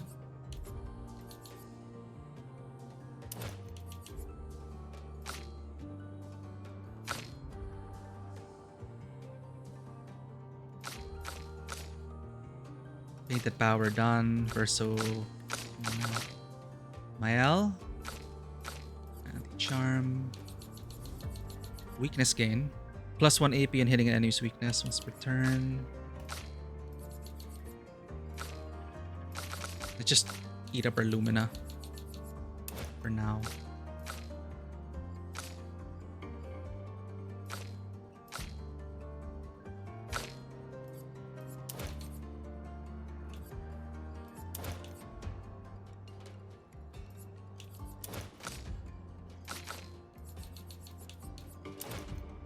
Everyone has painted power?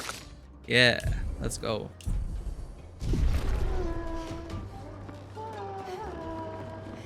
What the heck is that sound?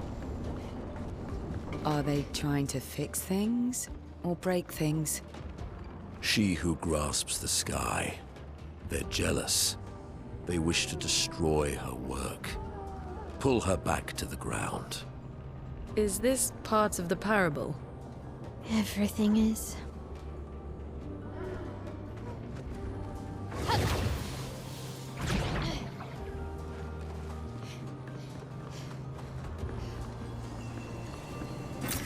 Interesting. What are you staring at? I want in.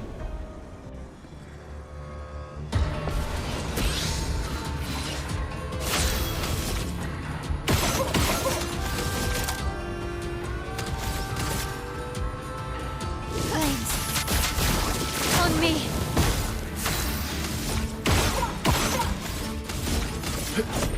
Here we go.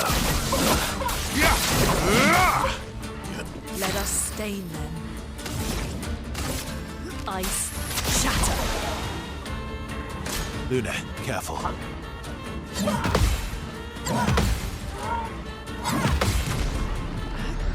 Okay, parries only. I'm ready. No! Oh god. Let the ink flow.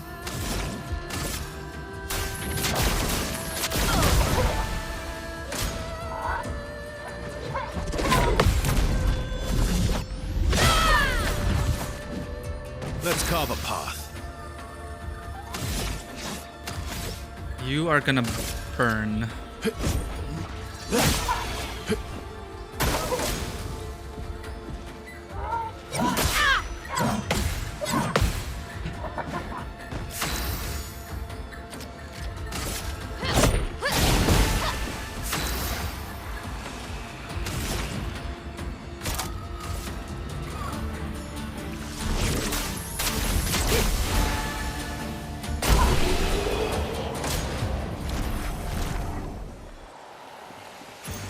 What have we here? Consume 1 AP to prevent status effect applications if possible.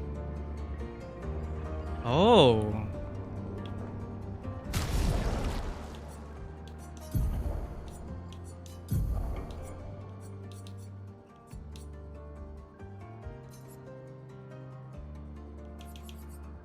Consume 1 AP to prevent status effects application. Nah, I don't want to consume. Do I? Yeah, sure.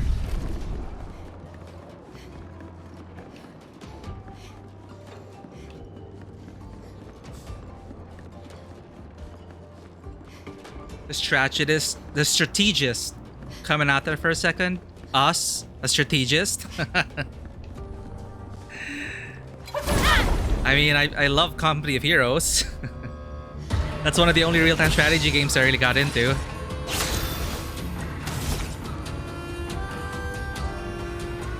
The music in these enemies remind me of The Witcher for some reason.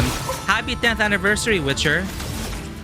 I feel like it is time. It is a sign that we play Blood and Wine on stream.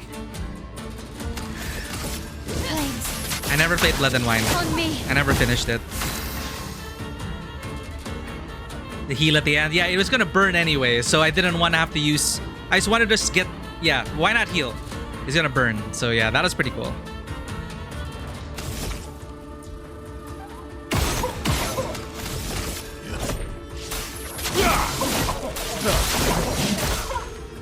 Chroma is flowing.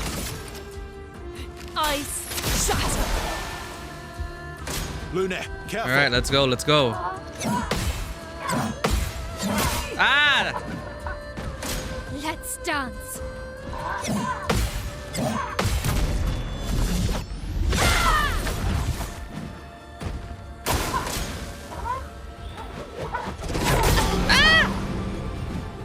I can do it. No mark.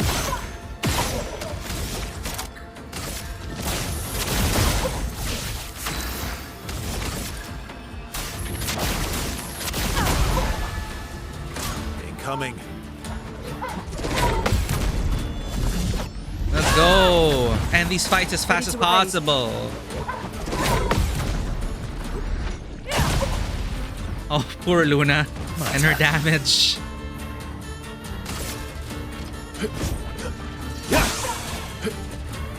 This will hurt. Bye. Strike.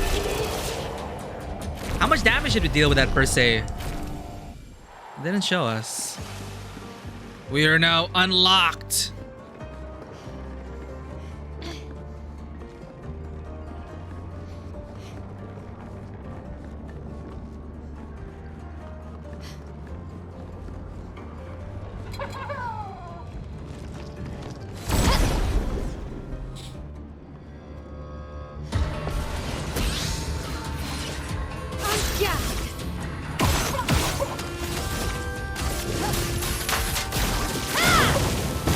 So at least I kind of have a flowchart with my L. Here we go.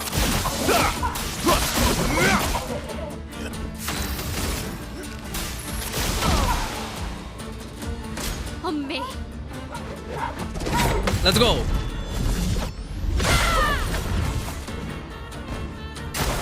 Luna, careful.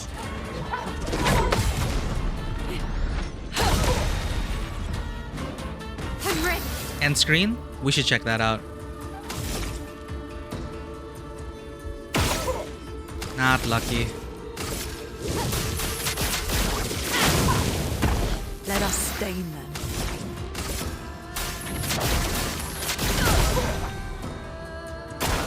Take cover!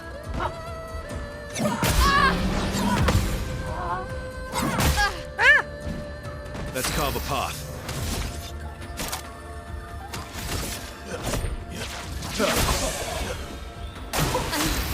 Okay.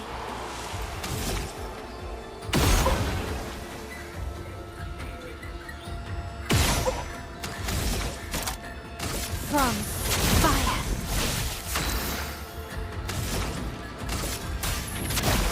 Feel the burn.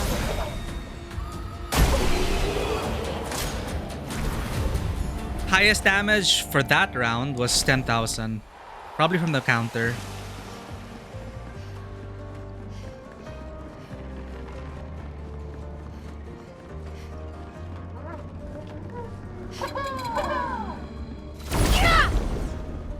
What are you looking at, Verso?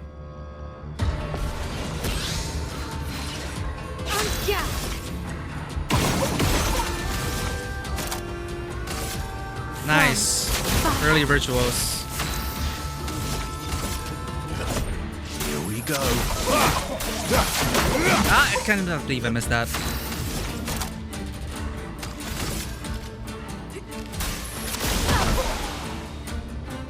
I'm ready.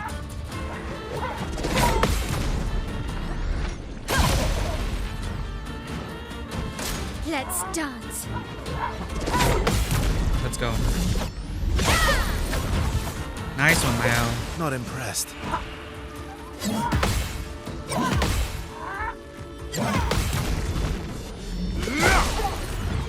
Good job.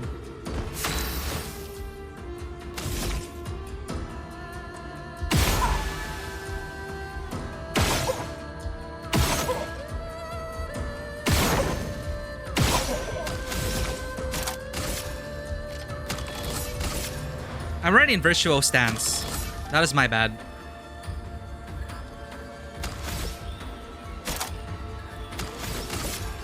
Stay in virtual stance, I guess.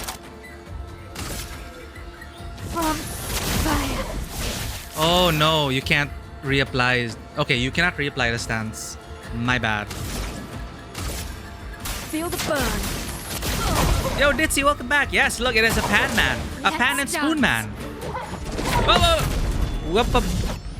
Not in this house.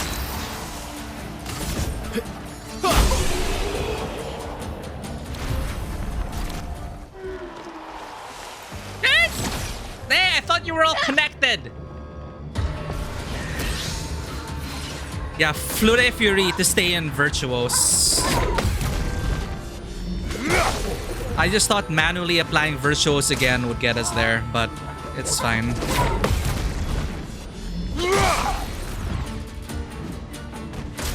Why are you guys acting first? What happened to your speed? Why did y'all level up? Why did y'all level up? This is so Witcher. It's a sign, chat. We're gonna play Witcher 3 Blood and Wine.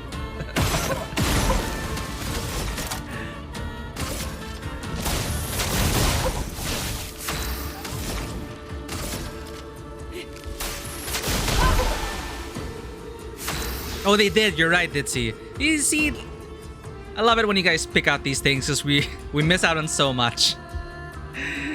Since for years now, Ditzy has been pointing out the obvious for us, the things that we miss. Thank you, Ditzy. I appreciate it.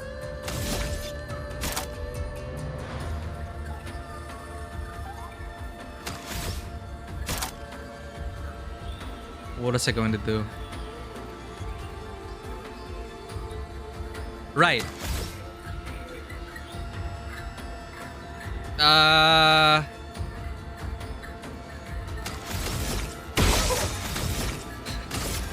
Murder. Break. Take cover!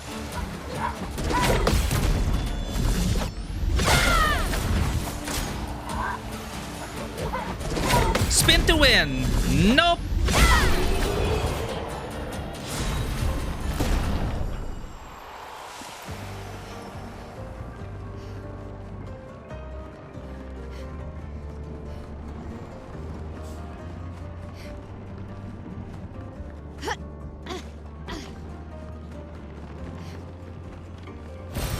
Nice.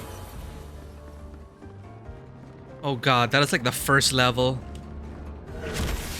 On to the next. I thought that was a rhetorical question. Is that spelled right? Actually, well, I don't know. I was talking to myself. I was genuinely wondering. I thought they powered up, but no.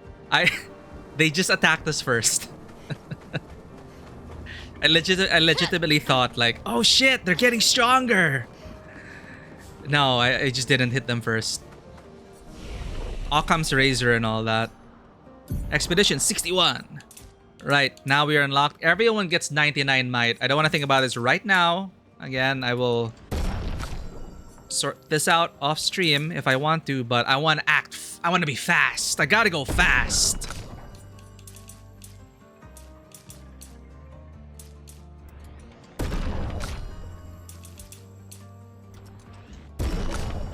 I want to be fast and strong. 18. Ah, I can finally get this. After one turn, deals extreme single target physical damage, 13 hits, interrupted. Oh no, I didn't read this properly. It's alright. Deals very high single target damage, 5 hits, uses weapons element. Defiant Strike. Deals high single target physical damage that applies mark. Do we want the charge up thing?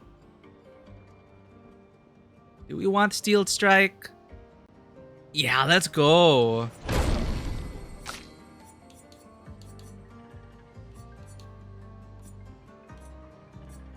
Here, this one. Literally reapply the current stance and gain AP.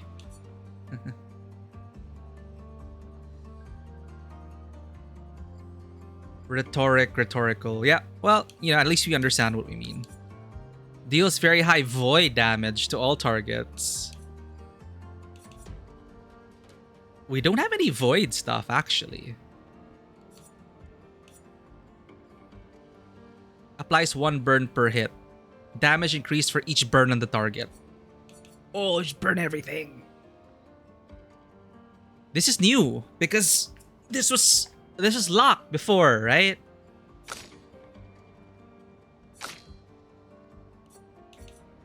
Stendhal deals extreme single target void damage, 1 hit. Removes self shields and self applies defenseless. Wow. Let's just go with that. And work our way up to that.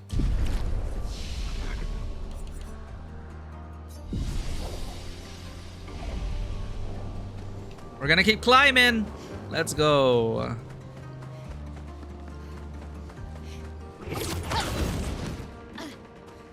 You know what I would have liked? More logs tied to the flags. I mean, it makes sense, right?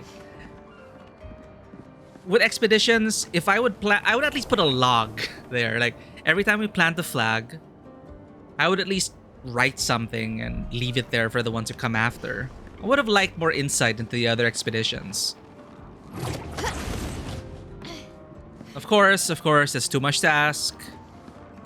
Too many logs can spoil it as well. You gotta find the logs. They're hidden. But it would have been nice, I think, to have just a bit more with the flags along the way. To have more previous expeditions talking to us.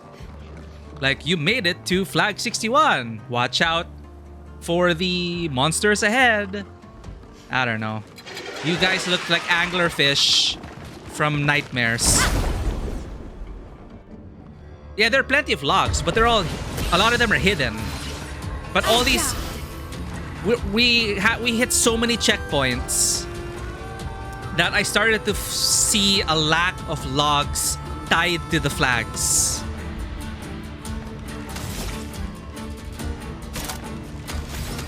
It just makes narrative sense to me that, at least for some of the flags that we encounter, they would have left a note or two. You know, even just a note to read. It doesn't have to be a voiced log.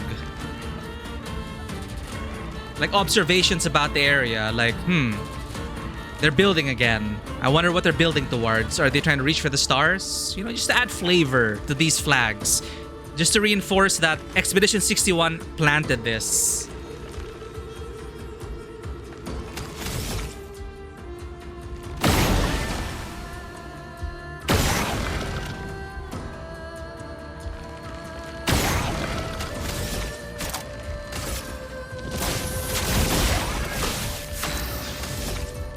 Oh my god, wait. That barely did any damage. Chat, what's going on? Here we go. Why are they so chunky?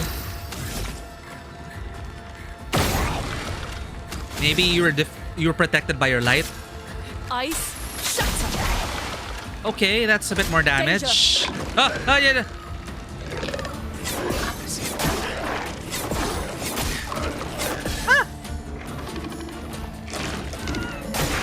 Get ready.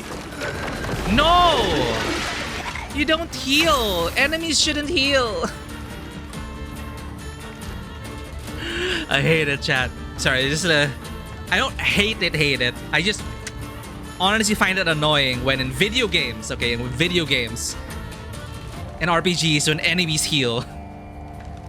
It's like, that's supposed to be for protagonists only.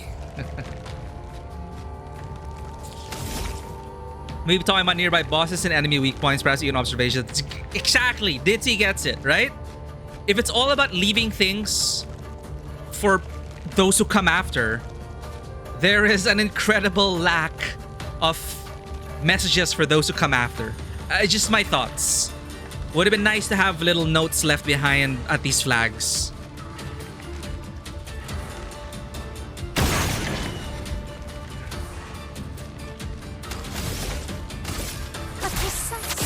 Strike! 19,000.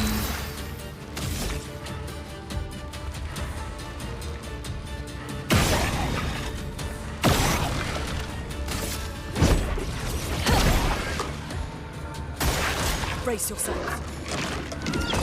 Whoa! That was fun. No light for you. I wonder if you will break. No. Take cover. Finesse and grace. Uh-oh, they got light back. Can we get a mark? Can we get a mark? We have a mark. Perse! Chroma is flowing.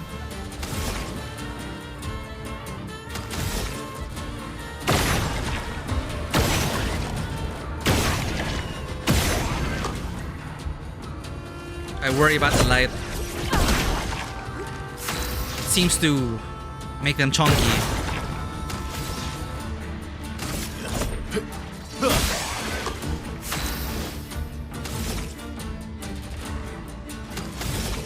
We can go suicide already.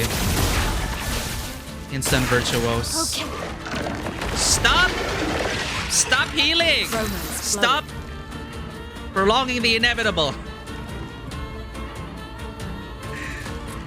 21 without crit? Oh, that feels good.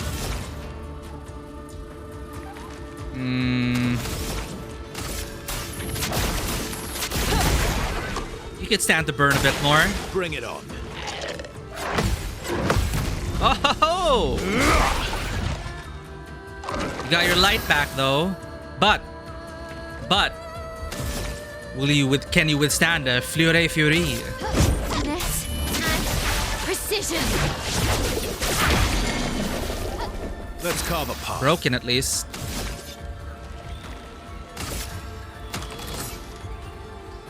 Ah, no Endbringer. Damn it. Here we go.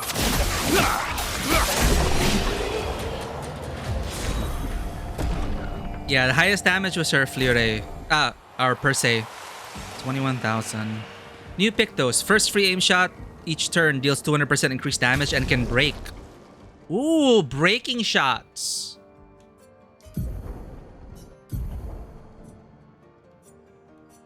Second chance. Just don't get hit. Just don't die. First free aim shot each turn deals 200% increased damage and can break.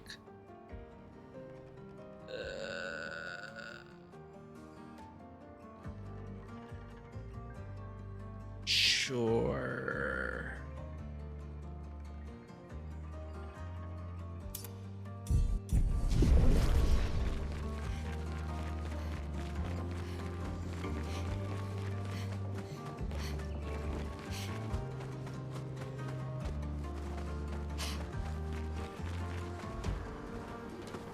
Oh, these devs. Platforming challenge right now? Really?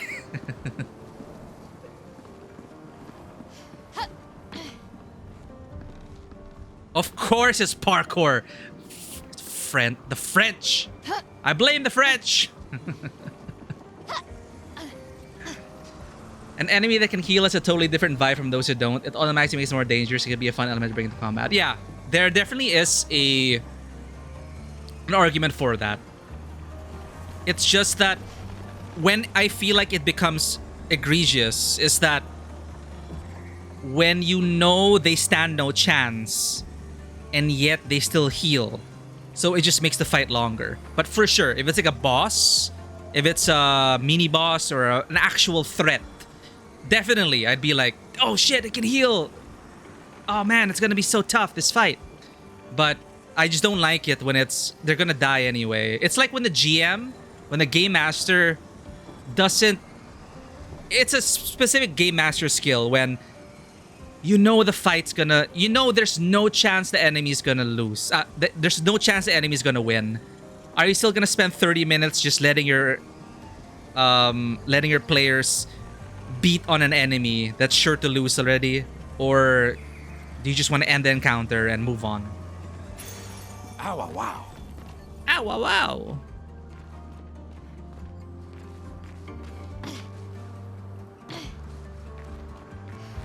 So apparently, in the history of parkour, it was supposedly popularized by the French. I could be wrong. Like, was parkour a French thing? Did some French kids decide, hey, we wanna climb up the Eiffel Tower. We wanna free run around the streets of Paris. What do we call it? Parkour. I mean, climbing and stuff, running and climbing and clambering and free running, it's a human thing. But I remember reading somewhere that the sport of parkour was a French thing.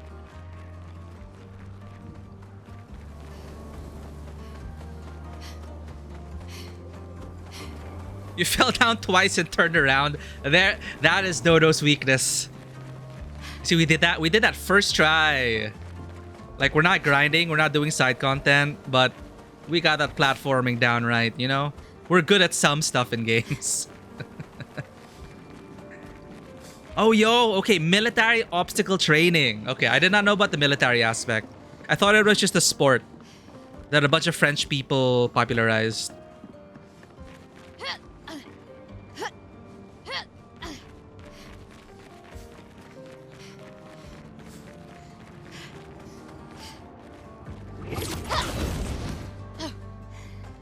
Where are we even?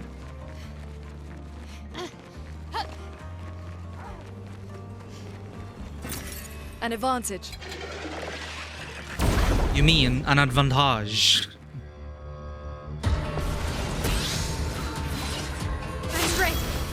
Oh no. Let's focus first. Hell yeah. Easy burn.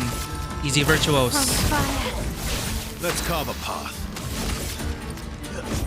Here we go. Let the ink flow. Alright. Shampoo! Careful now. Whee!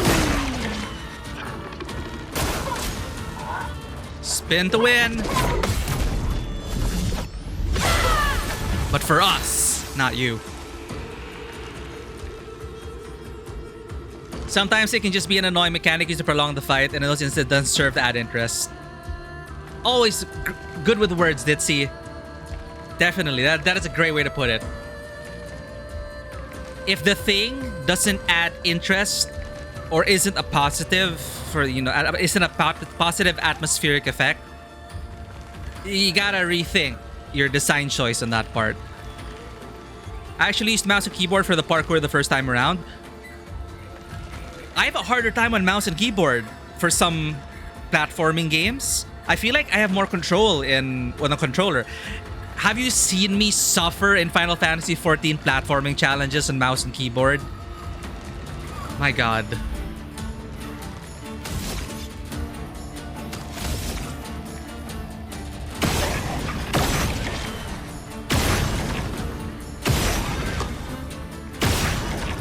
Five shots.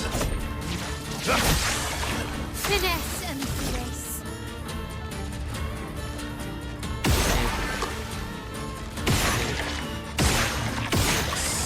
Figure.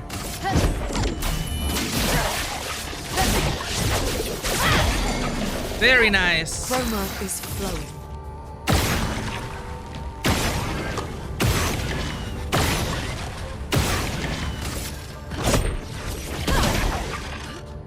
Watch out, Mael. He was going to die already. I should have secured the kill. Let's carve a path. That's on me. That's on me. I should have secured the kill.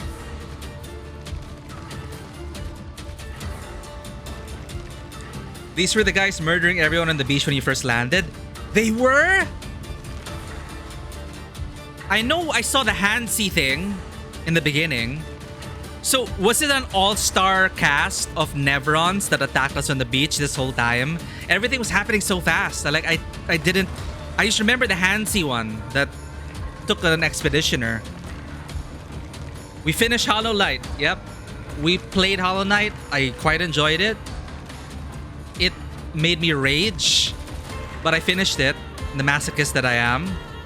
So, we might play Silk Song. Dun, dun. Put on the Witcher 3 soundtrack. Ugh, this music's so good.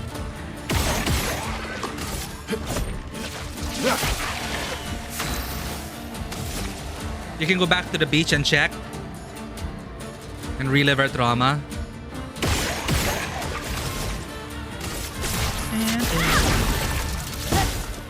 Silver for monsters.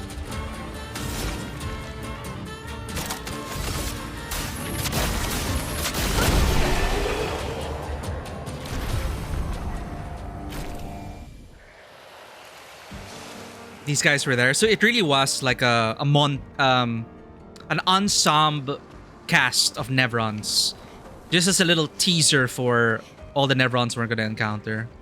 That's nice. Oh, we have a contemporary fading man. Which is worse, to die or to be the one who survives? To grieve or to be grieved? Well, I'm interested, what would you choose, chat? So what is worse to you? To die or to be the one who survives? I don't know. I know my answer, but it also makes me think about,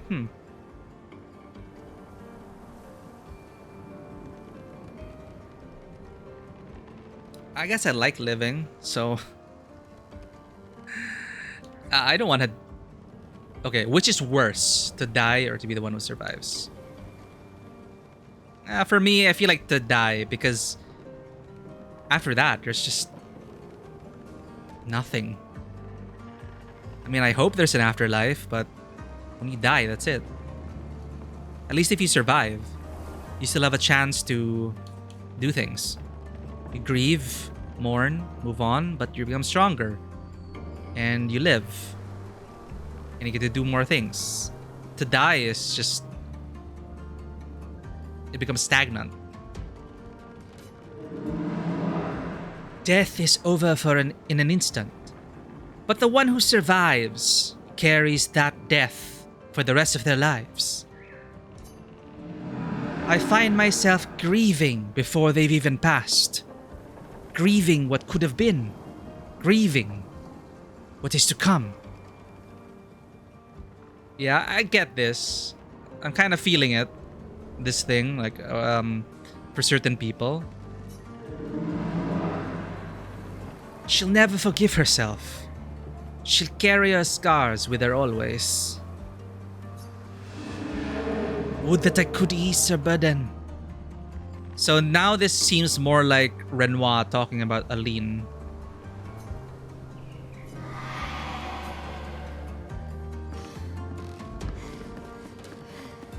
But if you're dead, then you no longer care, because you're dead. I guess.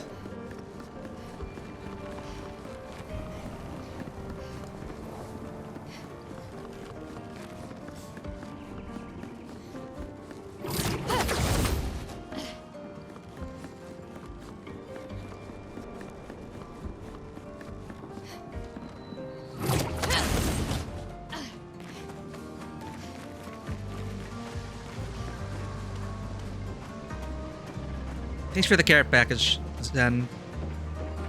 It'll help us through this mission. Good Charging stuff. attack. 15% of a gradient charge on base attack. Oh.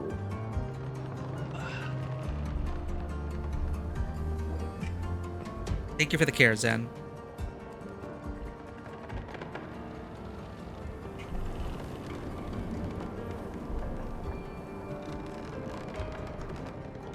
Okay.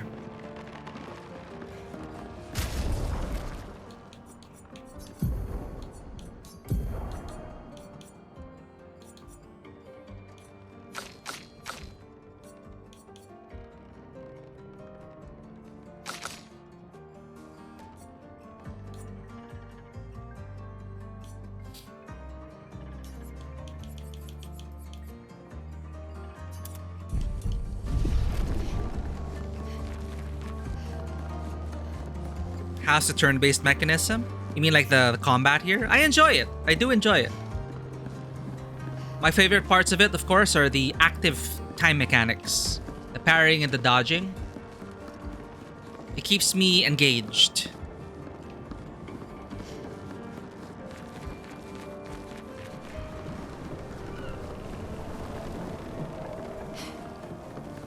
Right, we crawled through here. So, where is the...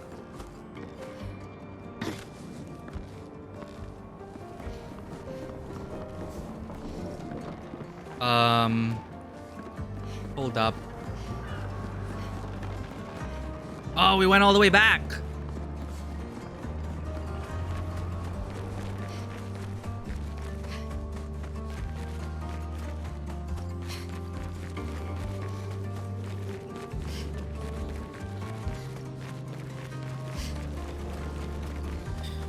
So these systems, while it is challenging, the parrying and the dodging, I feel like a lot more people will also be able to get into it. Because real-time action games are not for everyone. I think the skill ceiling of this is a bit more accessible. It is challenging for sure, but there are difficulty options and difficulty levels, and I guess even on like the easiest difficulty, I feel like this game, because of its turn-based mechanics, it's accessible to a lot more people. So that's also another plus side to it.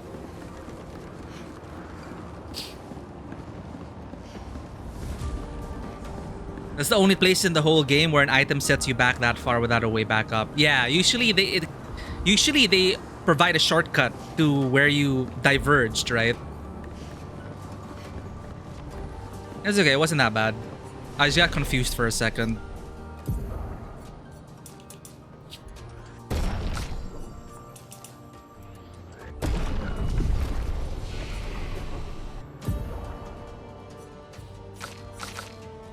Aha! We got our 10 skill. Deal high dark damage to all enemies, 3 hits. Deals extreme single target damage, 4 hits. During Twilight, extends Twilight duration by 1 turn.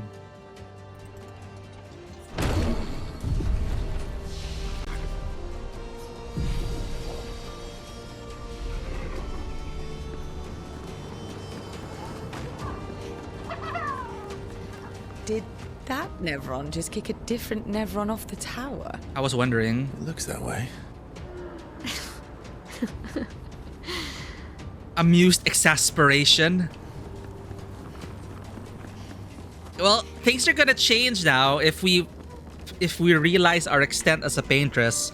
The concept of, you know, our mortality. If we become essentially immortal, that's gonna change a lot as well. Oh god, why there's just so much.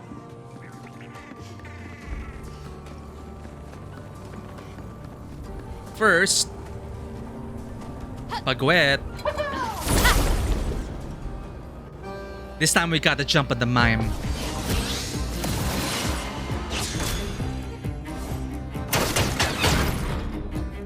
I'm ready.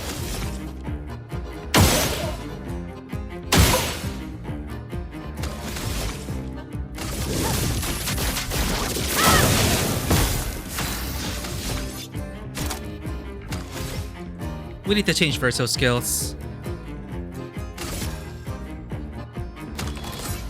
The first shot, does it add break? No, it just can break. Here we go.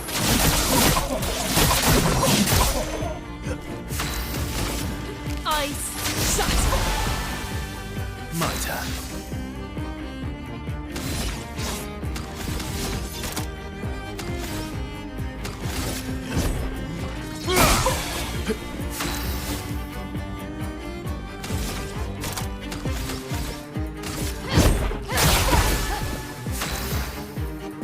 I feel like it's gonna build up to something.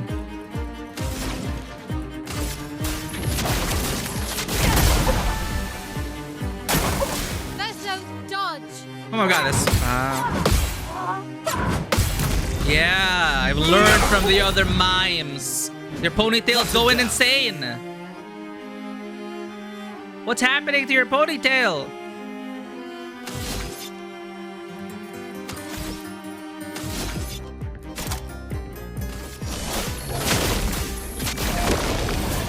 Spill some ink.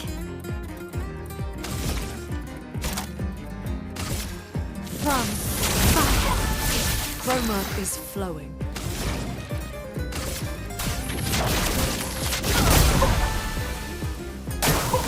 Incoming.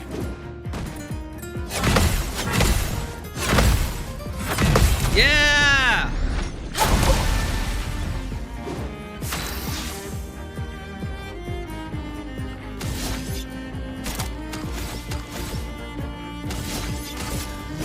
Here we go.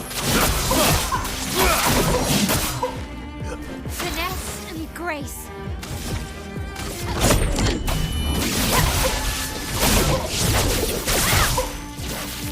Our break damage is so low. Lightning, strike. Bring it on.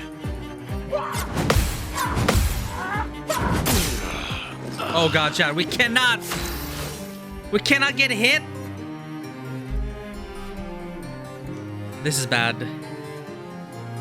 This is very bad. Where is our AP? What happened? Why is everything so wrong? Did I die again?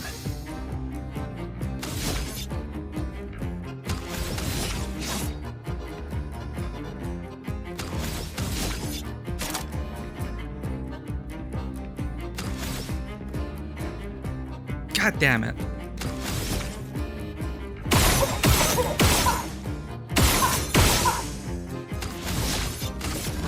Here we go. Let us stay there.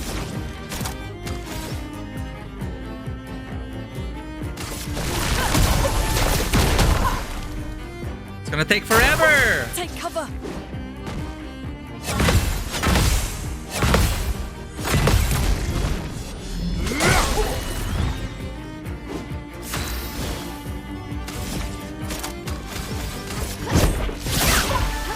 Cut him down.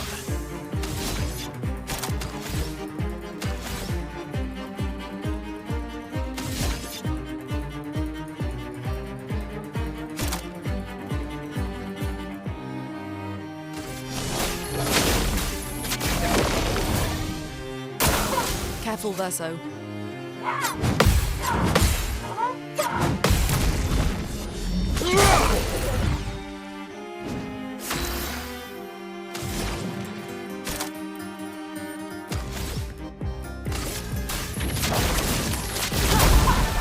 There.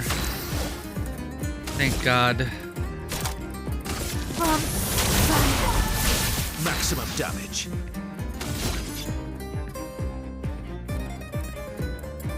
Can break.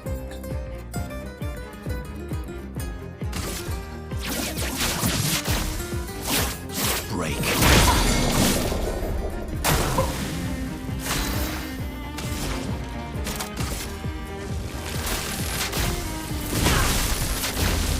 We have 3 gradient charges, I just realized.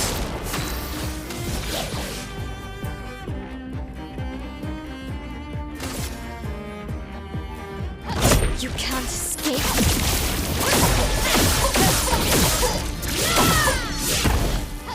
Let's spill some ink. No!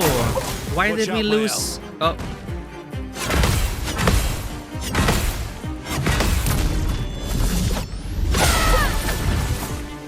My turn.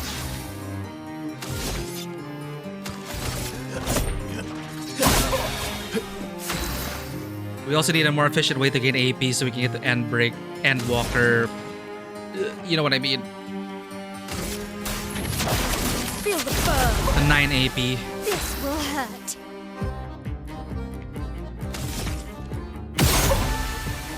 Mark.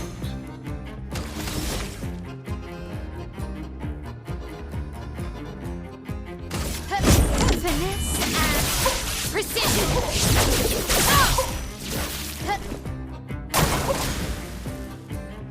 Come on.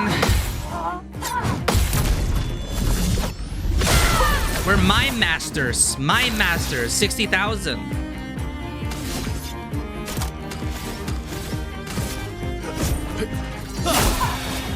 Chrome is flowing.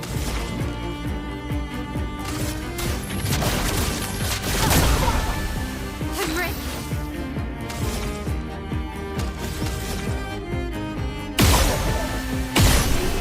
Yay. Baguette, baguette.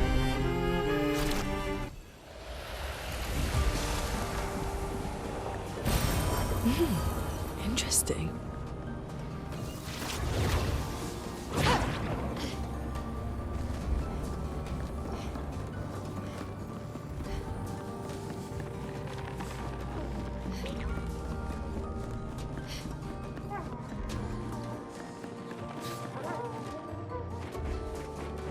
There's even a petanque in the area.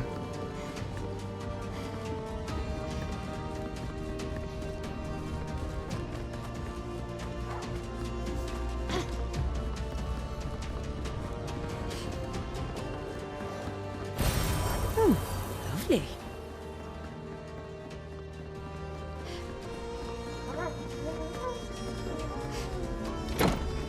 Even a door. Oh God. We're gonna be here forever. You speak to me of perfection, but is there really any such thing? Or is it a siren leading us astray?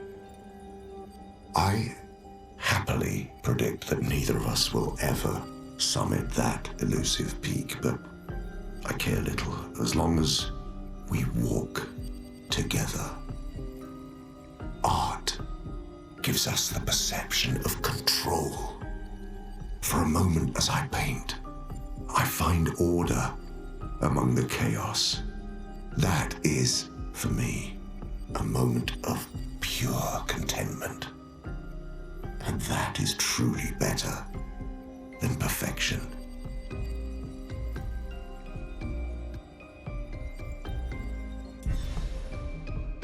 Halfway through, oh my God. What did I expect thinking I could finish this? It's gonna take even more streams.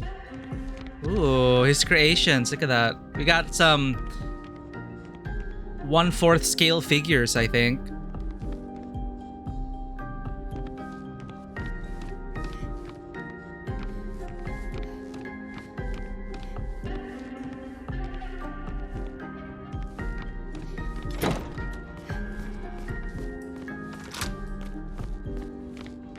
No other interactions? Okay.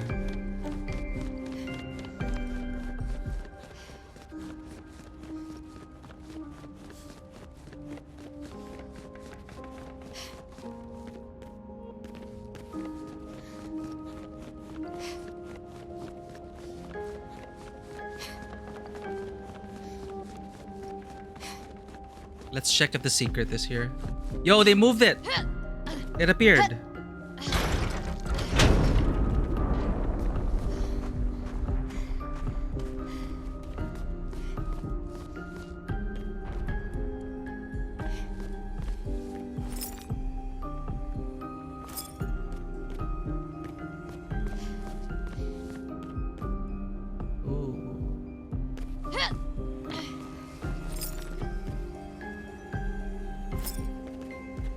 This feels like a love letter to concept artists. Good stuff. And artists in general, creators, creatives. But especially artists who conjure these worlds and conceptualize them.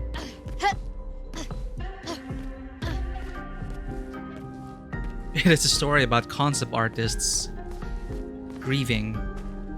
Really not sure why they removed that one. Probably an accident. They probably had an instance of the manor and they forgot to update it.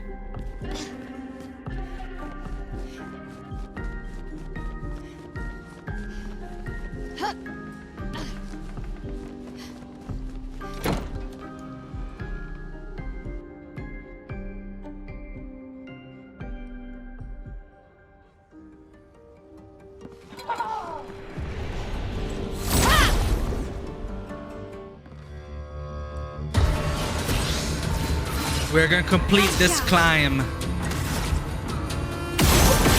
They're larger now.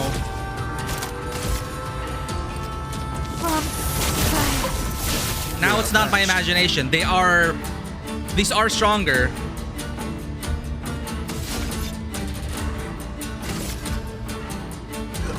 Here we go.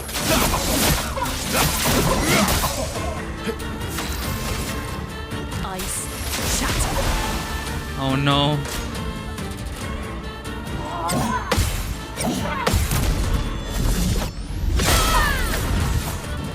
We got a counter.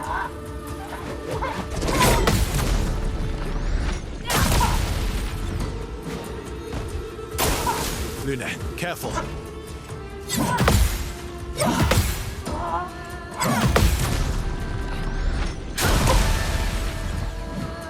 Ready to strike.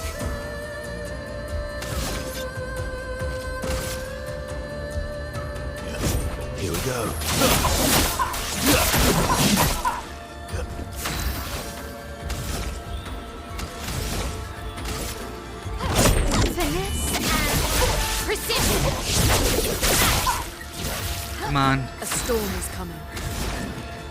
She is the storm that is approaching.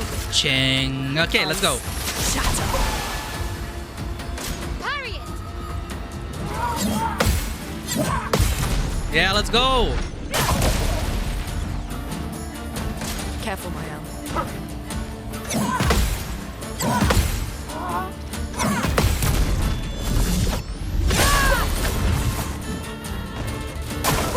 Take cover.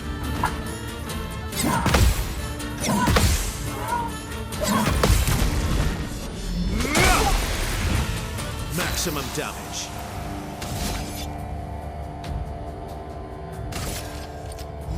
End of the line.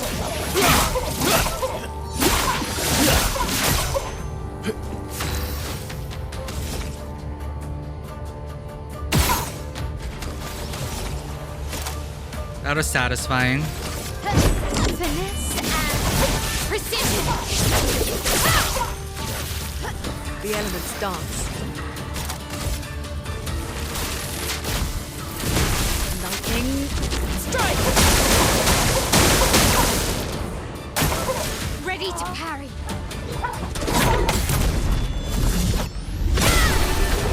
That was clean.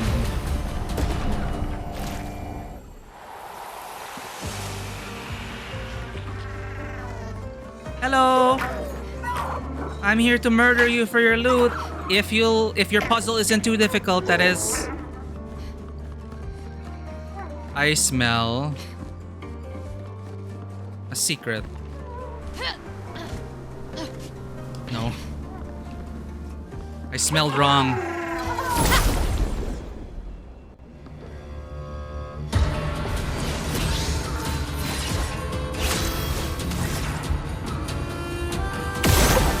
Easy. Let's carve a path.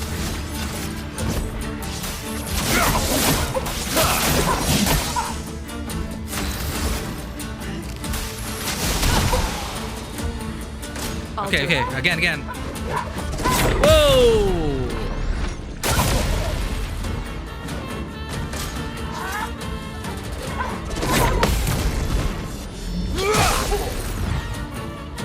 Hit that parry button with all my conviction. Verso.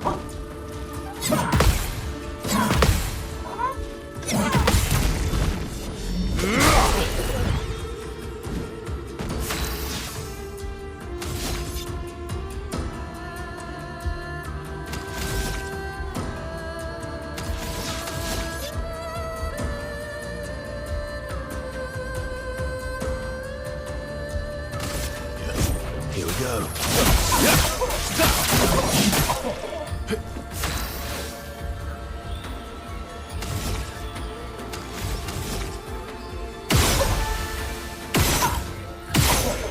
No mark?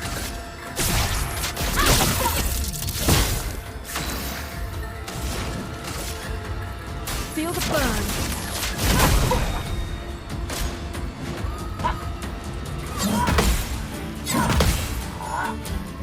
Hammer!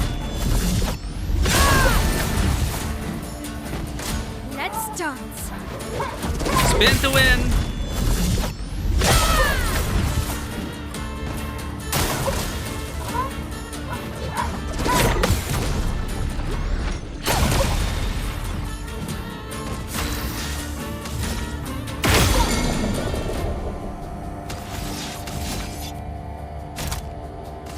No time to lose. Blades sharpened.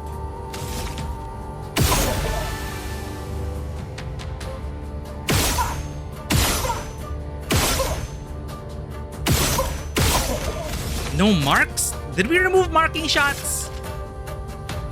From fire.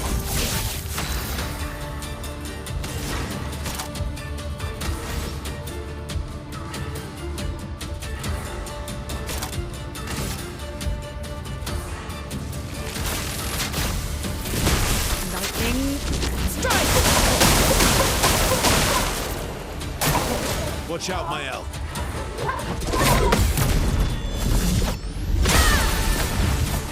Please survive. We will survive! No! Let's We were Spill so some perfect. finesse and precision.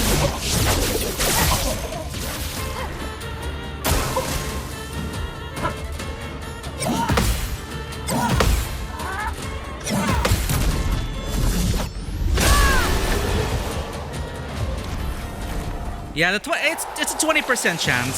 Sometimes we're just very unlucky. Perfect.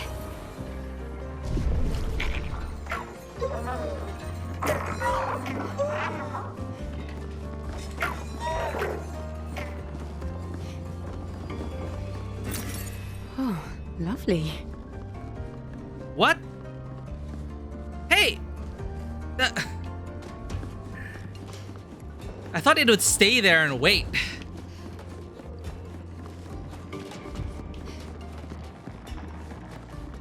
Something's up there.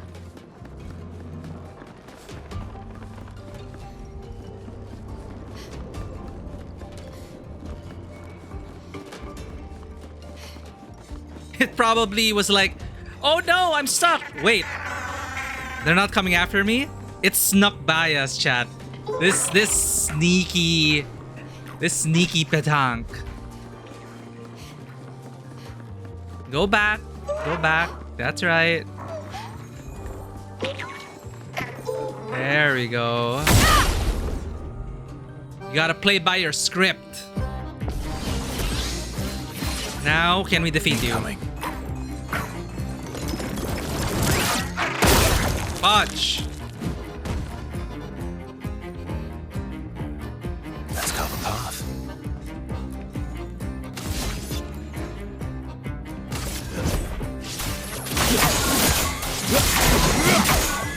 What? Okay, I don't think we can.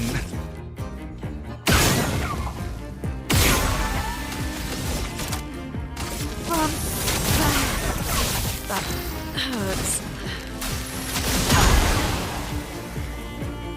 Ready to parry. Shit! Trying to counter you. Let's carve a path. Here we go. I'm ready.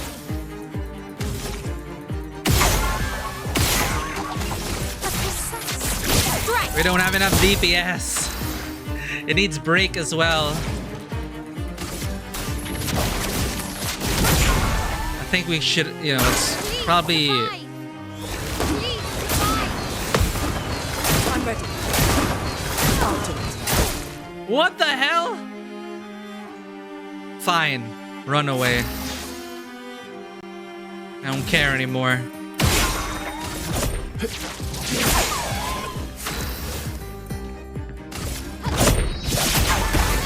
Let the ink flow.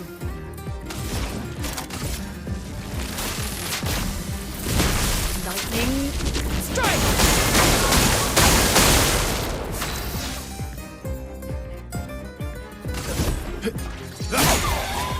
I'm ready.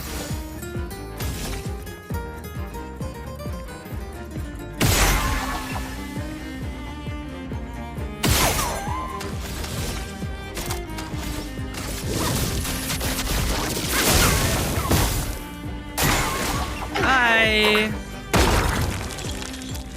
I guess we should have broken it. Or I don't know. I didn't notice any puzzles there. Just straight up DPS break check.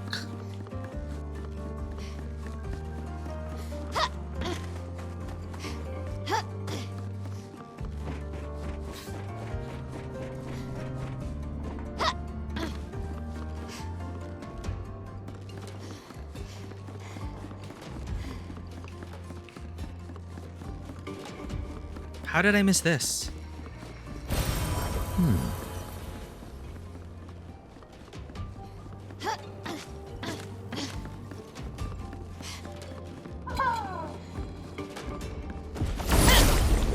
They're bigger now.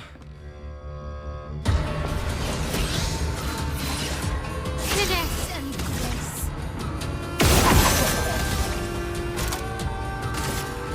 From fire. Let's carve a path.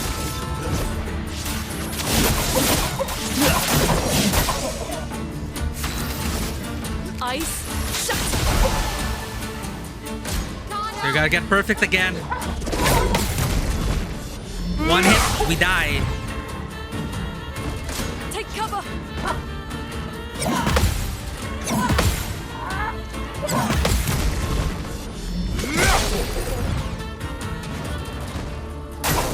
Ready to parry.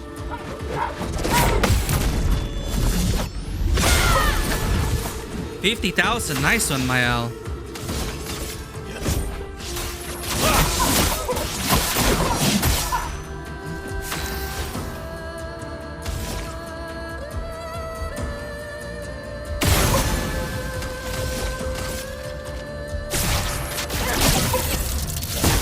A storm is coming.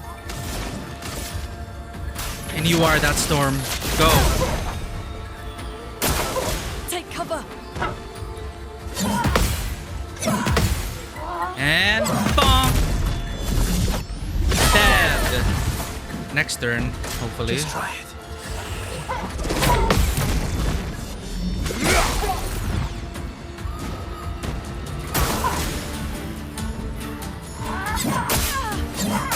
Fudge!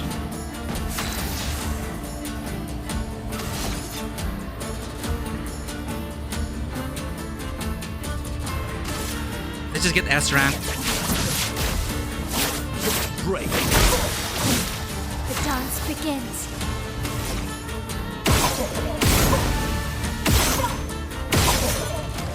Nice.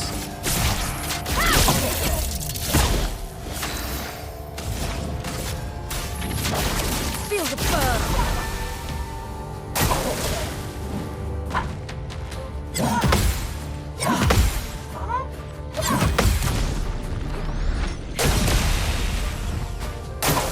Careful, Verso.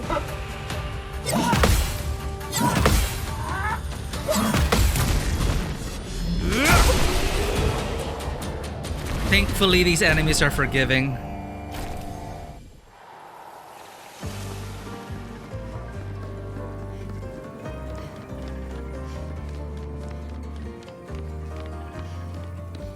Ah, it's punishment if you fall. I hear Swirly.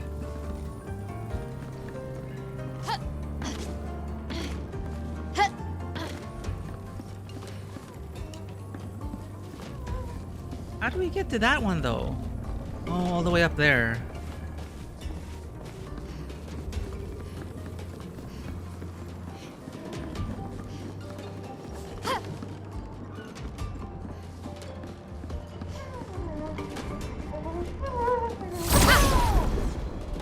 Keep going.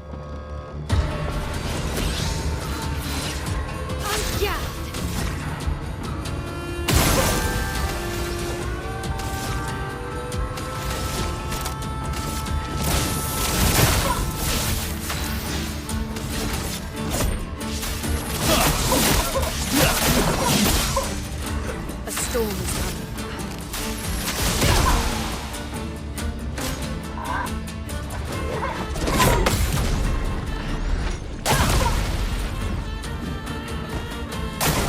Ready to evade.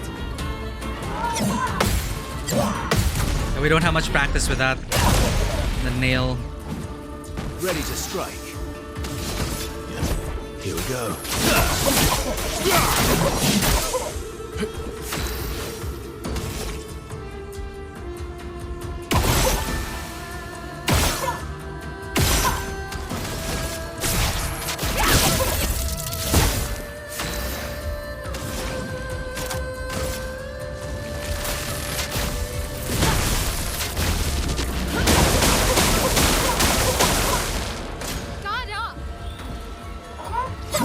Also that.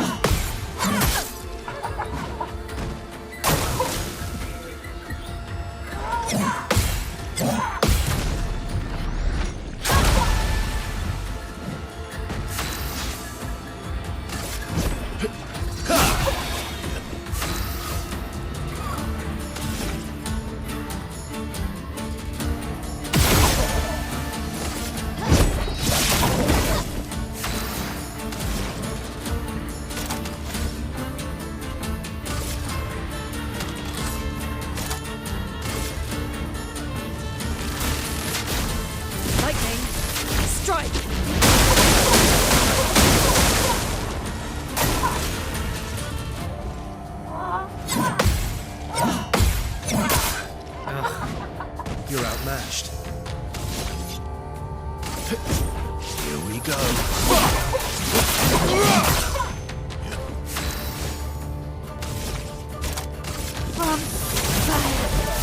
So much potential.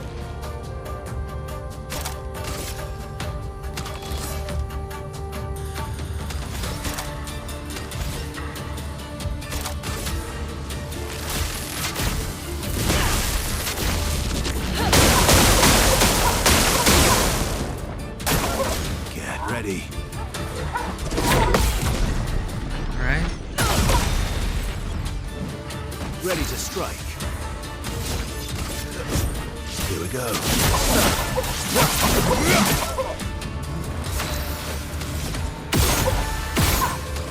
Precise strike. Yay.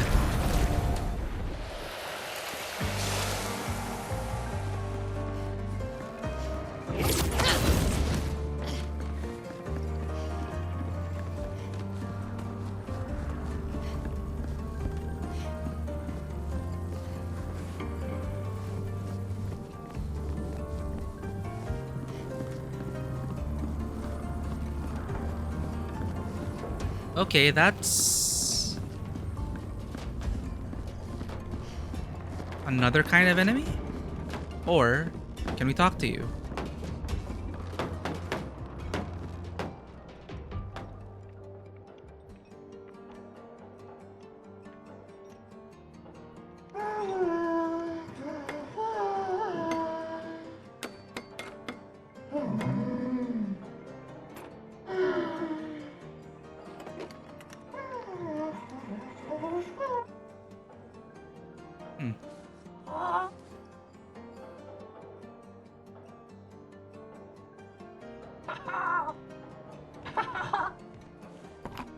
Eh.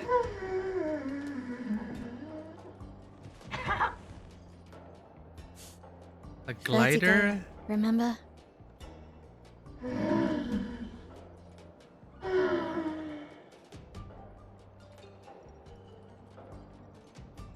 His intentions are good, I know, but his methods...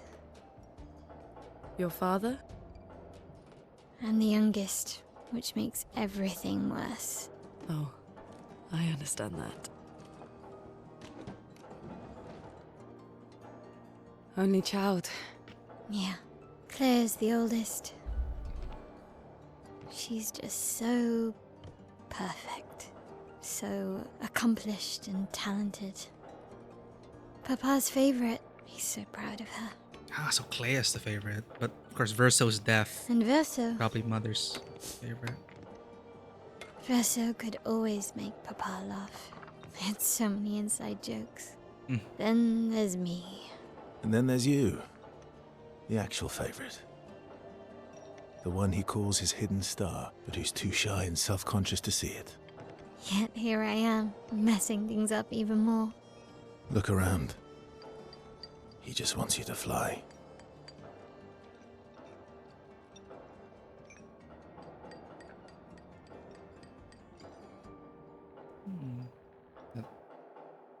Oh. Da Vinci references. All The these tank. inventions. Gustave would have loved to see this. The glider. This orphelin is different from the rest. Orphelin. It does not sabotage. It builds.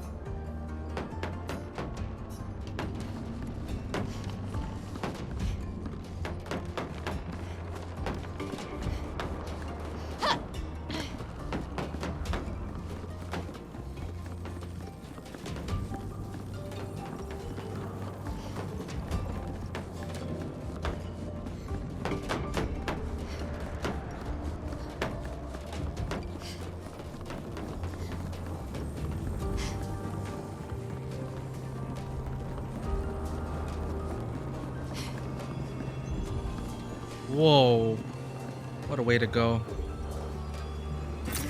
Good stuff.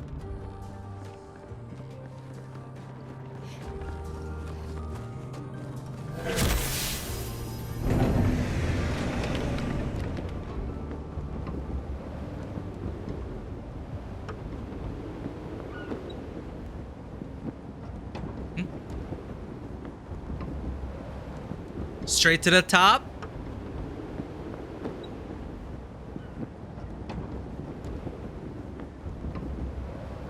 Oh, no more tower. Expedition 61.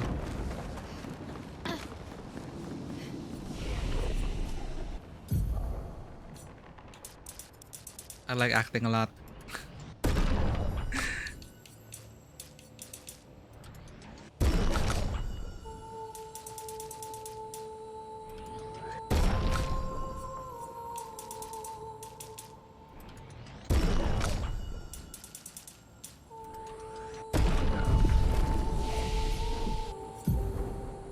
Now we can buy a 10 skill. Deals extreme damage to all enemies, 8 hits. Each hit deals damage at a random element. Chaos magic. Very Yennefer.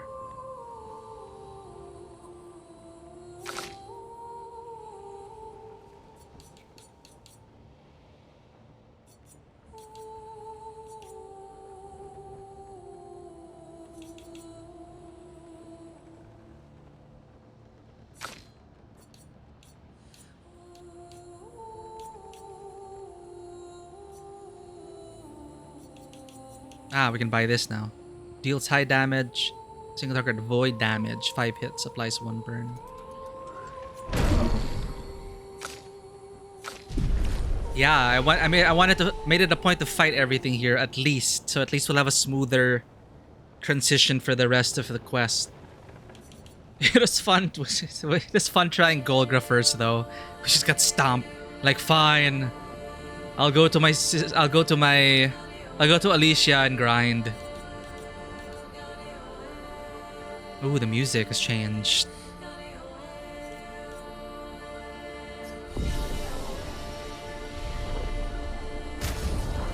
It looks great? Okay. I was already impressed by its skill description.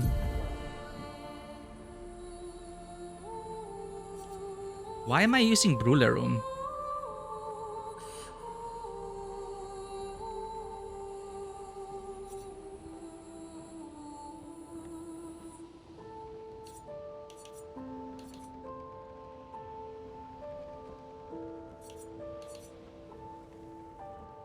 Critical hits apply burn. Well, we want burn anyway. I don't know why I was... Did it unequip it for us? Anyway. Please try Golgra. Yeah, it's nice. It's like when we tried Golgra in the village. It's like, alright, fine, let's fight Golgra. Pug! History repeats itself. That was hilarious. So now we're gonna grind our way back. Besides 2 gradient skills, Canvas is your favorite. Yeah, it's just a shame we only get 6 slots. But we can't have everything, right? I had guard up. I didn't even know, chat. I think I was prepared. No, I think I was building for ultimate safety for the painter's fight. Yeah, I remember. We're giving everyone SOS shells, guard, heal, cleanse. We were building for the painter's fight. That's the last time we started building. So it is Phantom Strike and then Burning Canvas. Okay. Deals very high void damage to all enemies. 4 hits, gives 35%. This one, Burning Canvas, deals... And it's only 5 cost and gets you to offensive. So you can spark again. So spark, burn, spark, burn. Okay. I like that. Let's go. What have I not been using? I've been using spark. There. Spark, burn. Swift Stride has been our go-to for getting into Virtuos. Per se is still... It's a gamble. I like to get marks. I like to try to get marks with the shots, but I might have to change that. Flurry Fury is a nice bonus. Like if the opponent still has a lot of health, keeps us in the fight, keeps us in Virtuos. Breaking rules. I like having the break all shields. It's just such a powerful thing to have. Not knowing what you're gonna encounter. I want to use like Gustav's homage. High single target lighting damage, increases damage to mark. Ooh. I could replace per se with this, but it's 8.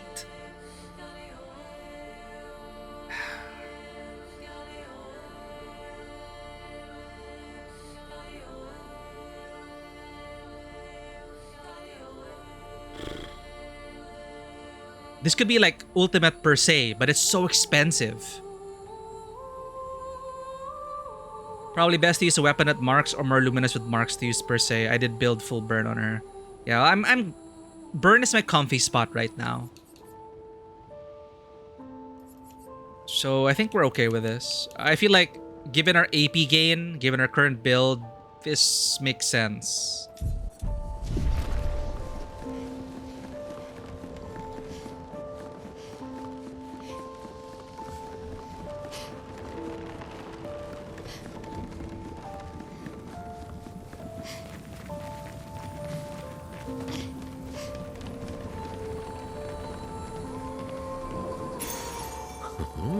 Healing tints also apply shell. I was wondering if there was eventually going to be an item that does that. Healing tint shell.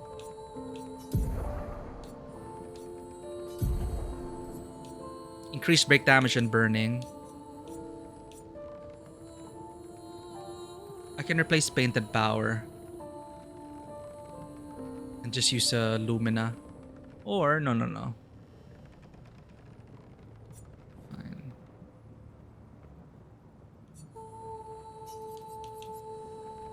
Yeah, we can give it to one of our other characters just in case. Here.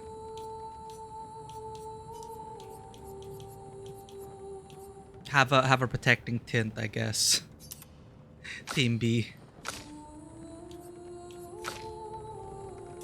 Phantom Strike into Canvas, into Swift Stride, into Flea Ray, into whatever.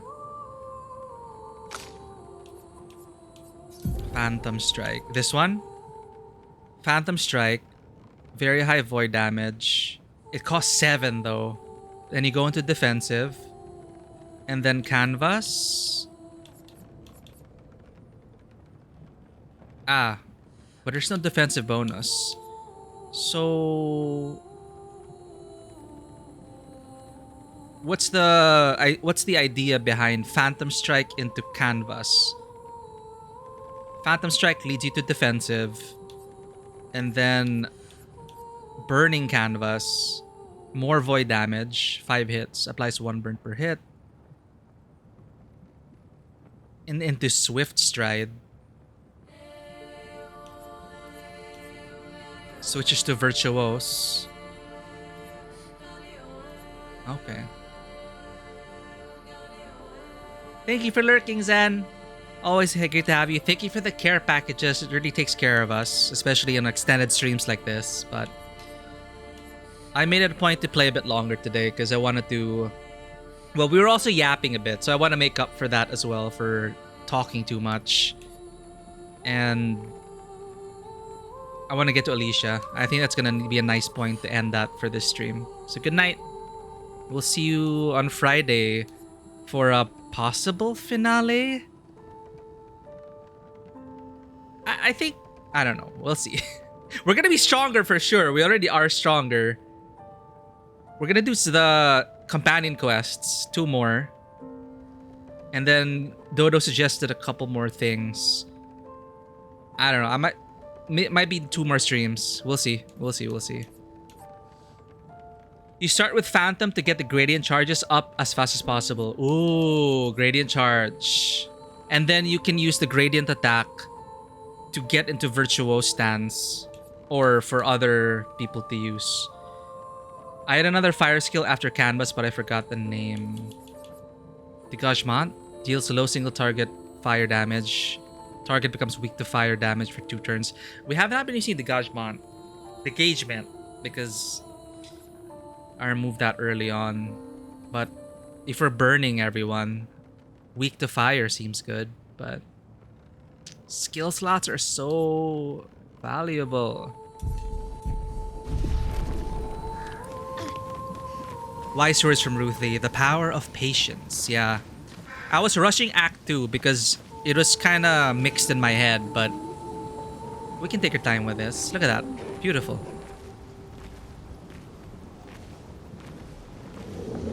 I feel like the story has hit its stride again. It feels like Act 1. I feel like I don't know, not exactly Act 1, but for me, I feel like my interest level has spiked again to Act 1 levels.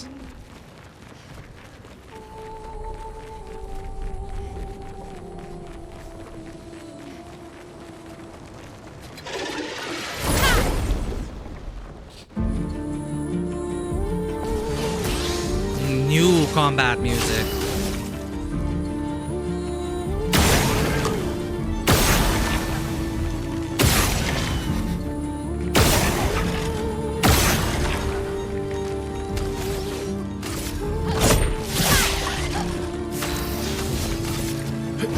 Here we go. A storm's coming. Not impressed. Knife and strike.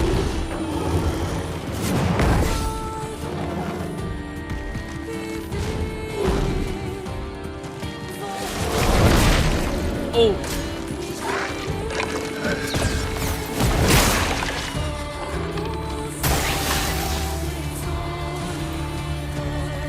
I did not expect that.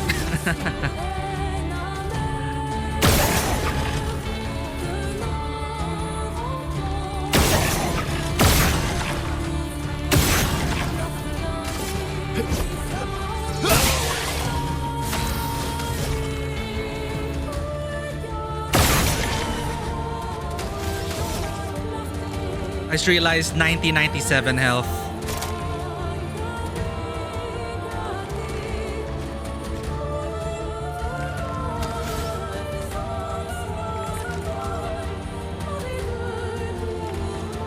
Oh, I didn't put...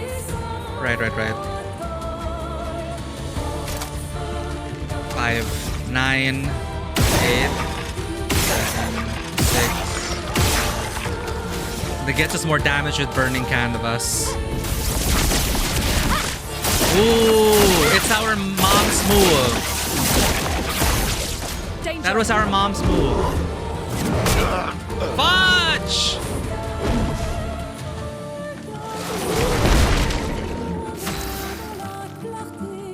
Right. Less max health. Let's finish this. I'm ready. Fudge!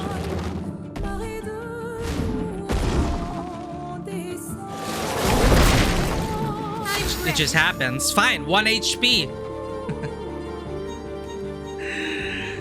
If you're interested in wild builds, Ponder's currently doing a 1 HP build.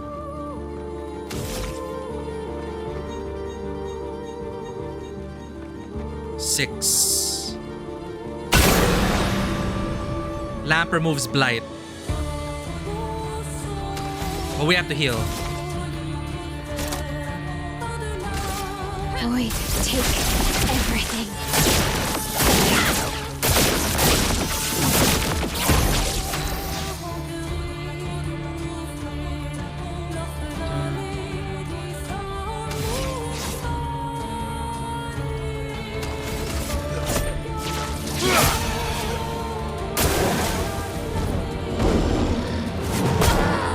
Grab. Exactly, that's Ponder's motto. 1 HP, just parry. Feel the burn. Lune, careful. Ah! I'm trying to parry. My turn.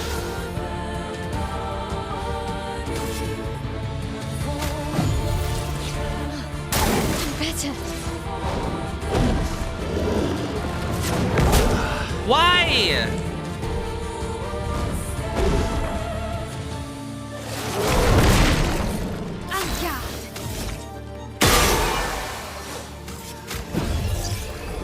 Still need your help.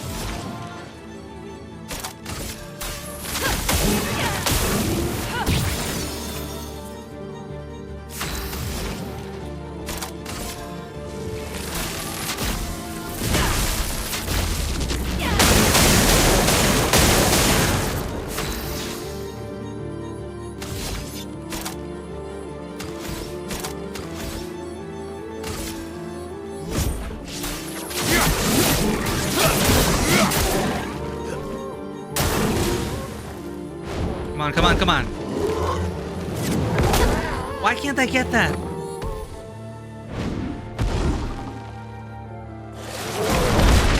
We're already 1 HP, man. But okay.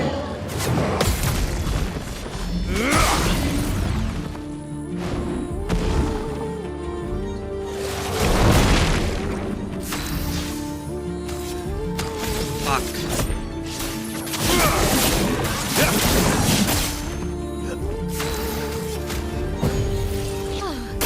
Better.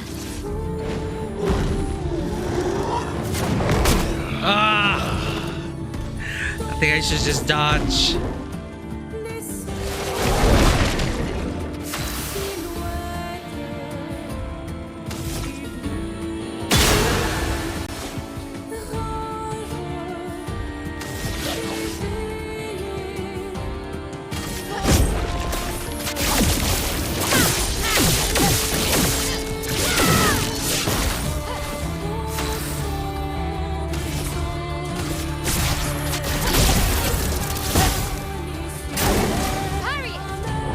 Okay, parry it.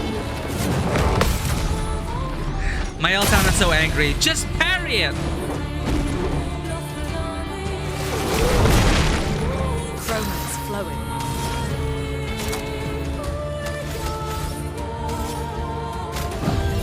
Let's finish this.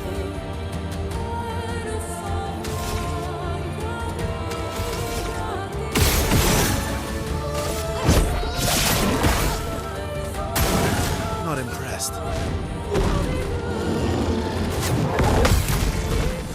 Finally.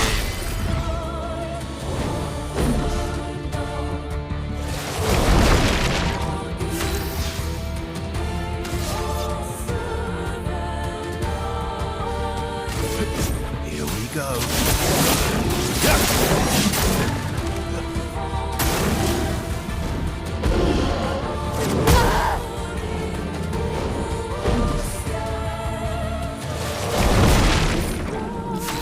I should have put revive.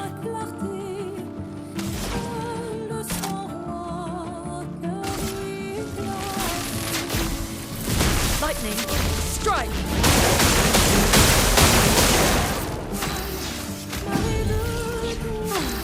I'm better.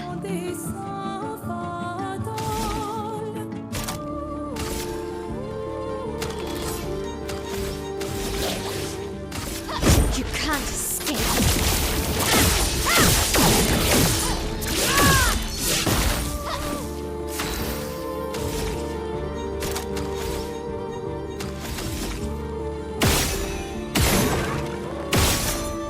Finally.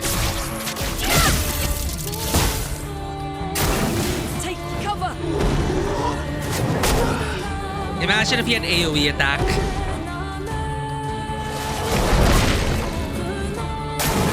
Okay. No! No!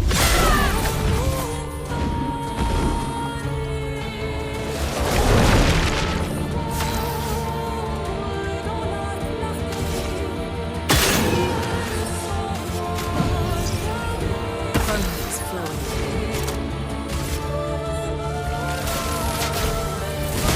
Lightning, Oh, I could break him.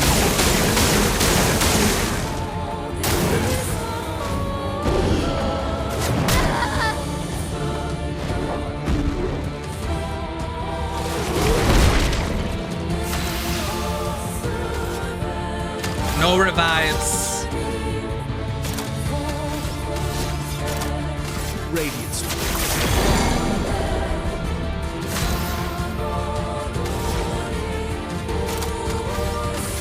feel the burn.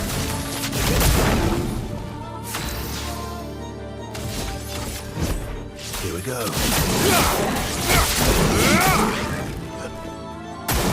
I'm ready. No! I should just dodge. I already said I would try to dodge.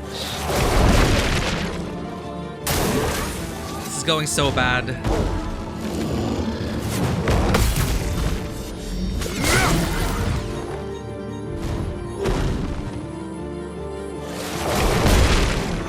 Let's carve a path.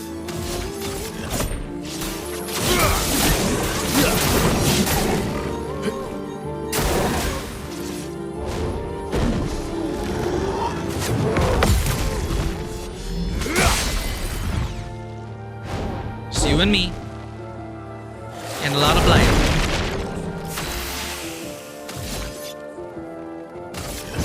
Here we go.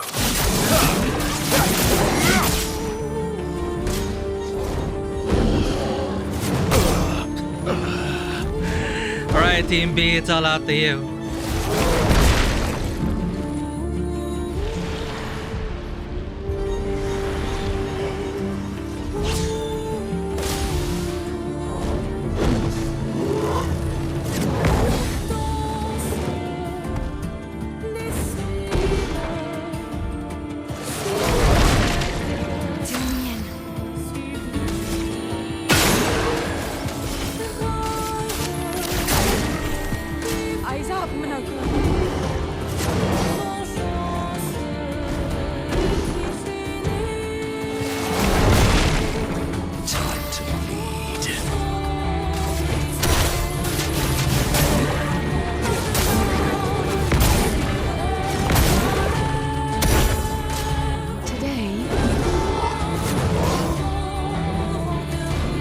That swipe is tricky.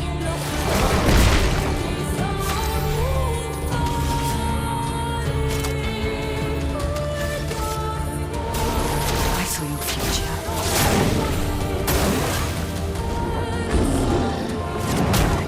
Fudge!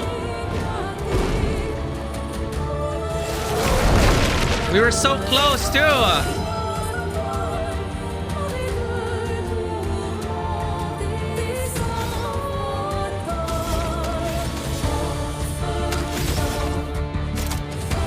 We have nothing. We have a whole lot of nothing.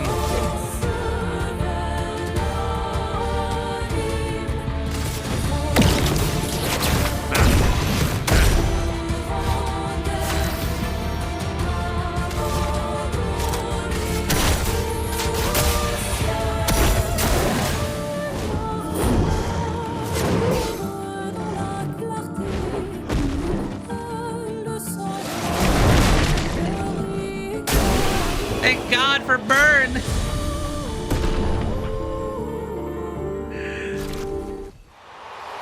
Kralim. Oh my God, our party's so beat up, chat. It's Colleen. But this is so good though. 50% chance to generate a light stain when consuming stains. That's why we've been having so many stains. Casting a skill increases the skill damage of all other elements by 20%. Resets when casting a skill of a previous element. On turn start, if no stains, 2 random strains. Okay, okay. Plus 1 AP when strains are consumed. Okay. And it's level 20. Let's just go with that.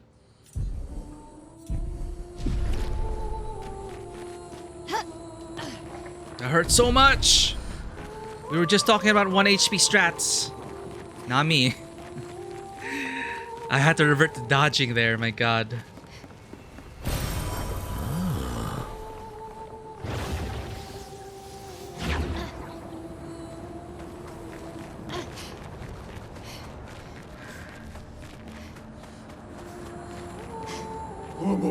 I'm so high up! I'm so high up!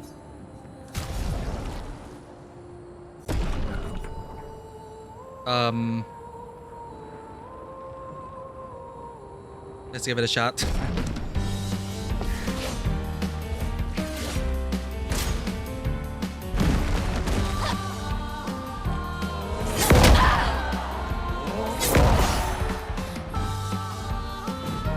Not so bad.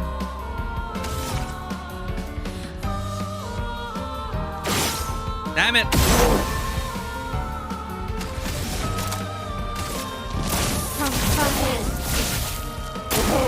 Ready to parry.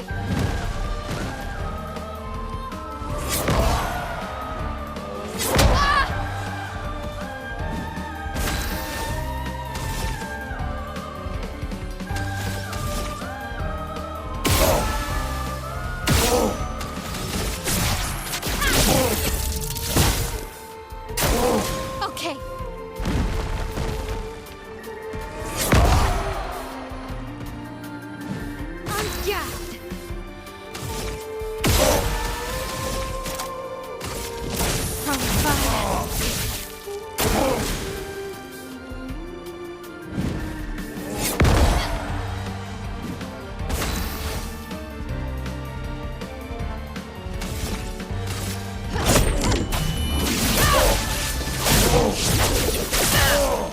Why are you so chunky?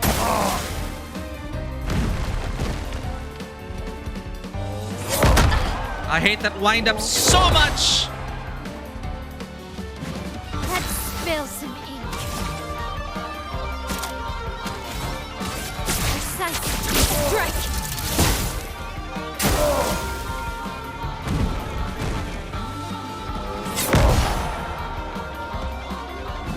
Let's spill some ink.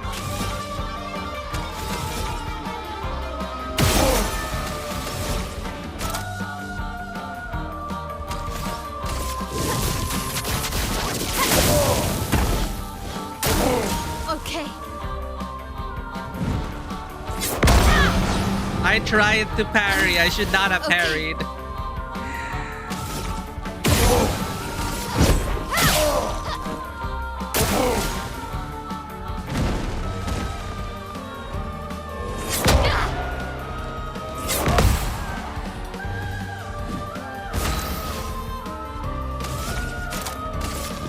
From fire.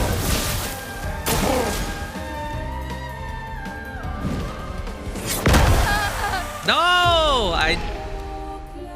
God damn it.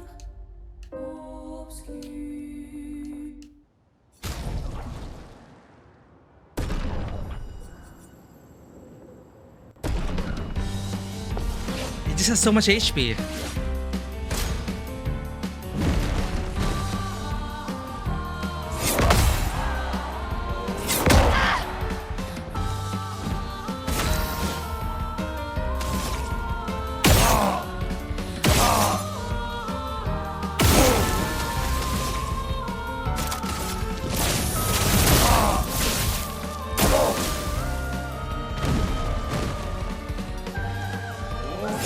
Oh, I hate that wind up! Fuck! Why can't I learn it?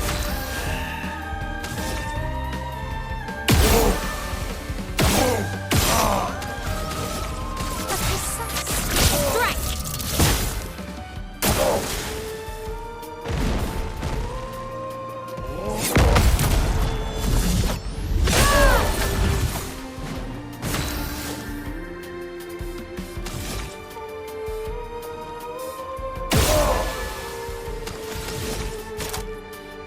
From fire. Let's dance. I tried. Not giving up.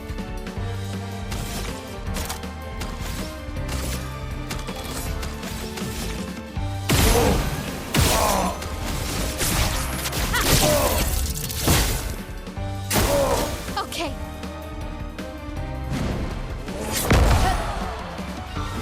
I'm ready.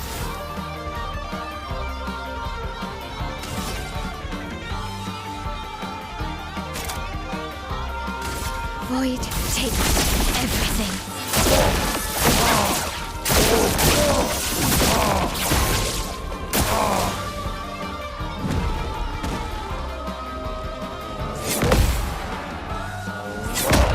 No! En garde.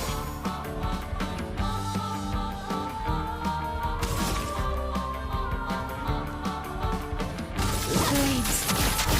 On me.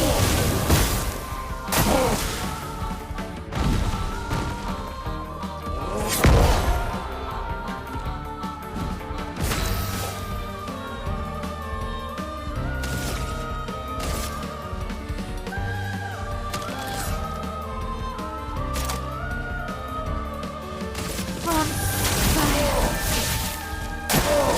Let's dance.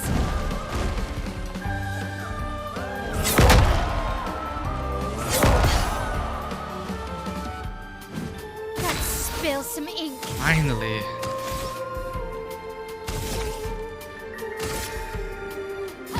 This and precision.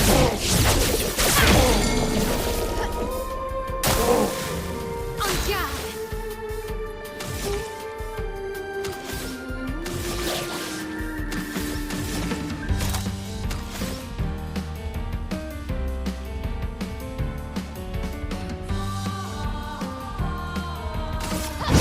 Finesse and precision.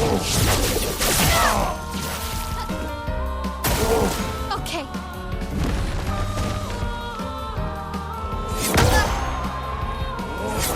No! Fudge! Oh, yeah. We'll play it safe. That's better.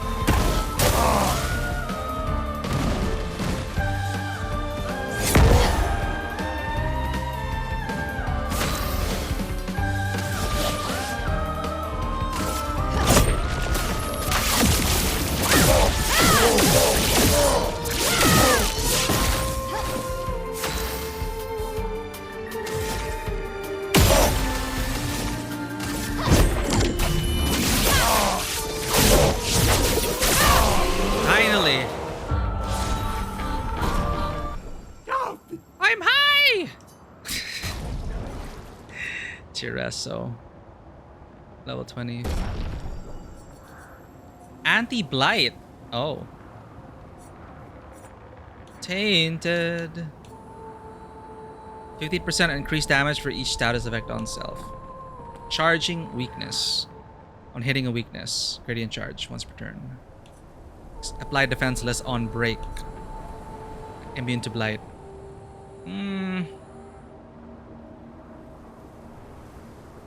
I think we need to save a bit of money if we want the weapons.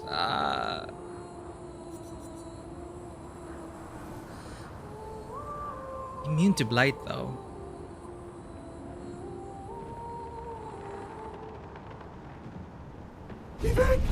Bye-bye. This is a freaking wrench. Tire so. Gain 1 rank on applying mark. Mark an enemy on base attack. Apply powerless on marking enemy. So this is for marking build. Ooh.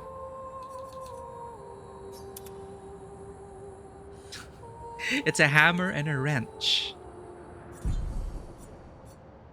In that case. Alright, we already have marking shots. And burning shots.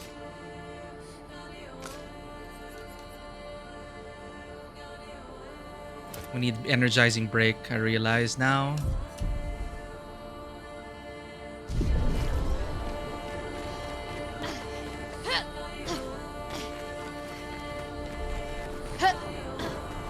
We'll go even higher. Whoa.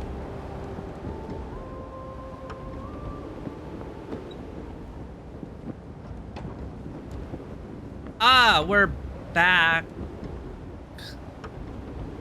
Bring us to the top. No.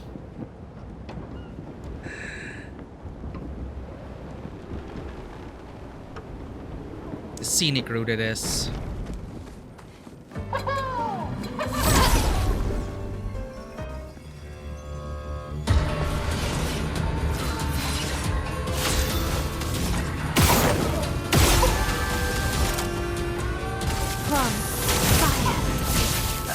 Wrong target.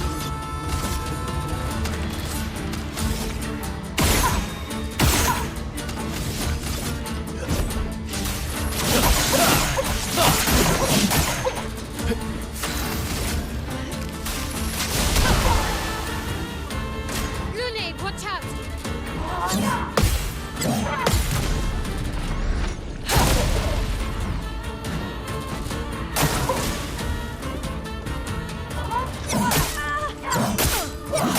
I still don't know that. Parry it!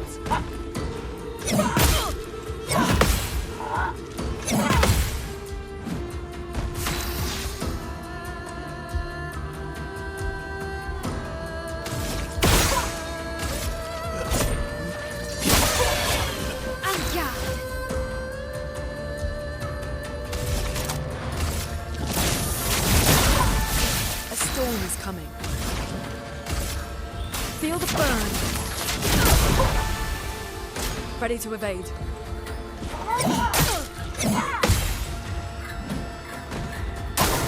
Not impressed. Definitely not impressed. Let's carve a path.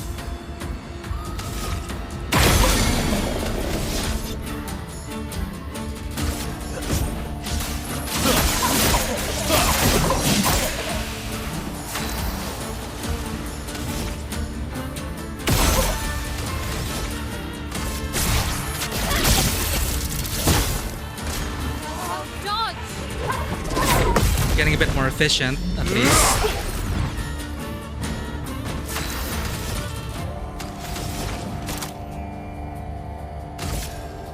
Bye-bye. Get zapped. Lightning, strike!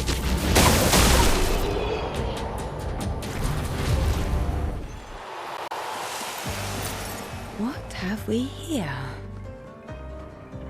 Oh shit! I did not expect that.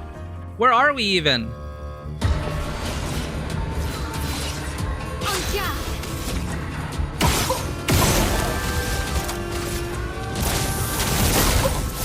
Let's carve a path.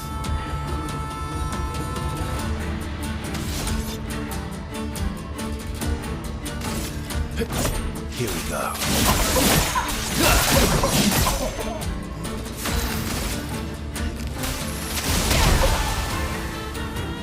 Not impressed. I jumped back. Wait, I was looking at chat. I jumped back down all the way?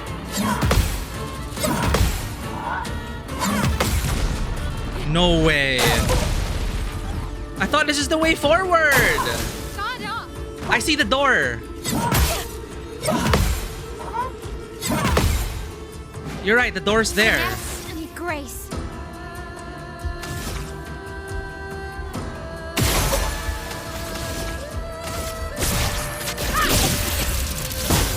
Overflowing with energy.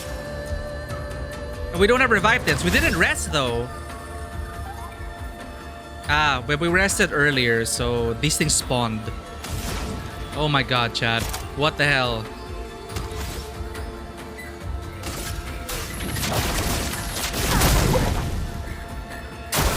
Danger!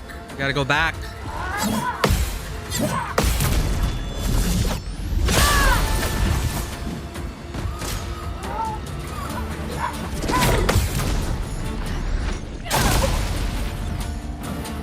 Finesse and grace.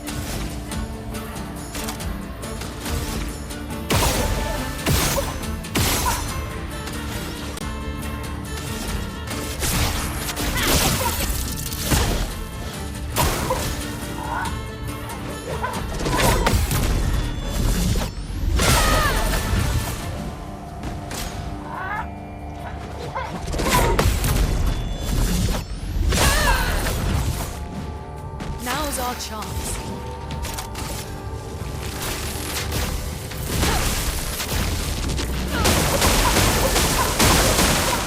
Let's spill some ink.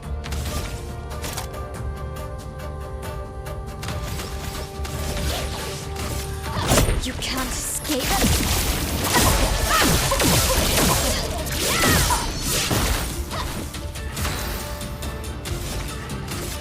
Finesse and precision. Overkill, but okay. Okay.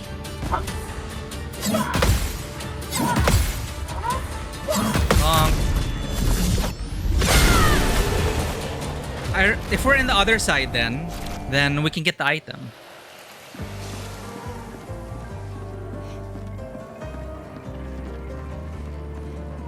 No, the item's over there. We really did go all the way back. What?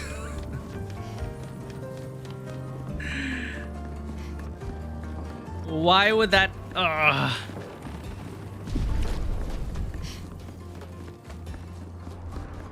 I was just looking for a way forward.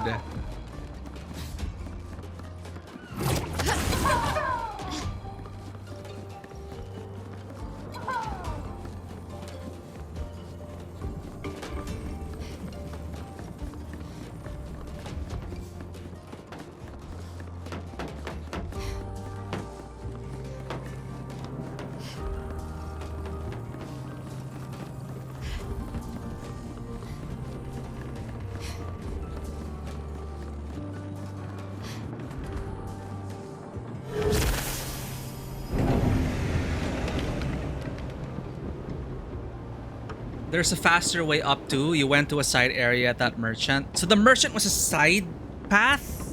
This?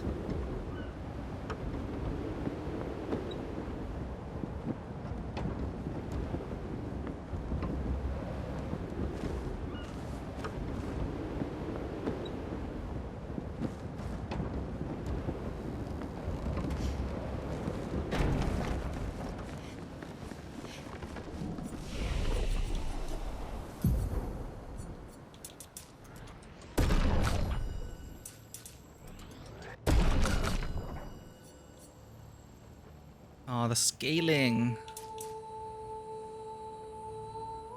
I just want to get to 50 agility at least.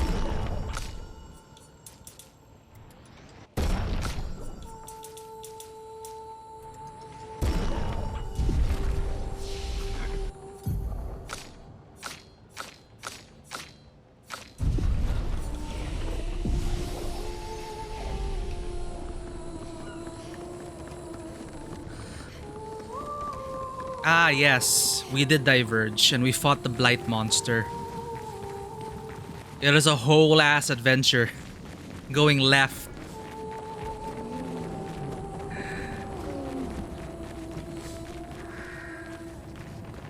Oh man. Chroma.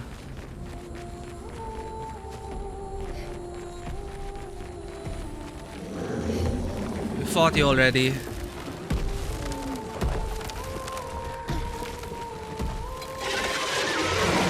To fight you again?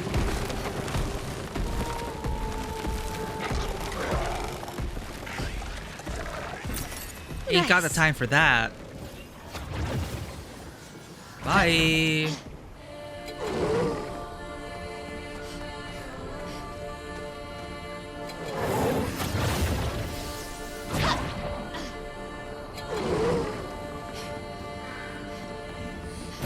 Oh, I see the balloon.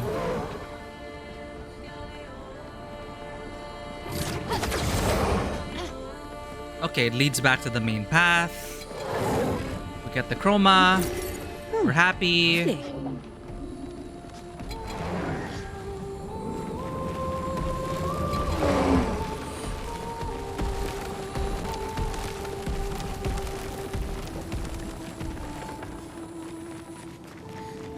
Just making up for some lost time here. There we go. And we get a log for our trouble. Expedition 61, Margot. See, but I disagree. I don't think she's lonely. She's alone, but she's not lonely.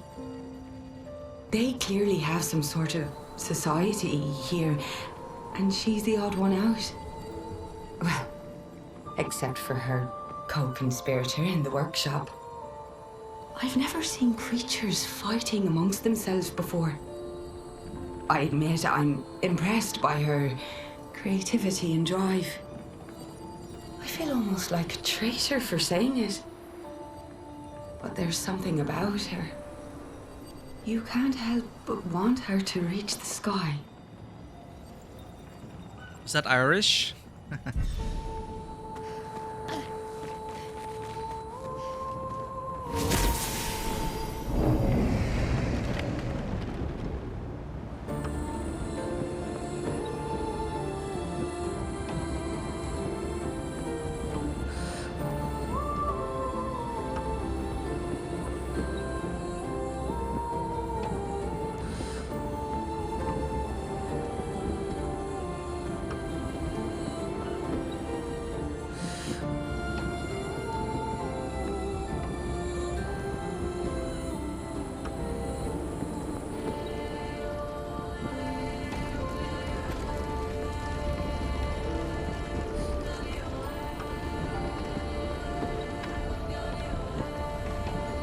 Alright. We keep climbing.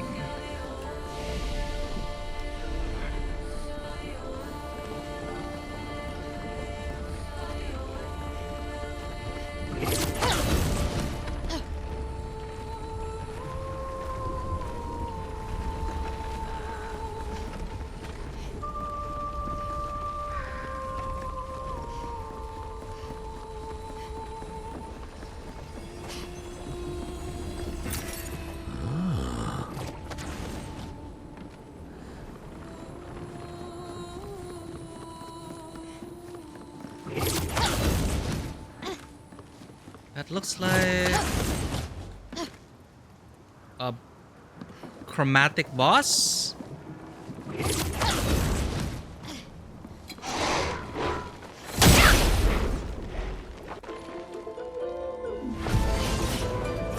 Chromatic brasselier? Please, fly.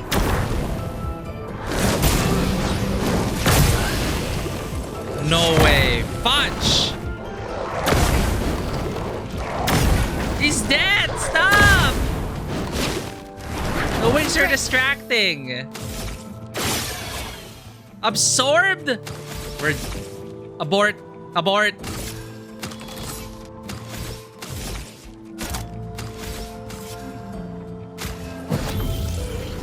Reborn once more. I cannot believe they would do this to us. Danger! Let us stain them. Ice. Shut! Our affinity is fire. What's Mile gonna do? Let's cover path. Now you're ice. Alright.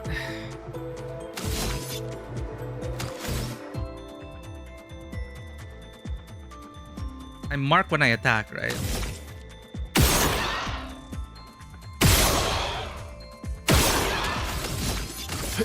Here we go. There, still. Dodge.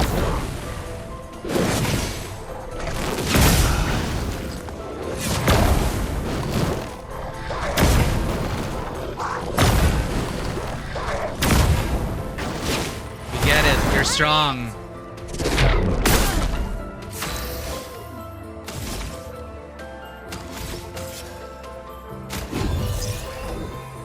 Watch out, Mael.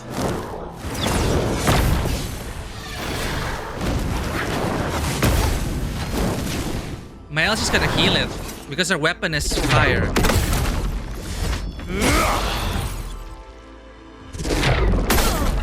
Let's carve a path. Fire gradient attack.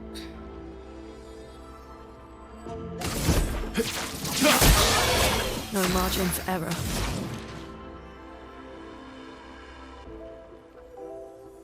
You're on fire right now.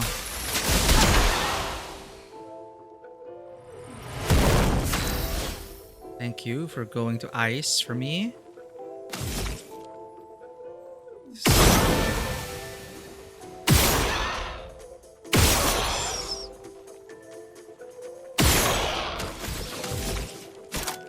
Wait, this is gonna heal him in the other stance, right? Each burn stack is gonna heal him.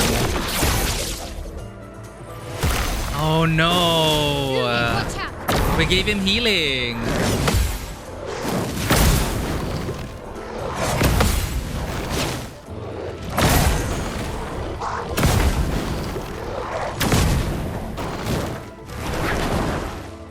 Does burn heal him? Oh, I wasn't paying attention. Lol. Let's go again. Careful, Verso.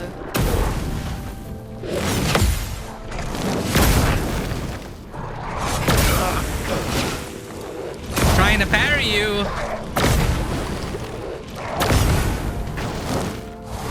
Ready to evade.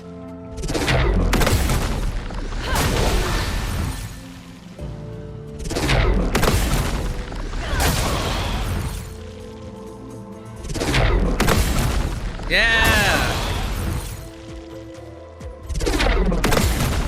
Come on! Ready to evade. No! Let us stain them.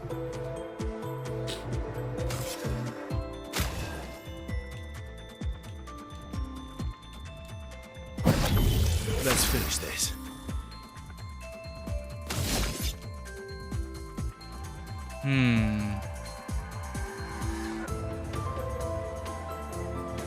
Can I risk it?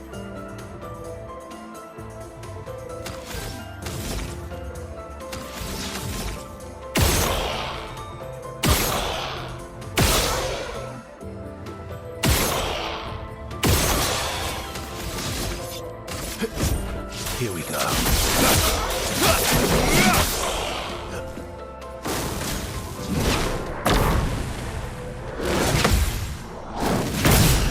Fuck! Fine, I'll try to dodge this time. But the shooty bits we can parry. Nope. I'm ready.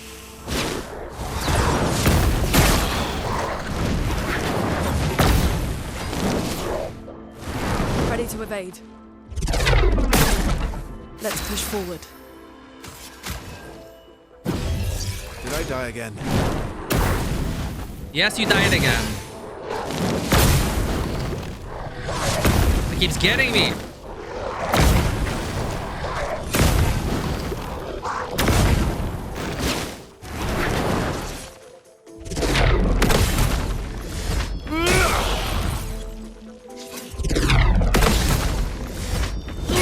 So we can keep going.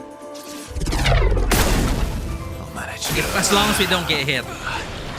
As long as we don't get hit. So you can keep parrying the shots. Oh, really?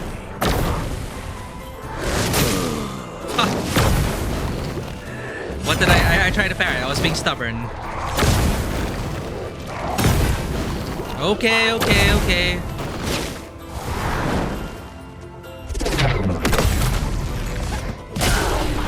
I'm waiting. How many can we get? Take your shot.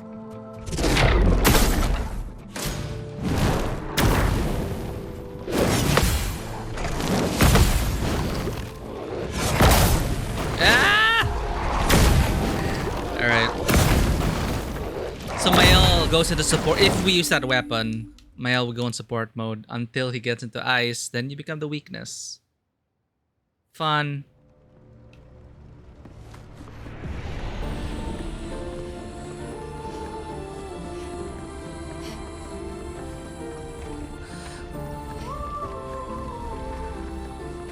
That could be part of my grind off stream. That could be part of my homework.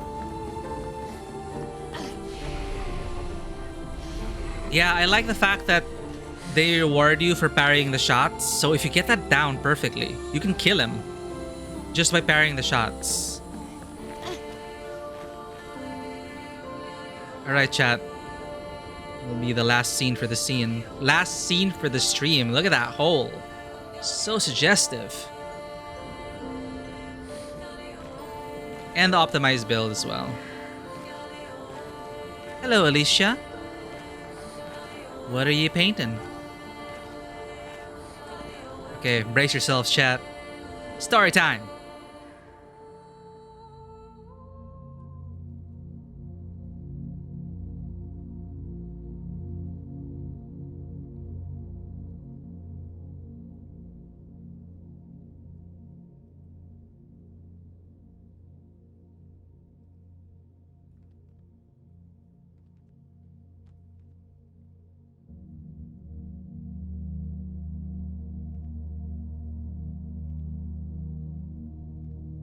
Hello.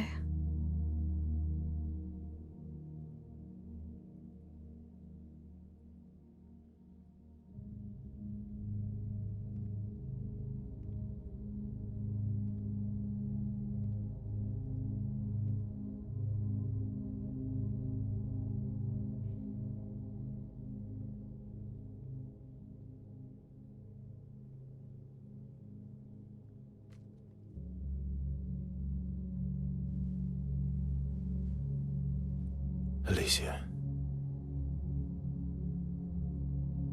Your letter.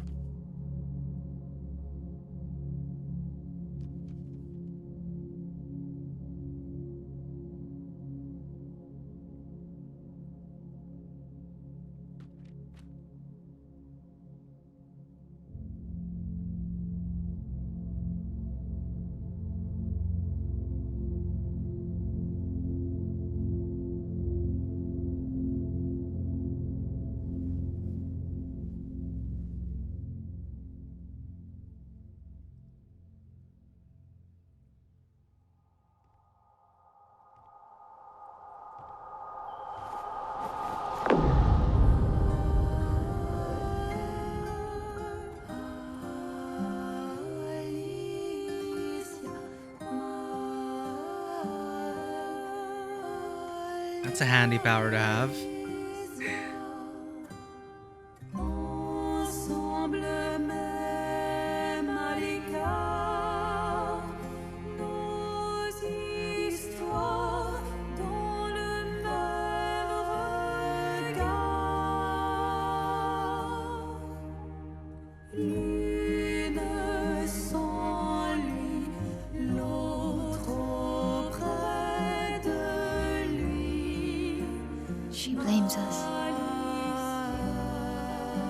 doesn't she?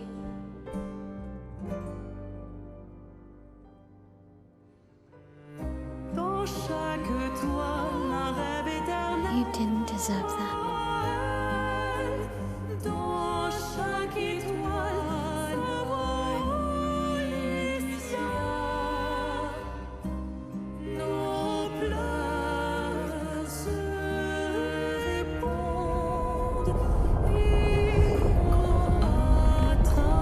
Do we really want to go into that hole?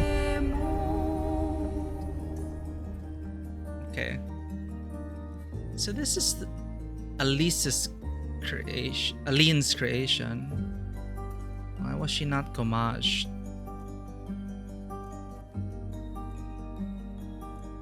Or are you a creation of? Are you a creation of?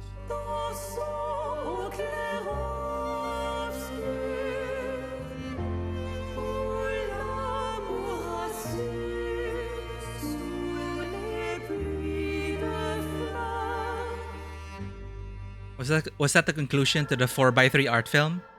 What? This is really... What?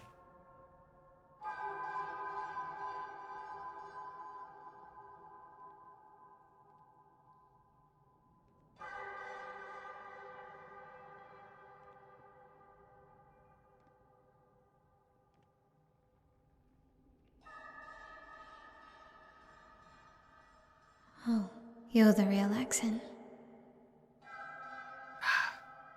You know, Papa painted her. So, you know who she represents?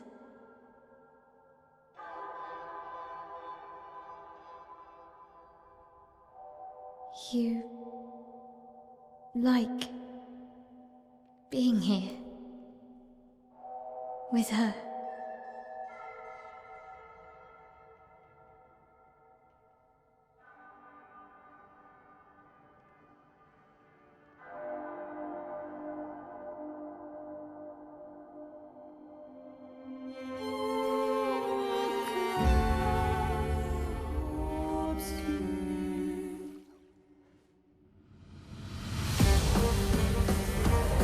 We're in like art film territory. What? Hey! No! None!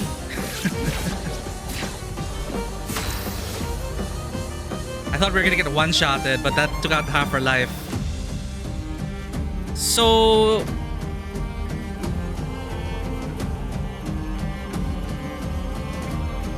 this axon represents Mael? Sorry, Alicia? Let's get our healing build with fire.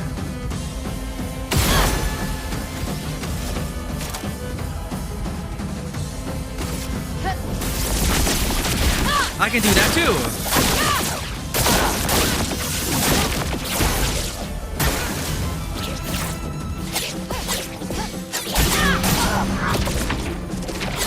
Oh my god, chat, what the hell?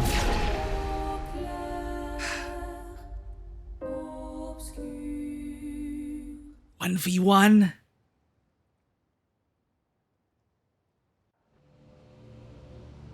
Okay. Yeah, I got some questions about like... I'm just asking myself, talking out loud.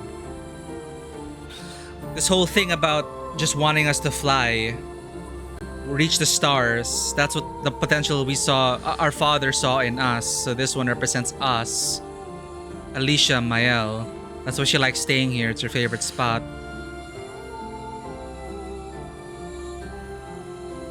And we wanted to absolve her of her, because that's a weight that Alicia and now Mael, carried.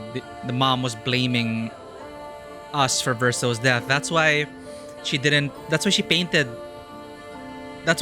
paint this Alicia with a fixed face, a voice, and she put her in a mask because she was so angry at her, or she blamed her for Verso's death because it should have been Verso, not her. That explains why she was painted this way. But then my question is like, I wonder why she wasn't gommaged. Because we defeated the Paintress. What sustains her? This axon, maybe? Created by Father? I don't know. What ties her to this realm? Maybe it's one of those things. She's a spirit. It's in between. And she's... And we're gonna help her. You know, we forgive ourselves. So she can be free, I guess. That's how it feels to be a Nevron. The Curator, Renoir, and Verso weren't Gamache either. Yeah. And Verso, like...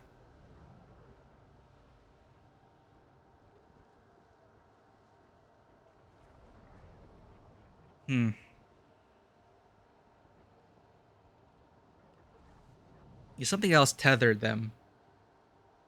I guess Verso didn't get Gamache. So he was a creator of Aline. Created by Aline.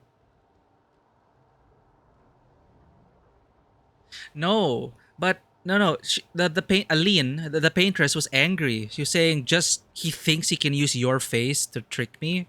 So he's Renoir's creation. We'll see, and we'll get things in order. Right now, let's focus. Let's focus on the fight. Alicia's the same, maybe like Verso.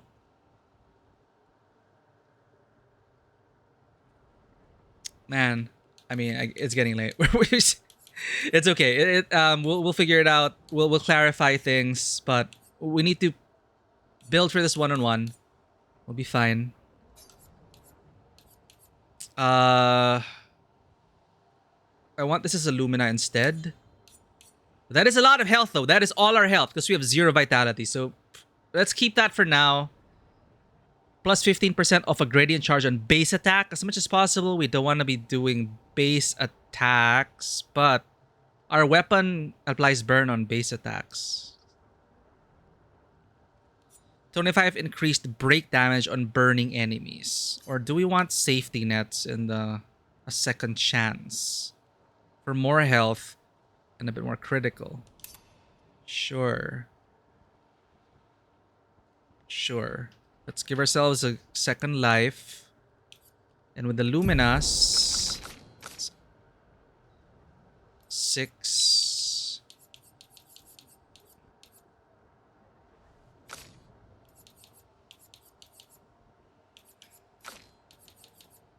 %50 increased critical chance if health is below 30%. I do not believe in my ability to counter her ballet. Deal 50% more damage if health is below 10%. Power intent. After a free aim hit. Oh, okay. Oh no, base attack damage is increased by 50%. Breaking burn? Okay, I just saw it now. 25% increased break damage in burning enemies. Good. Yeah. We're getting her burned anyway. We're burning her anyway. So that's it for now. Let's just try a run with more health. What's her new wardrobe stuff? Imagine fighting her as a baguette. Real Mael. We were always real. What do you mean?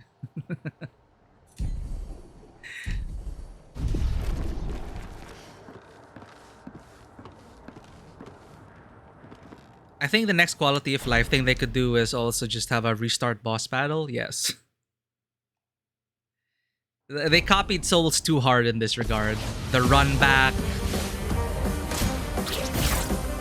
1, 2, 3, 4, 5. Okay. We're kind of getting it. On me.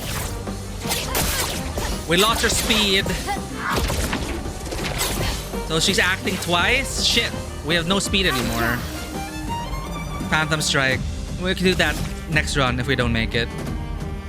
7, 6. Fire weakness. They gave us that at least. Void takes everything. Okay, got our burn stacks going. Oh, I should know your moves!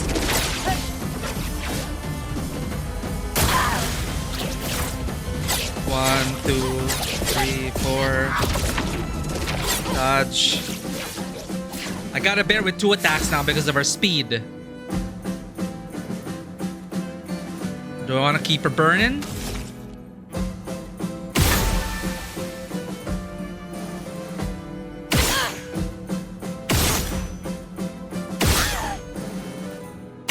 Sure. This is kind of sad. He's already a victim of the burn. 1, 2, 3, 4, 5. And we're just burning her to death. It's kind of sad. No! Don't do that! Ready to carry. Oh! No! You got a bottom strike! I don't know what's going on! We got lucky there. Swift stride. Mr. Virtuose. 9.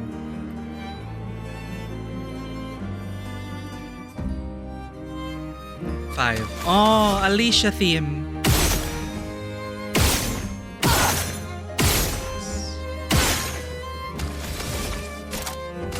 Void, take everything. Thanks for the clip. Punch! On me. Okay, guys. 1, 2, 3, 4. Oh, you know, we might be able to parry the sword ballet. Let's try it. Let's. Not this though! Stop! 2, 3, 4, 5. Go by the blur! Blur! On me. Punch! No!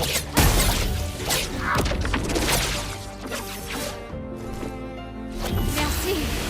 Okay. Second life. No burn? Shh.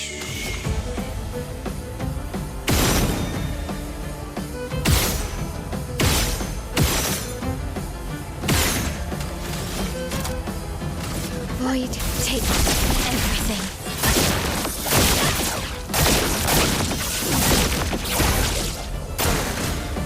No, no, no, no, no.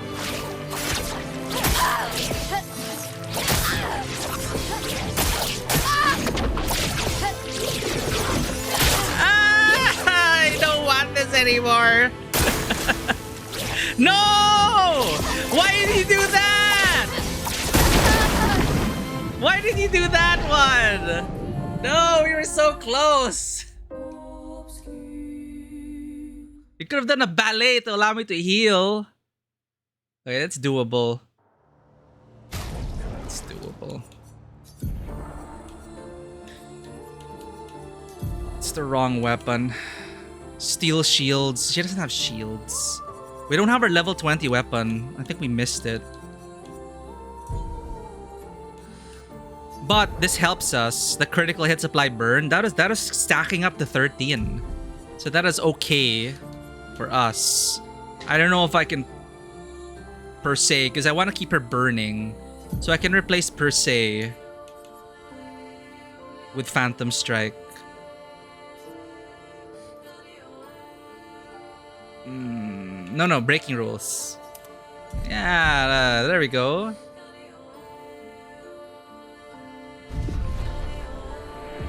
I can get to 20. Can we do that? Okay. Let's do it. At least let's get it to 20.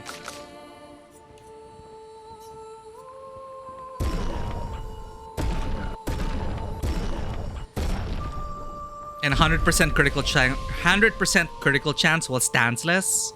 All right, I feel better with this. Good call. Just don't drop shields on us. Because then I'm gonna regret removing the shield breaker. The speed though.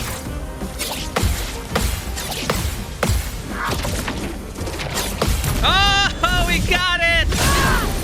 Two! Wow! Oh, let's do it again. No! Good start, good start. Blades sharp.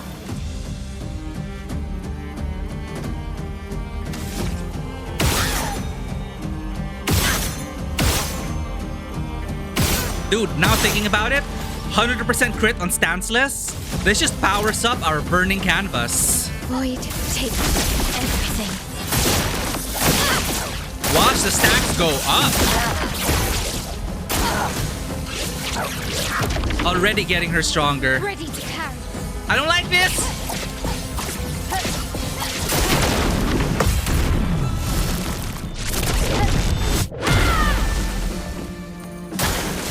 Let's Okay, okay, okay. Come on. Yeah. Time to hit big. Can break her. Fleury. We're not in Virtuose though. Is it worth it? Nah, here's what I'm gonna do. Let's see how much burn we can apply. Void, take everything.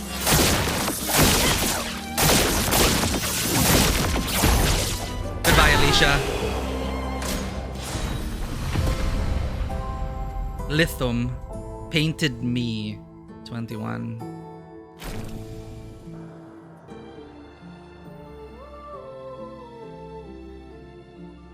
So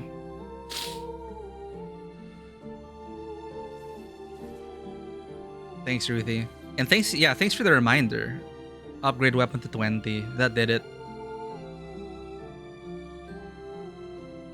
Okay.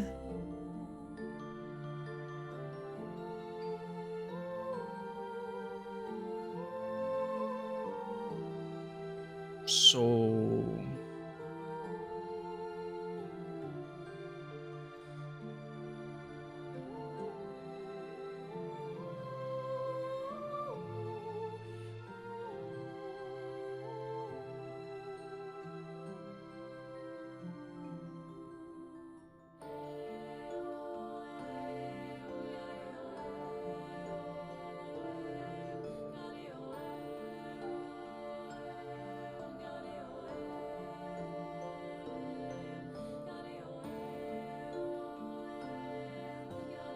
I guess this represents his hope for us.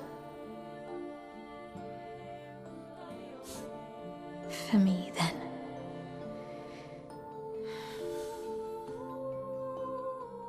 Go. Claim your piece of sky.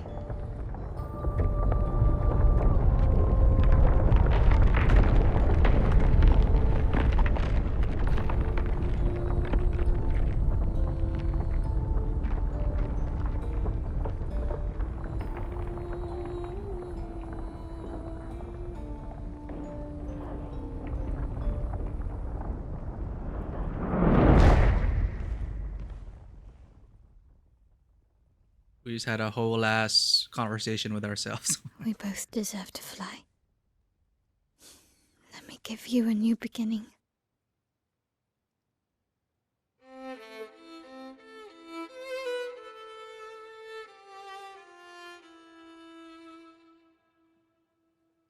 Oh. Alicia. Aww. Send me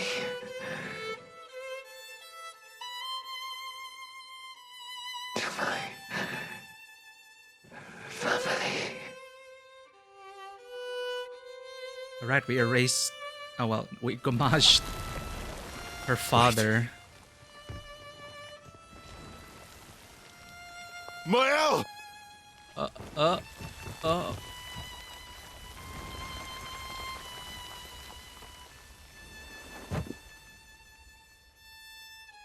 Oh, she didn't even say goodbye to Verso.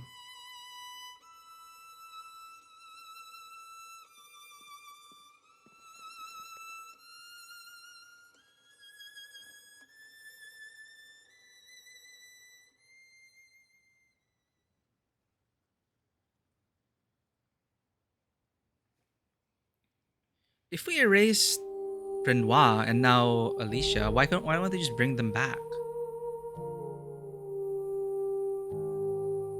Oh no, that was his sister, Ruthie.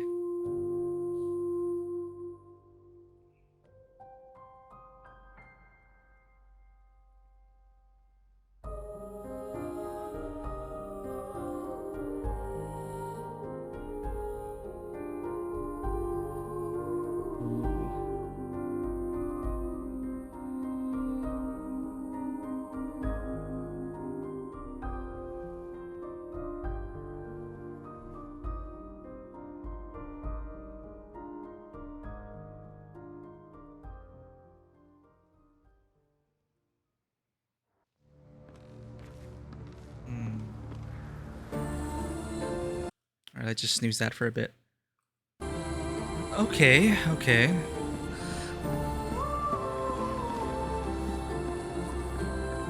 Let's return to camp. Oh, no problem, Ruthie. But yeah, that was his younger sister, 16 years old. At camp, Verso refuses to talk to anyone. He stands alone by the lake. After a while, Mael decides to go and talk to him.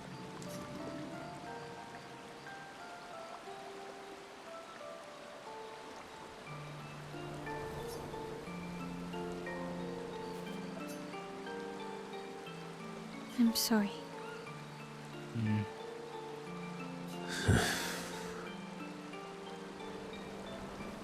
It's what she wanted. I owed her that much. We owed her that much. So she was created by the mother. Renoir was also created by the mother. We homage them. Oh, and where are our expedition buddies that we revived?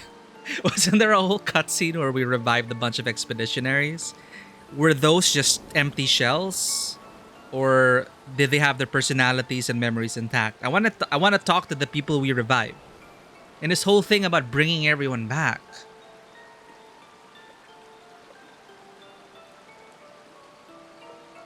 Why don't we bring back Renoir and repaint Alicia for Verso? I mean, if Verso is one of the last living Paintress's creations,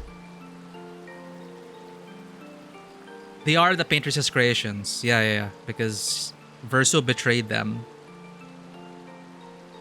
Yeah, okay. I honored her wishes. That's something neither you nor Renoir ever did. And not Maman either. Dude, it's so cruel though. Like the mom painting her like that. Out of spite. Like if you were gonna paint the family, at least paint your daughter whole. Because you painted Verso anyway. But no, she was so angry at her. Oof.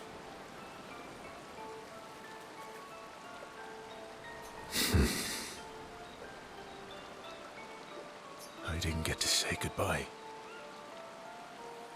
Yeah. You didn't wait. You didn't give me a chance to persuade her. Yeah, that was a bit sudden. Because we had our whole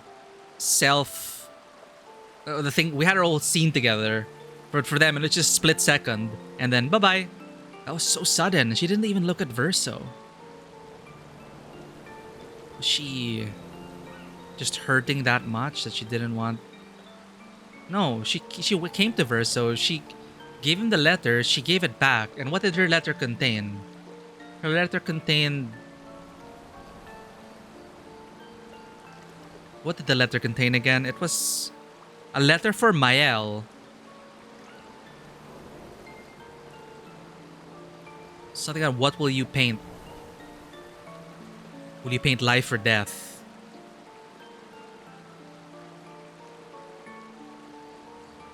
And Verso returning the letter, I'm not sure why he did that.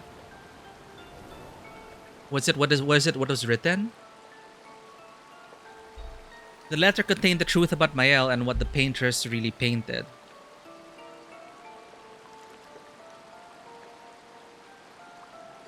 And Verso decided not to give that to Mael. Right? She knew what she wanted. You wouldn't have been able to sway her.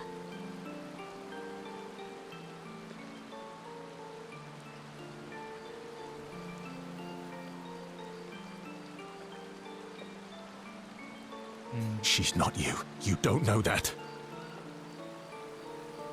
I know her better than you do. But you didn't even give me the chance to try. You just erased her. Yeah, that was. Oh. Verso. You've lost 2 brothers. You know what it's like to lose your sibling and never get the chance to say goodbye.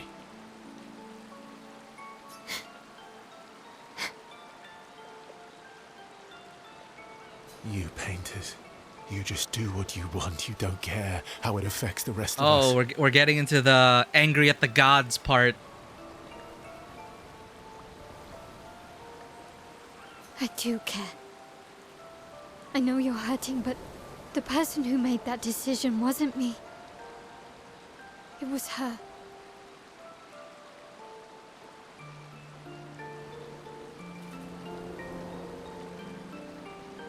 I get mixed about it because I don't know. It's, of course, I'd rather choose life. You know, basically she wanted to kill herself, and we granted her that. Could it be akin to euthanasia? If so, why not just repaint her and bring back Renoir, since we're bringing back everyone anyway, supposedly. Still have a lot of questions. Would have been wrong to deny her just so you could try and talk her out of her decision. She's the last of my family. I have no one left now. You have me. You have us. Mael, I wasn't ready. Don't understand. You were ready when you set Papa free. Well... You expected that he would erase the canvas and everyone in it. Isn't that the same thing?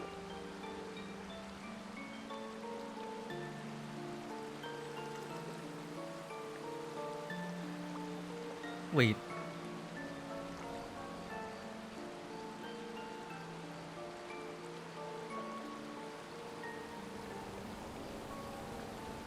We're talking about the paintress Renoir, who was very much for defending. But then the whole thing with the gommage. You know what? Let's just... It's different. It's different. Yeah, it's different. Why did she do that? You know why. But you're right. I should have thought of you. I should have given you a chance to say goodbye. I'm truly sorry, Verso.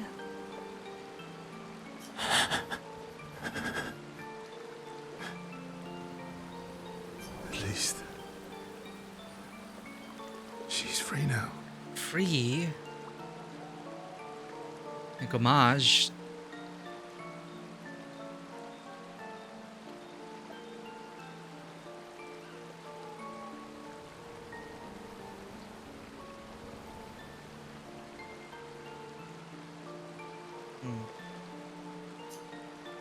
Despite his frustration, Verso understands Mael's words. He appreciates that Mael is honest with him. And Mael empathizes deeply with Verso. Mael and Verso feel closer to each other. Okay. Cool. So the letter contained the truth about Mael and what she really painted, which Verso already knew, I'm guessing. So he read the letter and decided not to give it to Mael. So Alicia was pissed, like, you didn't give it to her anyway, and now look where we are. If she gave it to Mael, if he gave it to Mael, yeah, he held on to that letter. And I guess he thought that it would be a bad thing to give it to Mael. So it is another thing Verso kept from us until the very end, because he didn't want to tell everyone that, yeah, you're all gonna get gommaged. But he didn't expect Mael to be Alicia, right? That's something that was...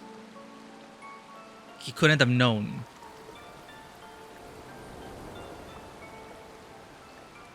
So she comes back. Verso's somehow still around. It's a lot to untangle. It's a wrap up. They sit in silence a little longer. This time, Mael comforts Verso. They head back to the others. But yeah, I also felt that, like, what? You're just gonna erase her without letting Verso a chance to say goodbye? And her choice to die, I guess, again, it depends on the condition of that person. If I'm gonna look at it from a euthanasia perspective, and not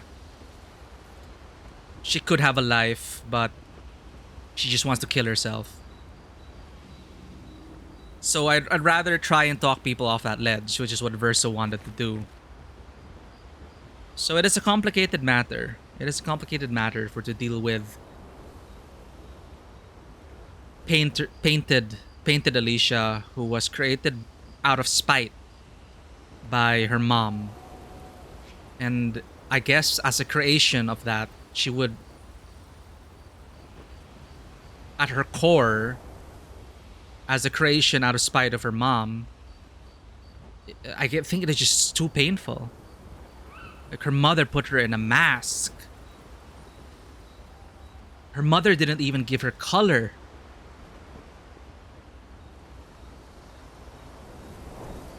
So it is, it is a painful. She as that, I guess she was very pained, which is why she just wanted it all to end. Okay, so now with the whole thing about Mael bringing back everyone who's gommaged, sure, you could bring back Paintress Renoir, because Mael's gonna become the next Paintress, right?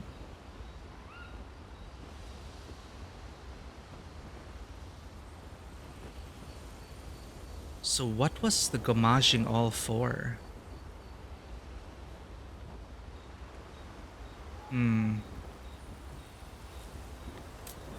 There's just a lot of thoughts, chat. I'm just like parsing them and trying to fit things in their place. But I'm pretty sure we'll have interesting discussions as we continue. Let's just have a round of talks to get a bit more closure maybe from that arc. But next stream we will deal with the other companion quests. Yeah, so maybe 2 to 3 streams, we'll see. Is there anyone special you'd want Mael to bring back? You've been around for a... Yeah. And all the expeditioners I traveled with. Yes. And to explain... It's strange, watching her. Mael. She has the power to remake our world. Yeah. Oh, we have time with Luna. Ah, no, it's to remind us of the quest. Never mind. Sorry. Only Mael? Okay. Makes sense. No, we didn't do the quest. Yeah. Speak with Mael. Mael. I'm getting quite tired of people telling me to go home. Oh, okay. Fine. They're counting on me. I want... Okay, let's go. Verso approaches Mael, who's staring at the monolith by herself.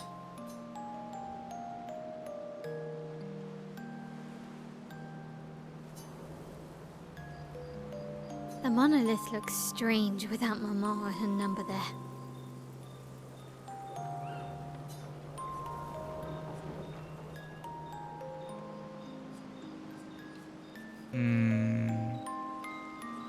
It feels less oppressive. I guess. I wonder what Mama's doing now. She must be so upset. Dude, it's like you forcefully log her out. Pretty sure she's pissed. She wants to get back into the MMO, but we deleted her account. I'd be upset. We erased her save files. We removed her. We deleted her account. She's not getting that progress back. Yeah. So it's back to the Painters Council for Maman and whatever war they're in now with the writers. Claire won't be happy either. They're probably driving each other crazy right now. So I can see the mirror now. You had painted the painted Alicia, and painted Alicia. They're mirrors of each other and they wanted the opposite. Oh no, they want the same thing in opposite ways. Where am I going with this? Real Alicia, Pain in real life, wants to be the next paintress and live in this painted world, in this canvas. Painted Alicia wants out because she is in pain here in the canvas. So that was the whole thing, I think. So the only question that remains now for me is the workings of the Gamage. Bringing everyone back or not. Why, as a paintress, we were not able to quote-unquote fix painted Alicia. Why didn't we just give her color, voice, remove the pain? Maybe it's not possible? So things like that. It'll be little questions, which we'll find out as we continue with the rest of the finale. And yeah, what's happening in the outside world now? Although, I doubt Claire's been home much. Knowing her, she's probably hunting down the writers responsible for that. Ooh, okay. A fire? For the fire. Sounds like Clair. Yeah. Barely saw her when I was home. She took Verso's death very personally. Well, we all did. I've met her 3 times. You have? Ah, right. She logged on. Francois. The first time was right after the fracture with Expedition Zero. She stopped us at the barrier. Stopped us at the barrier. Wait.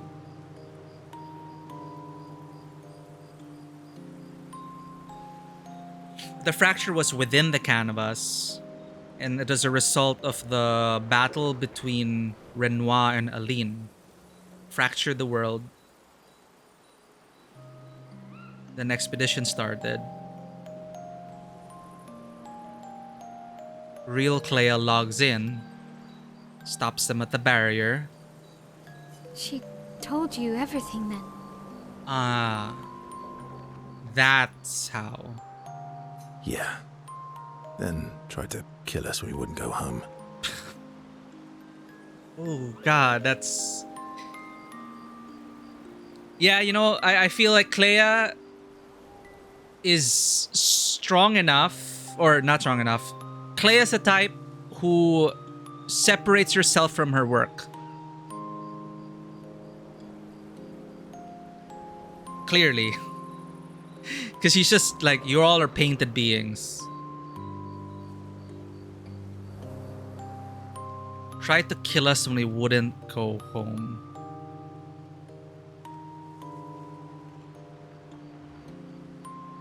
But weren't the expeditions started to eject the paintress? So why would Clair want to stop the expeditions? Something I'm not connecting here. But okay, at least now we know how Painted Verso knew about everything. The god literally came in and stopped them at the barrier and saying, hey, this is the reality. Now go home. No. Okay, I kill you all. Clair. You laugh now, but these painted creations are real to themselves. She found me years later and tried to recruit me. Then she found me again. 16 years ago. Wait, what?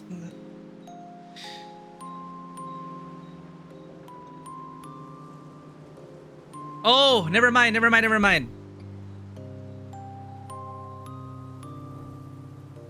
I forgot. Verso is... Painted Verso is a creation of the paintress. She was already with Renoir. Ah, I get it now. Wait, Expedition Zero, Painted Renoir, all of that. That is when they betrayed, quote unquote, betrayed humanity and joined the paintress' side. So what they meant with Clair, like, just go home.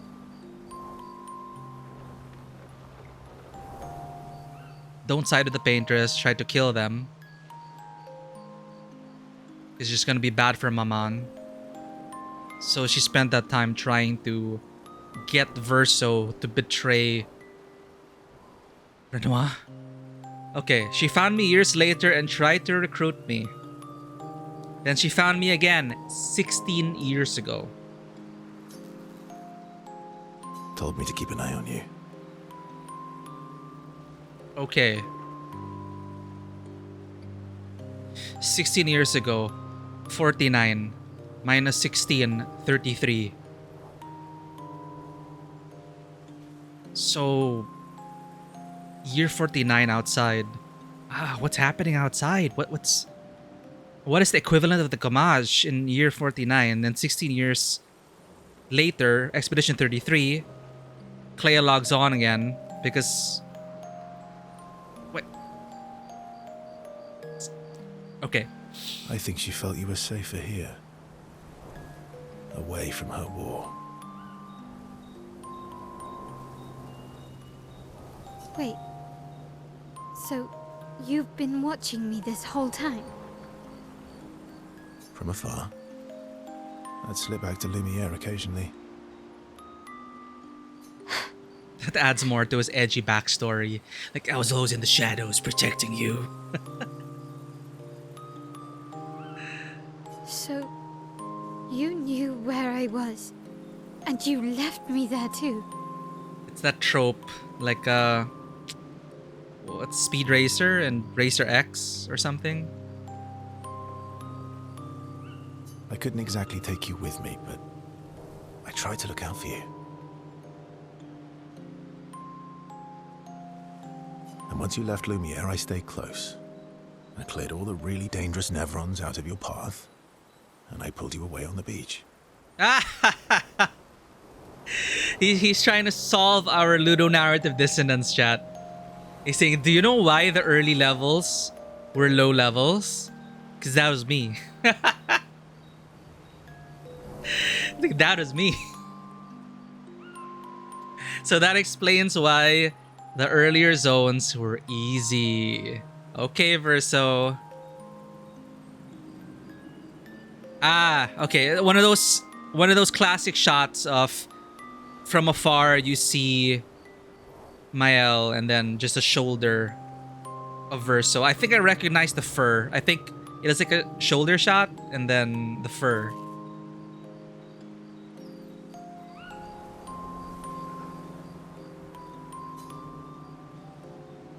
But you also let Renoir kill the rest of the expedition.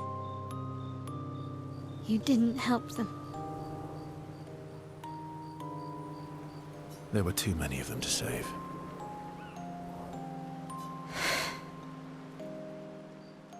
I need to ask you something. What? You wouldn't lie to me, right? I think we're well past that. On the cliff. Gustav. Uh-oh. Uh-oh. She's going there.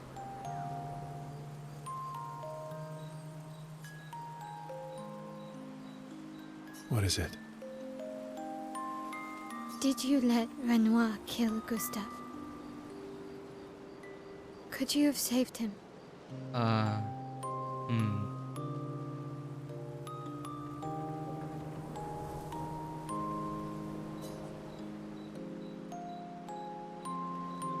He could have?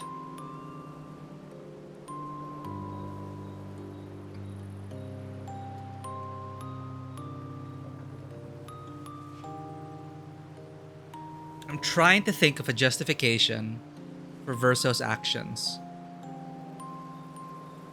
And I just thought of the funny meme where it's like, they had no budget. Charlie Cox was too expensive. So we had to write off Gustav. That most likely real answer aside. Why did you let Renoir kill Gustav? Just so you could replace him? That's kind of messed up. You didn't need to do... So he didn't need to... Why did Gustav need to die?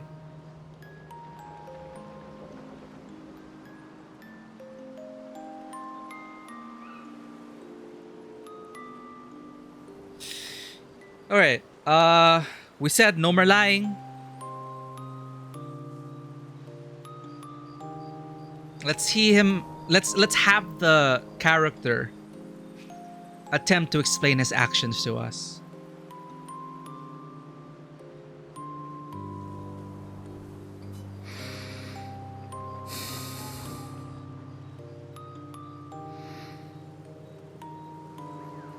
Yes.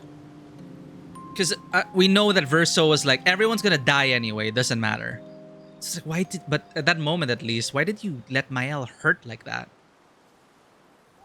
And at the end also, never told Mael the truth, never delivered the letter.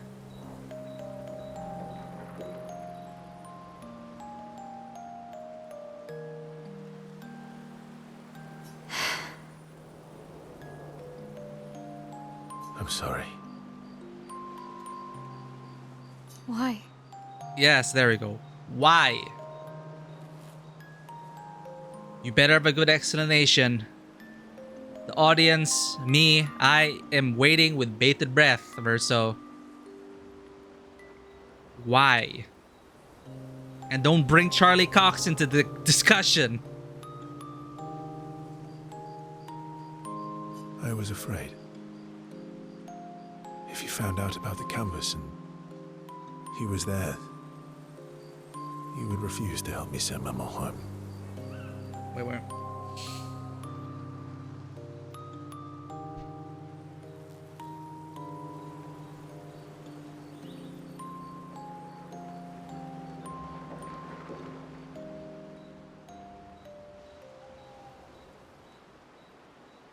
So what I'm getting here is that he did it so he could more directly manipulate us.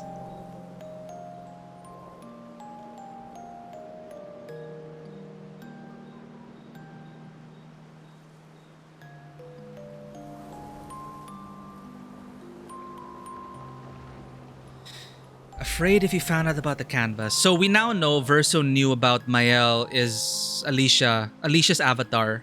Mael was Alicia's avatar. Verso knew that truth already, so that she was a paintress. So he was afraid if he found out about the canvas, so then she got her memories back, Verso's canvas, and if Gustav was there, you would refuse to help me send Maman home because her ties with Gustav, his family, her family, of course, were strong.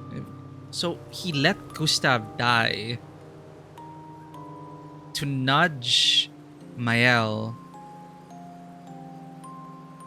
as motivation, as to give her more motivation to kill everyone. That's kind of messed up if you think about it.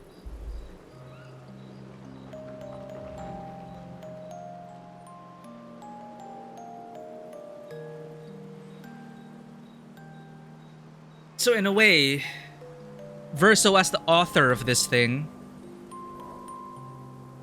this is my interpretation of it. He thought Gustav's death would serve his cause. Exactly what he says here.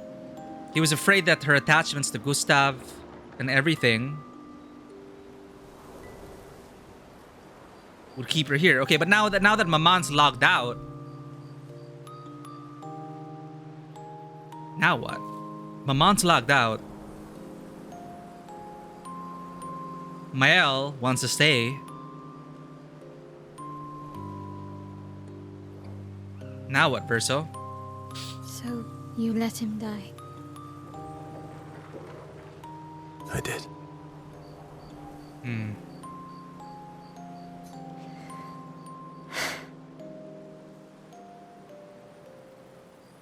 But again, we're gonna bring back everyone anyway, right? It's like the Avengers. We're gonna rewrite, we're gonna snap to unsnap. I should have told you everything sooner, but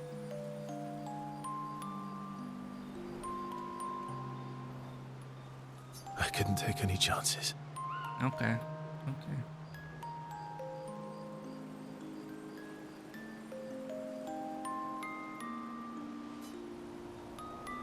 Did it for Maman.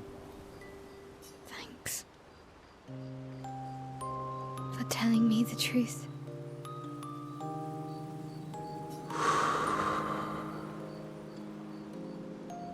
Yeah, well, no more lies, right? No more lies.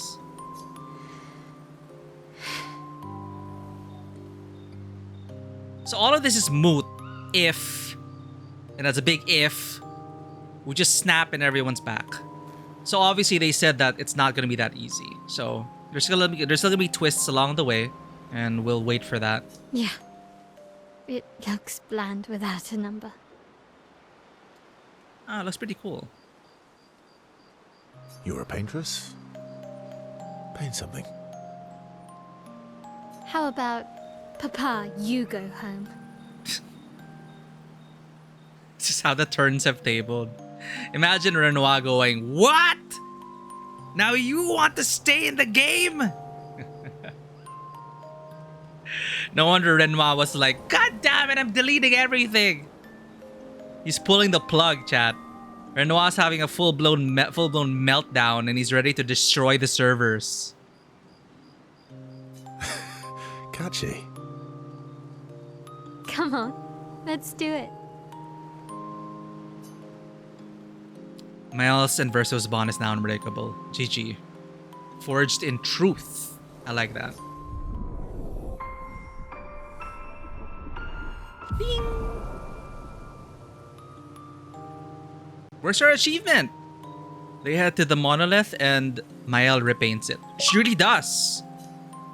Sending a message to her father. This adventure helped Mael better understand her painter side. Worth it. Gommage! Oh god. Just snap! Snap and they're gone. They return to camp to the rest of the expedition. Okay, let's get her max rank dialogue. No poetry lately. I'm not really inspired these days. Let's see if SKA has more of that wine you like. Maybe that'll help. So, You're really enjoying... can't rely on... Well, at least... Right, we have to beat up Golgra and Luna's parents. For next stream, what order do you think we should go? Should we I feel like I want to do Golgra first. And then Luna's parents. Because it's like a return. It's going to flesh out, hopefully, the expedition a bit more. We're returning to the expedition side of things. And then we go on to like take on Renoir. In addition to that other thing you suggested with the tower or something, Renoir's drafts. So get the silly Golgar fight out of the way. Get Noko back. So we have our Scrappy Doo, our puppy back. Then we go to Luna's parents. Mourn the loss of her parents, but also gather more hope that we can bring back the previous expeditions.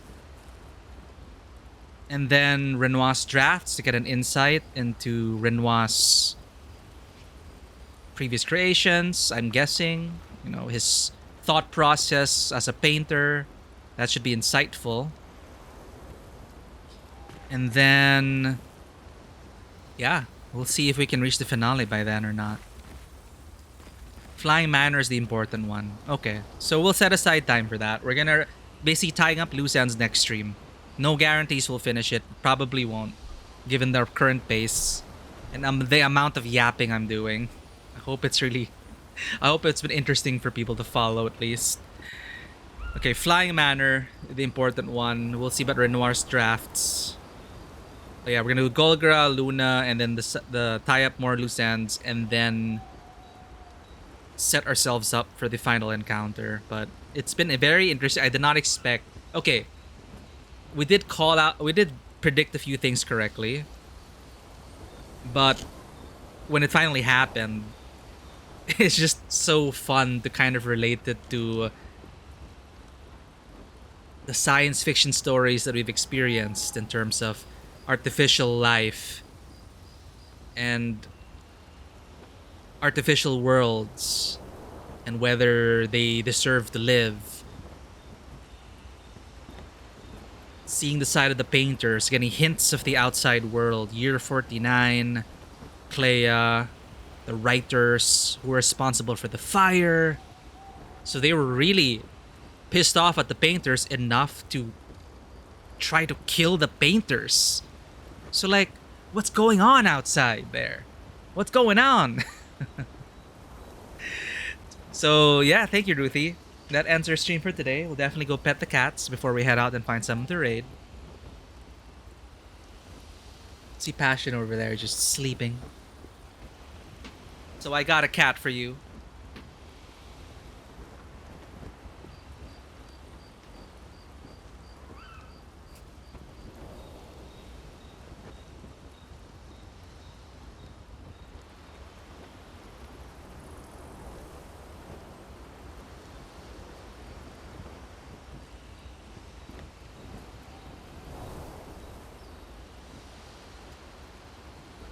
That sounds about right. We're not rushing things. The second stream, after finishing it, we'll probably have a lot of thoughts and corrections. Because I'm pretty sure I'm messing up a lot of details. Because there's just a lot of... There's a lot going on. But it's interesting just piecing together the pieces and stuff.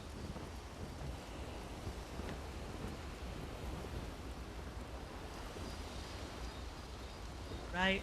You're my little Monaco.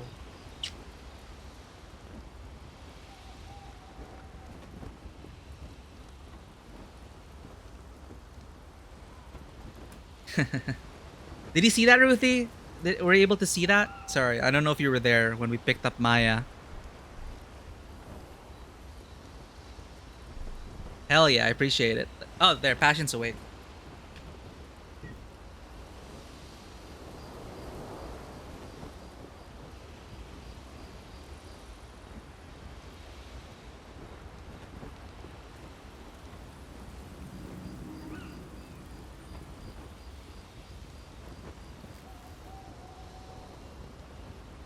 All right, let's find someone to raid. We will definitely have a lot to talk about 2 streams from now. So that's the current plan. We got a lot of loose ends to tie up. But I'm glad we're getting more companion stories. And I can see why they reserved this meat of content for Act 3 after the veil was pulled, because everything then will be seen from the lens of truth, as much truth as we can. So it definitely changes a lot of things. Because Act 2 was us living in blissful ignorance as a result of Verso's manipulations.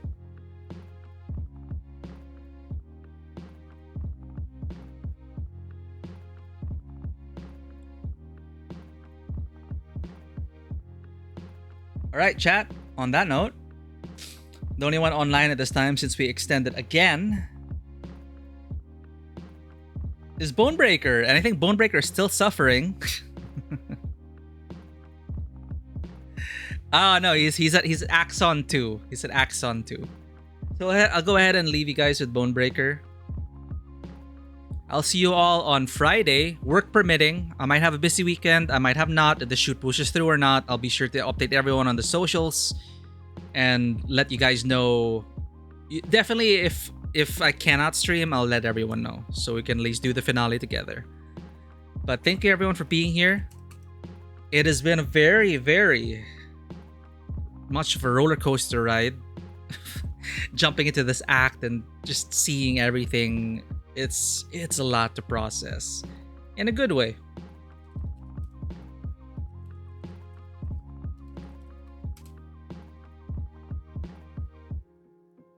So thank you everyone for joining us on this expedition. Thank you again to Dodo, Ruthie, everyone who dropped by, Sand for the care packages, Van for drawing me by, Very Bunny, it was nice to see you again. And everyone who made time, Ditzy, to drop by, also to point out the many things that we miss in our games. Always appreciate Ditzy for that. And yeah, I really appreciate, especially Dodo, thank you for the insights that you're sharing and all that. Despite you being irked because you cannot spoil it, right? I understand now. I was definitely too harsh in my initial explanations. Though, the journey, it's the journey. And we're on a journey. We haven't reached the end yet. We're gonna get there eventually. But I'm currently still on board and still really enjoying it. Thanks everyone. And as always, I will see you all in the next stream. And as always, welcome to the table. I will see you all on the next expedition. Bye-bye.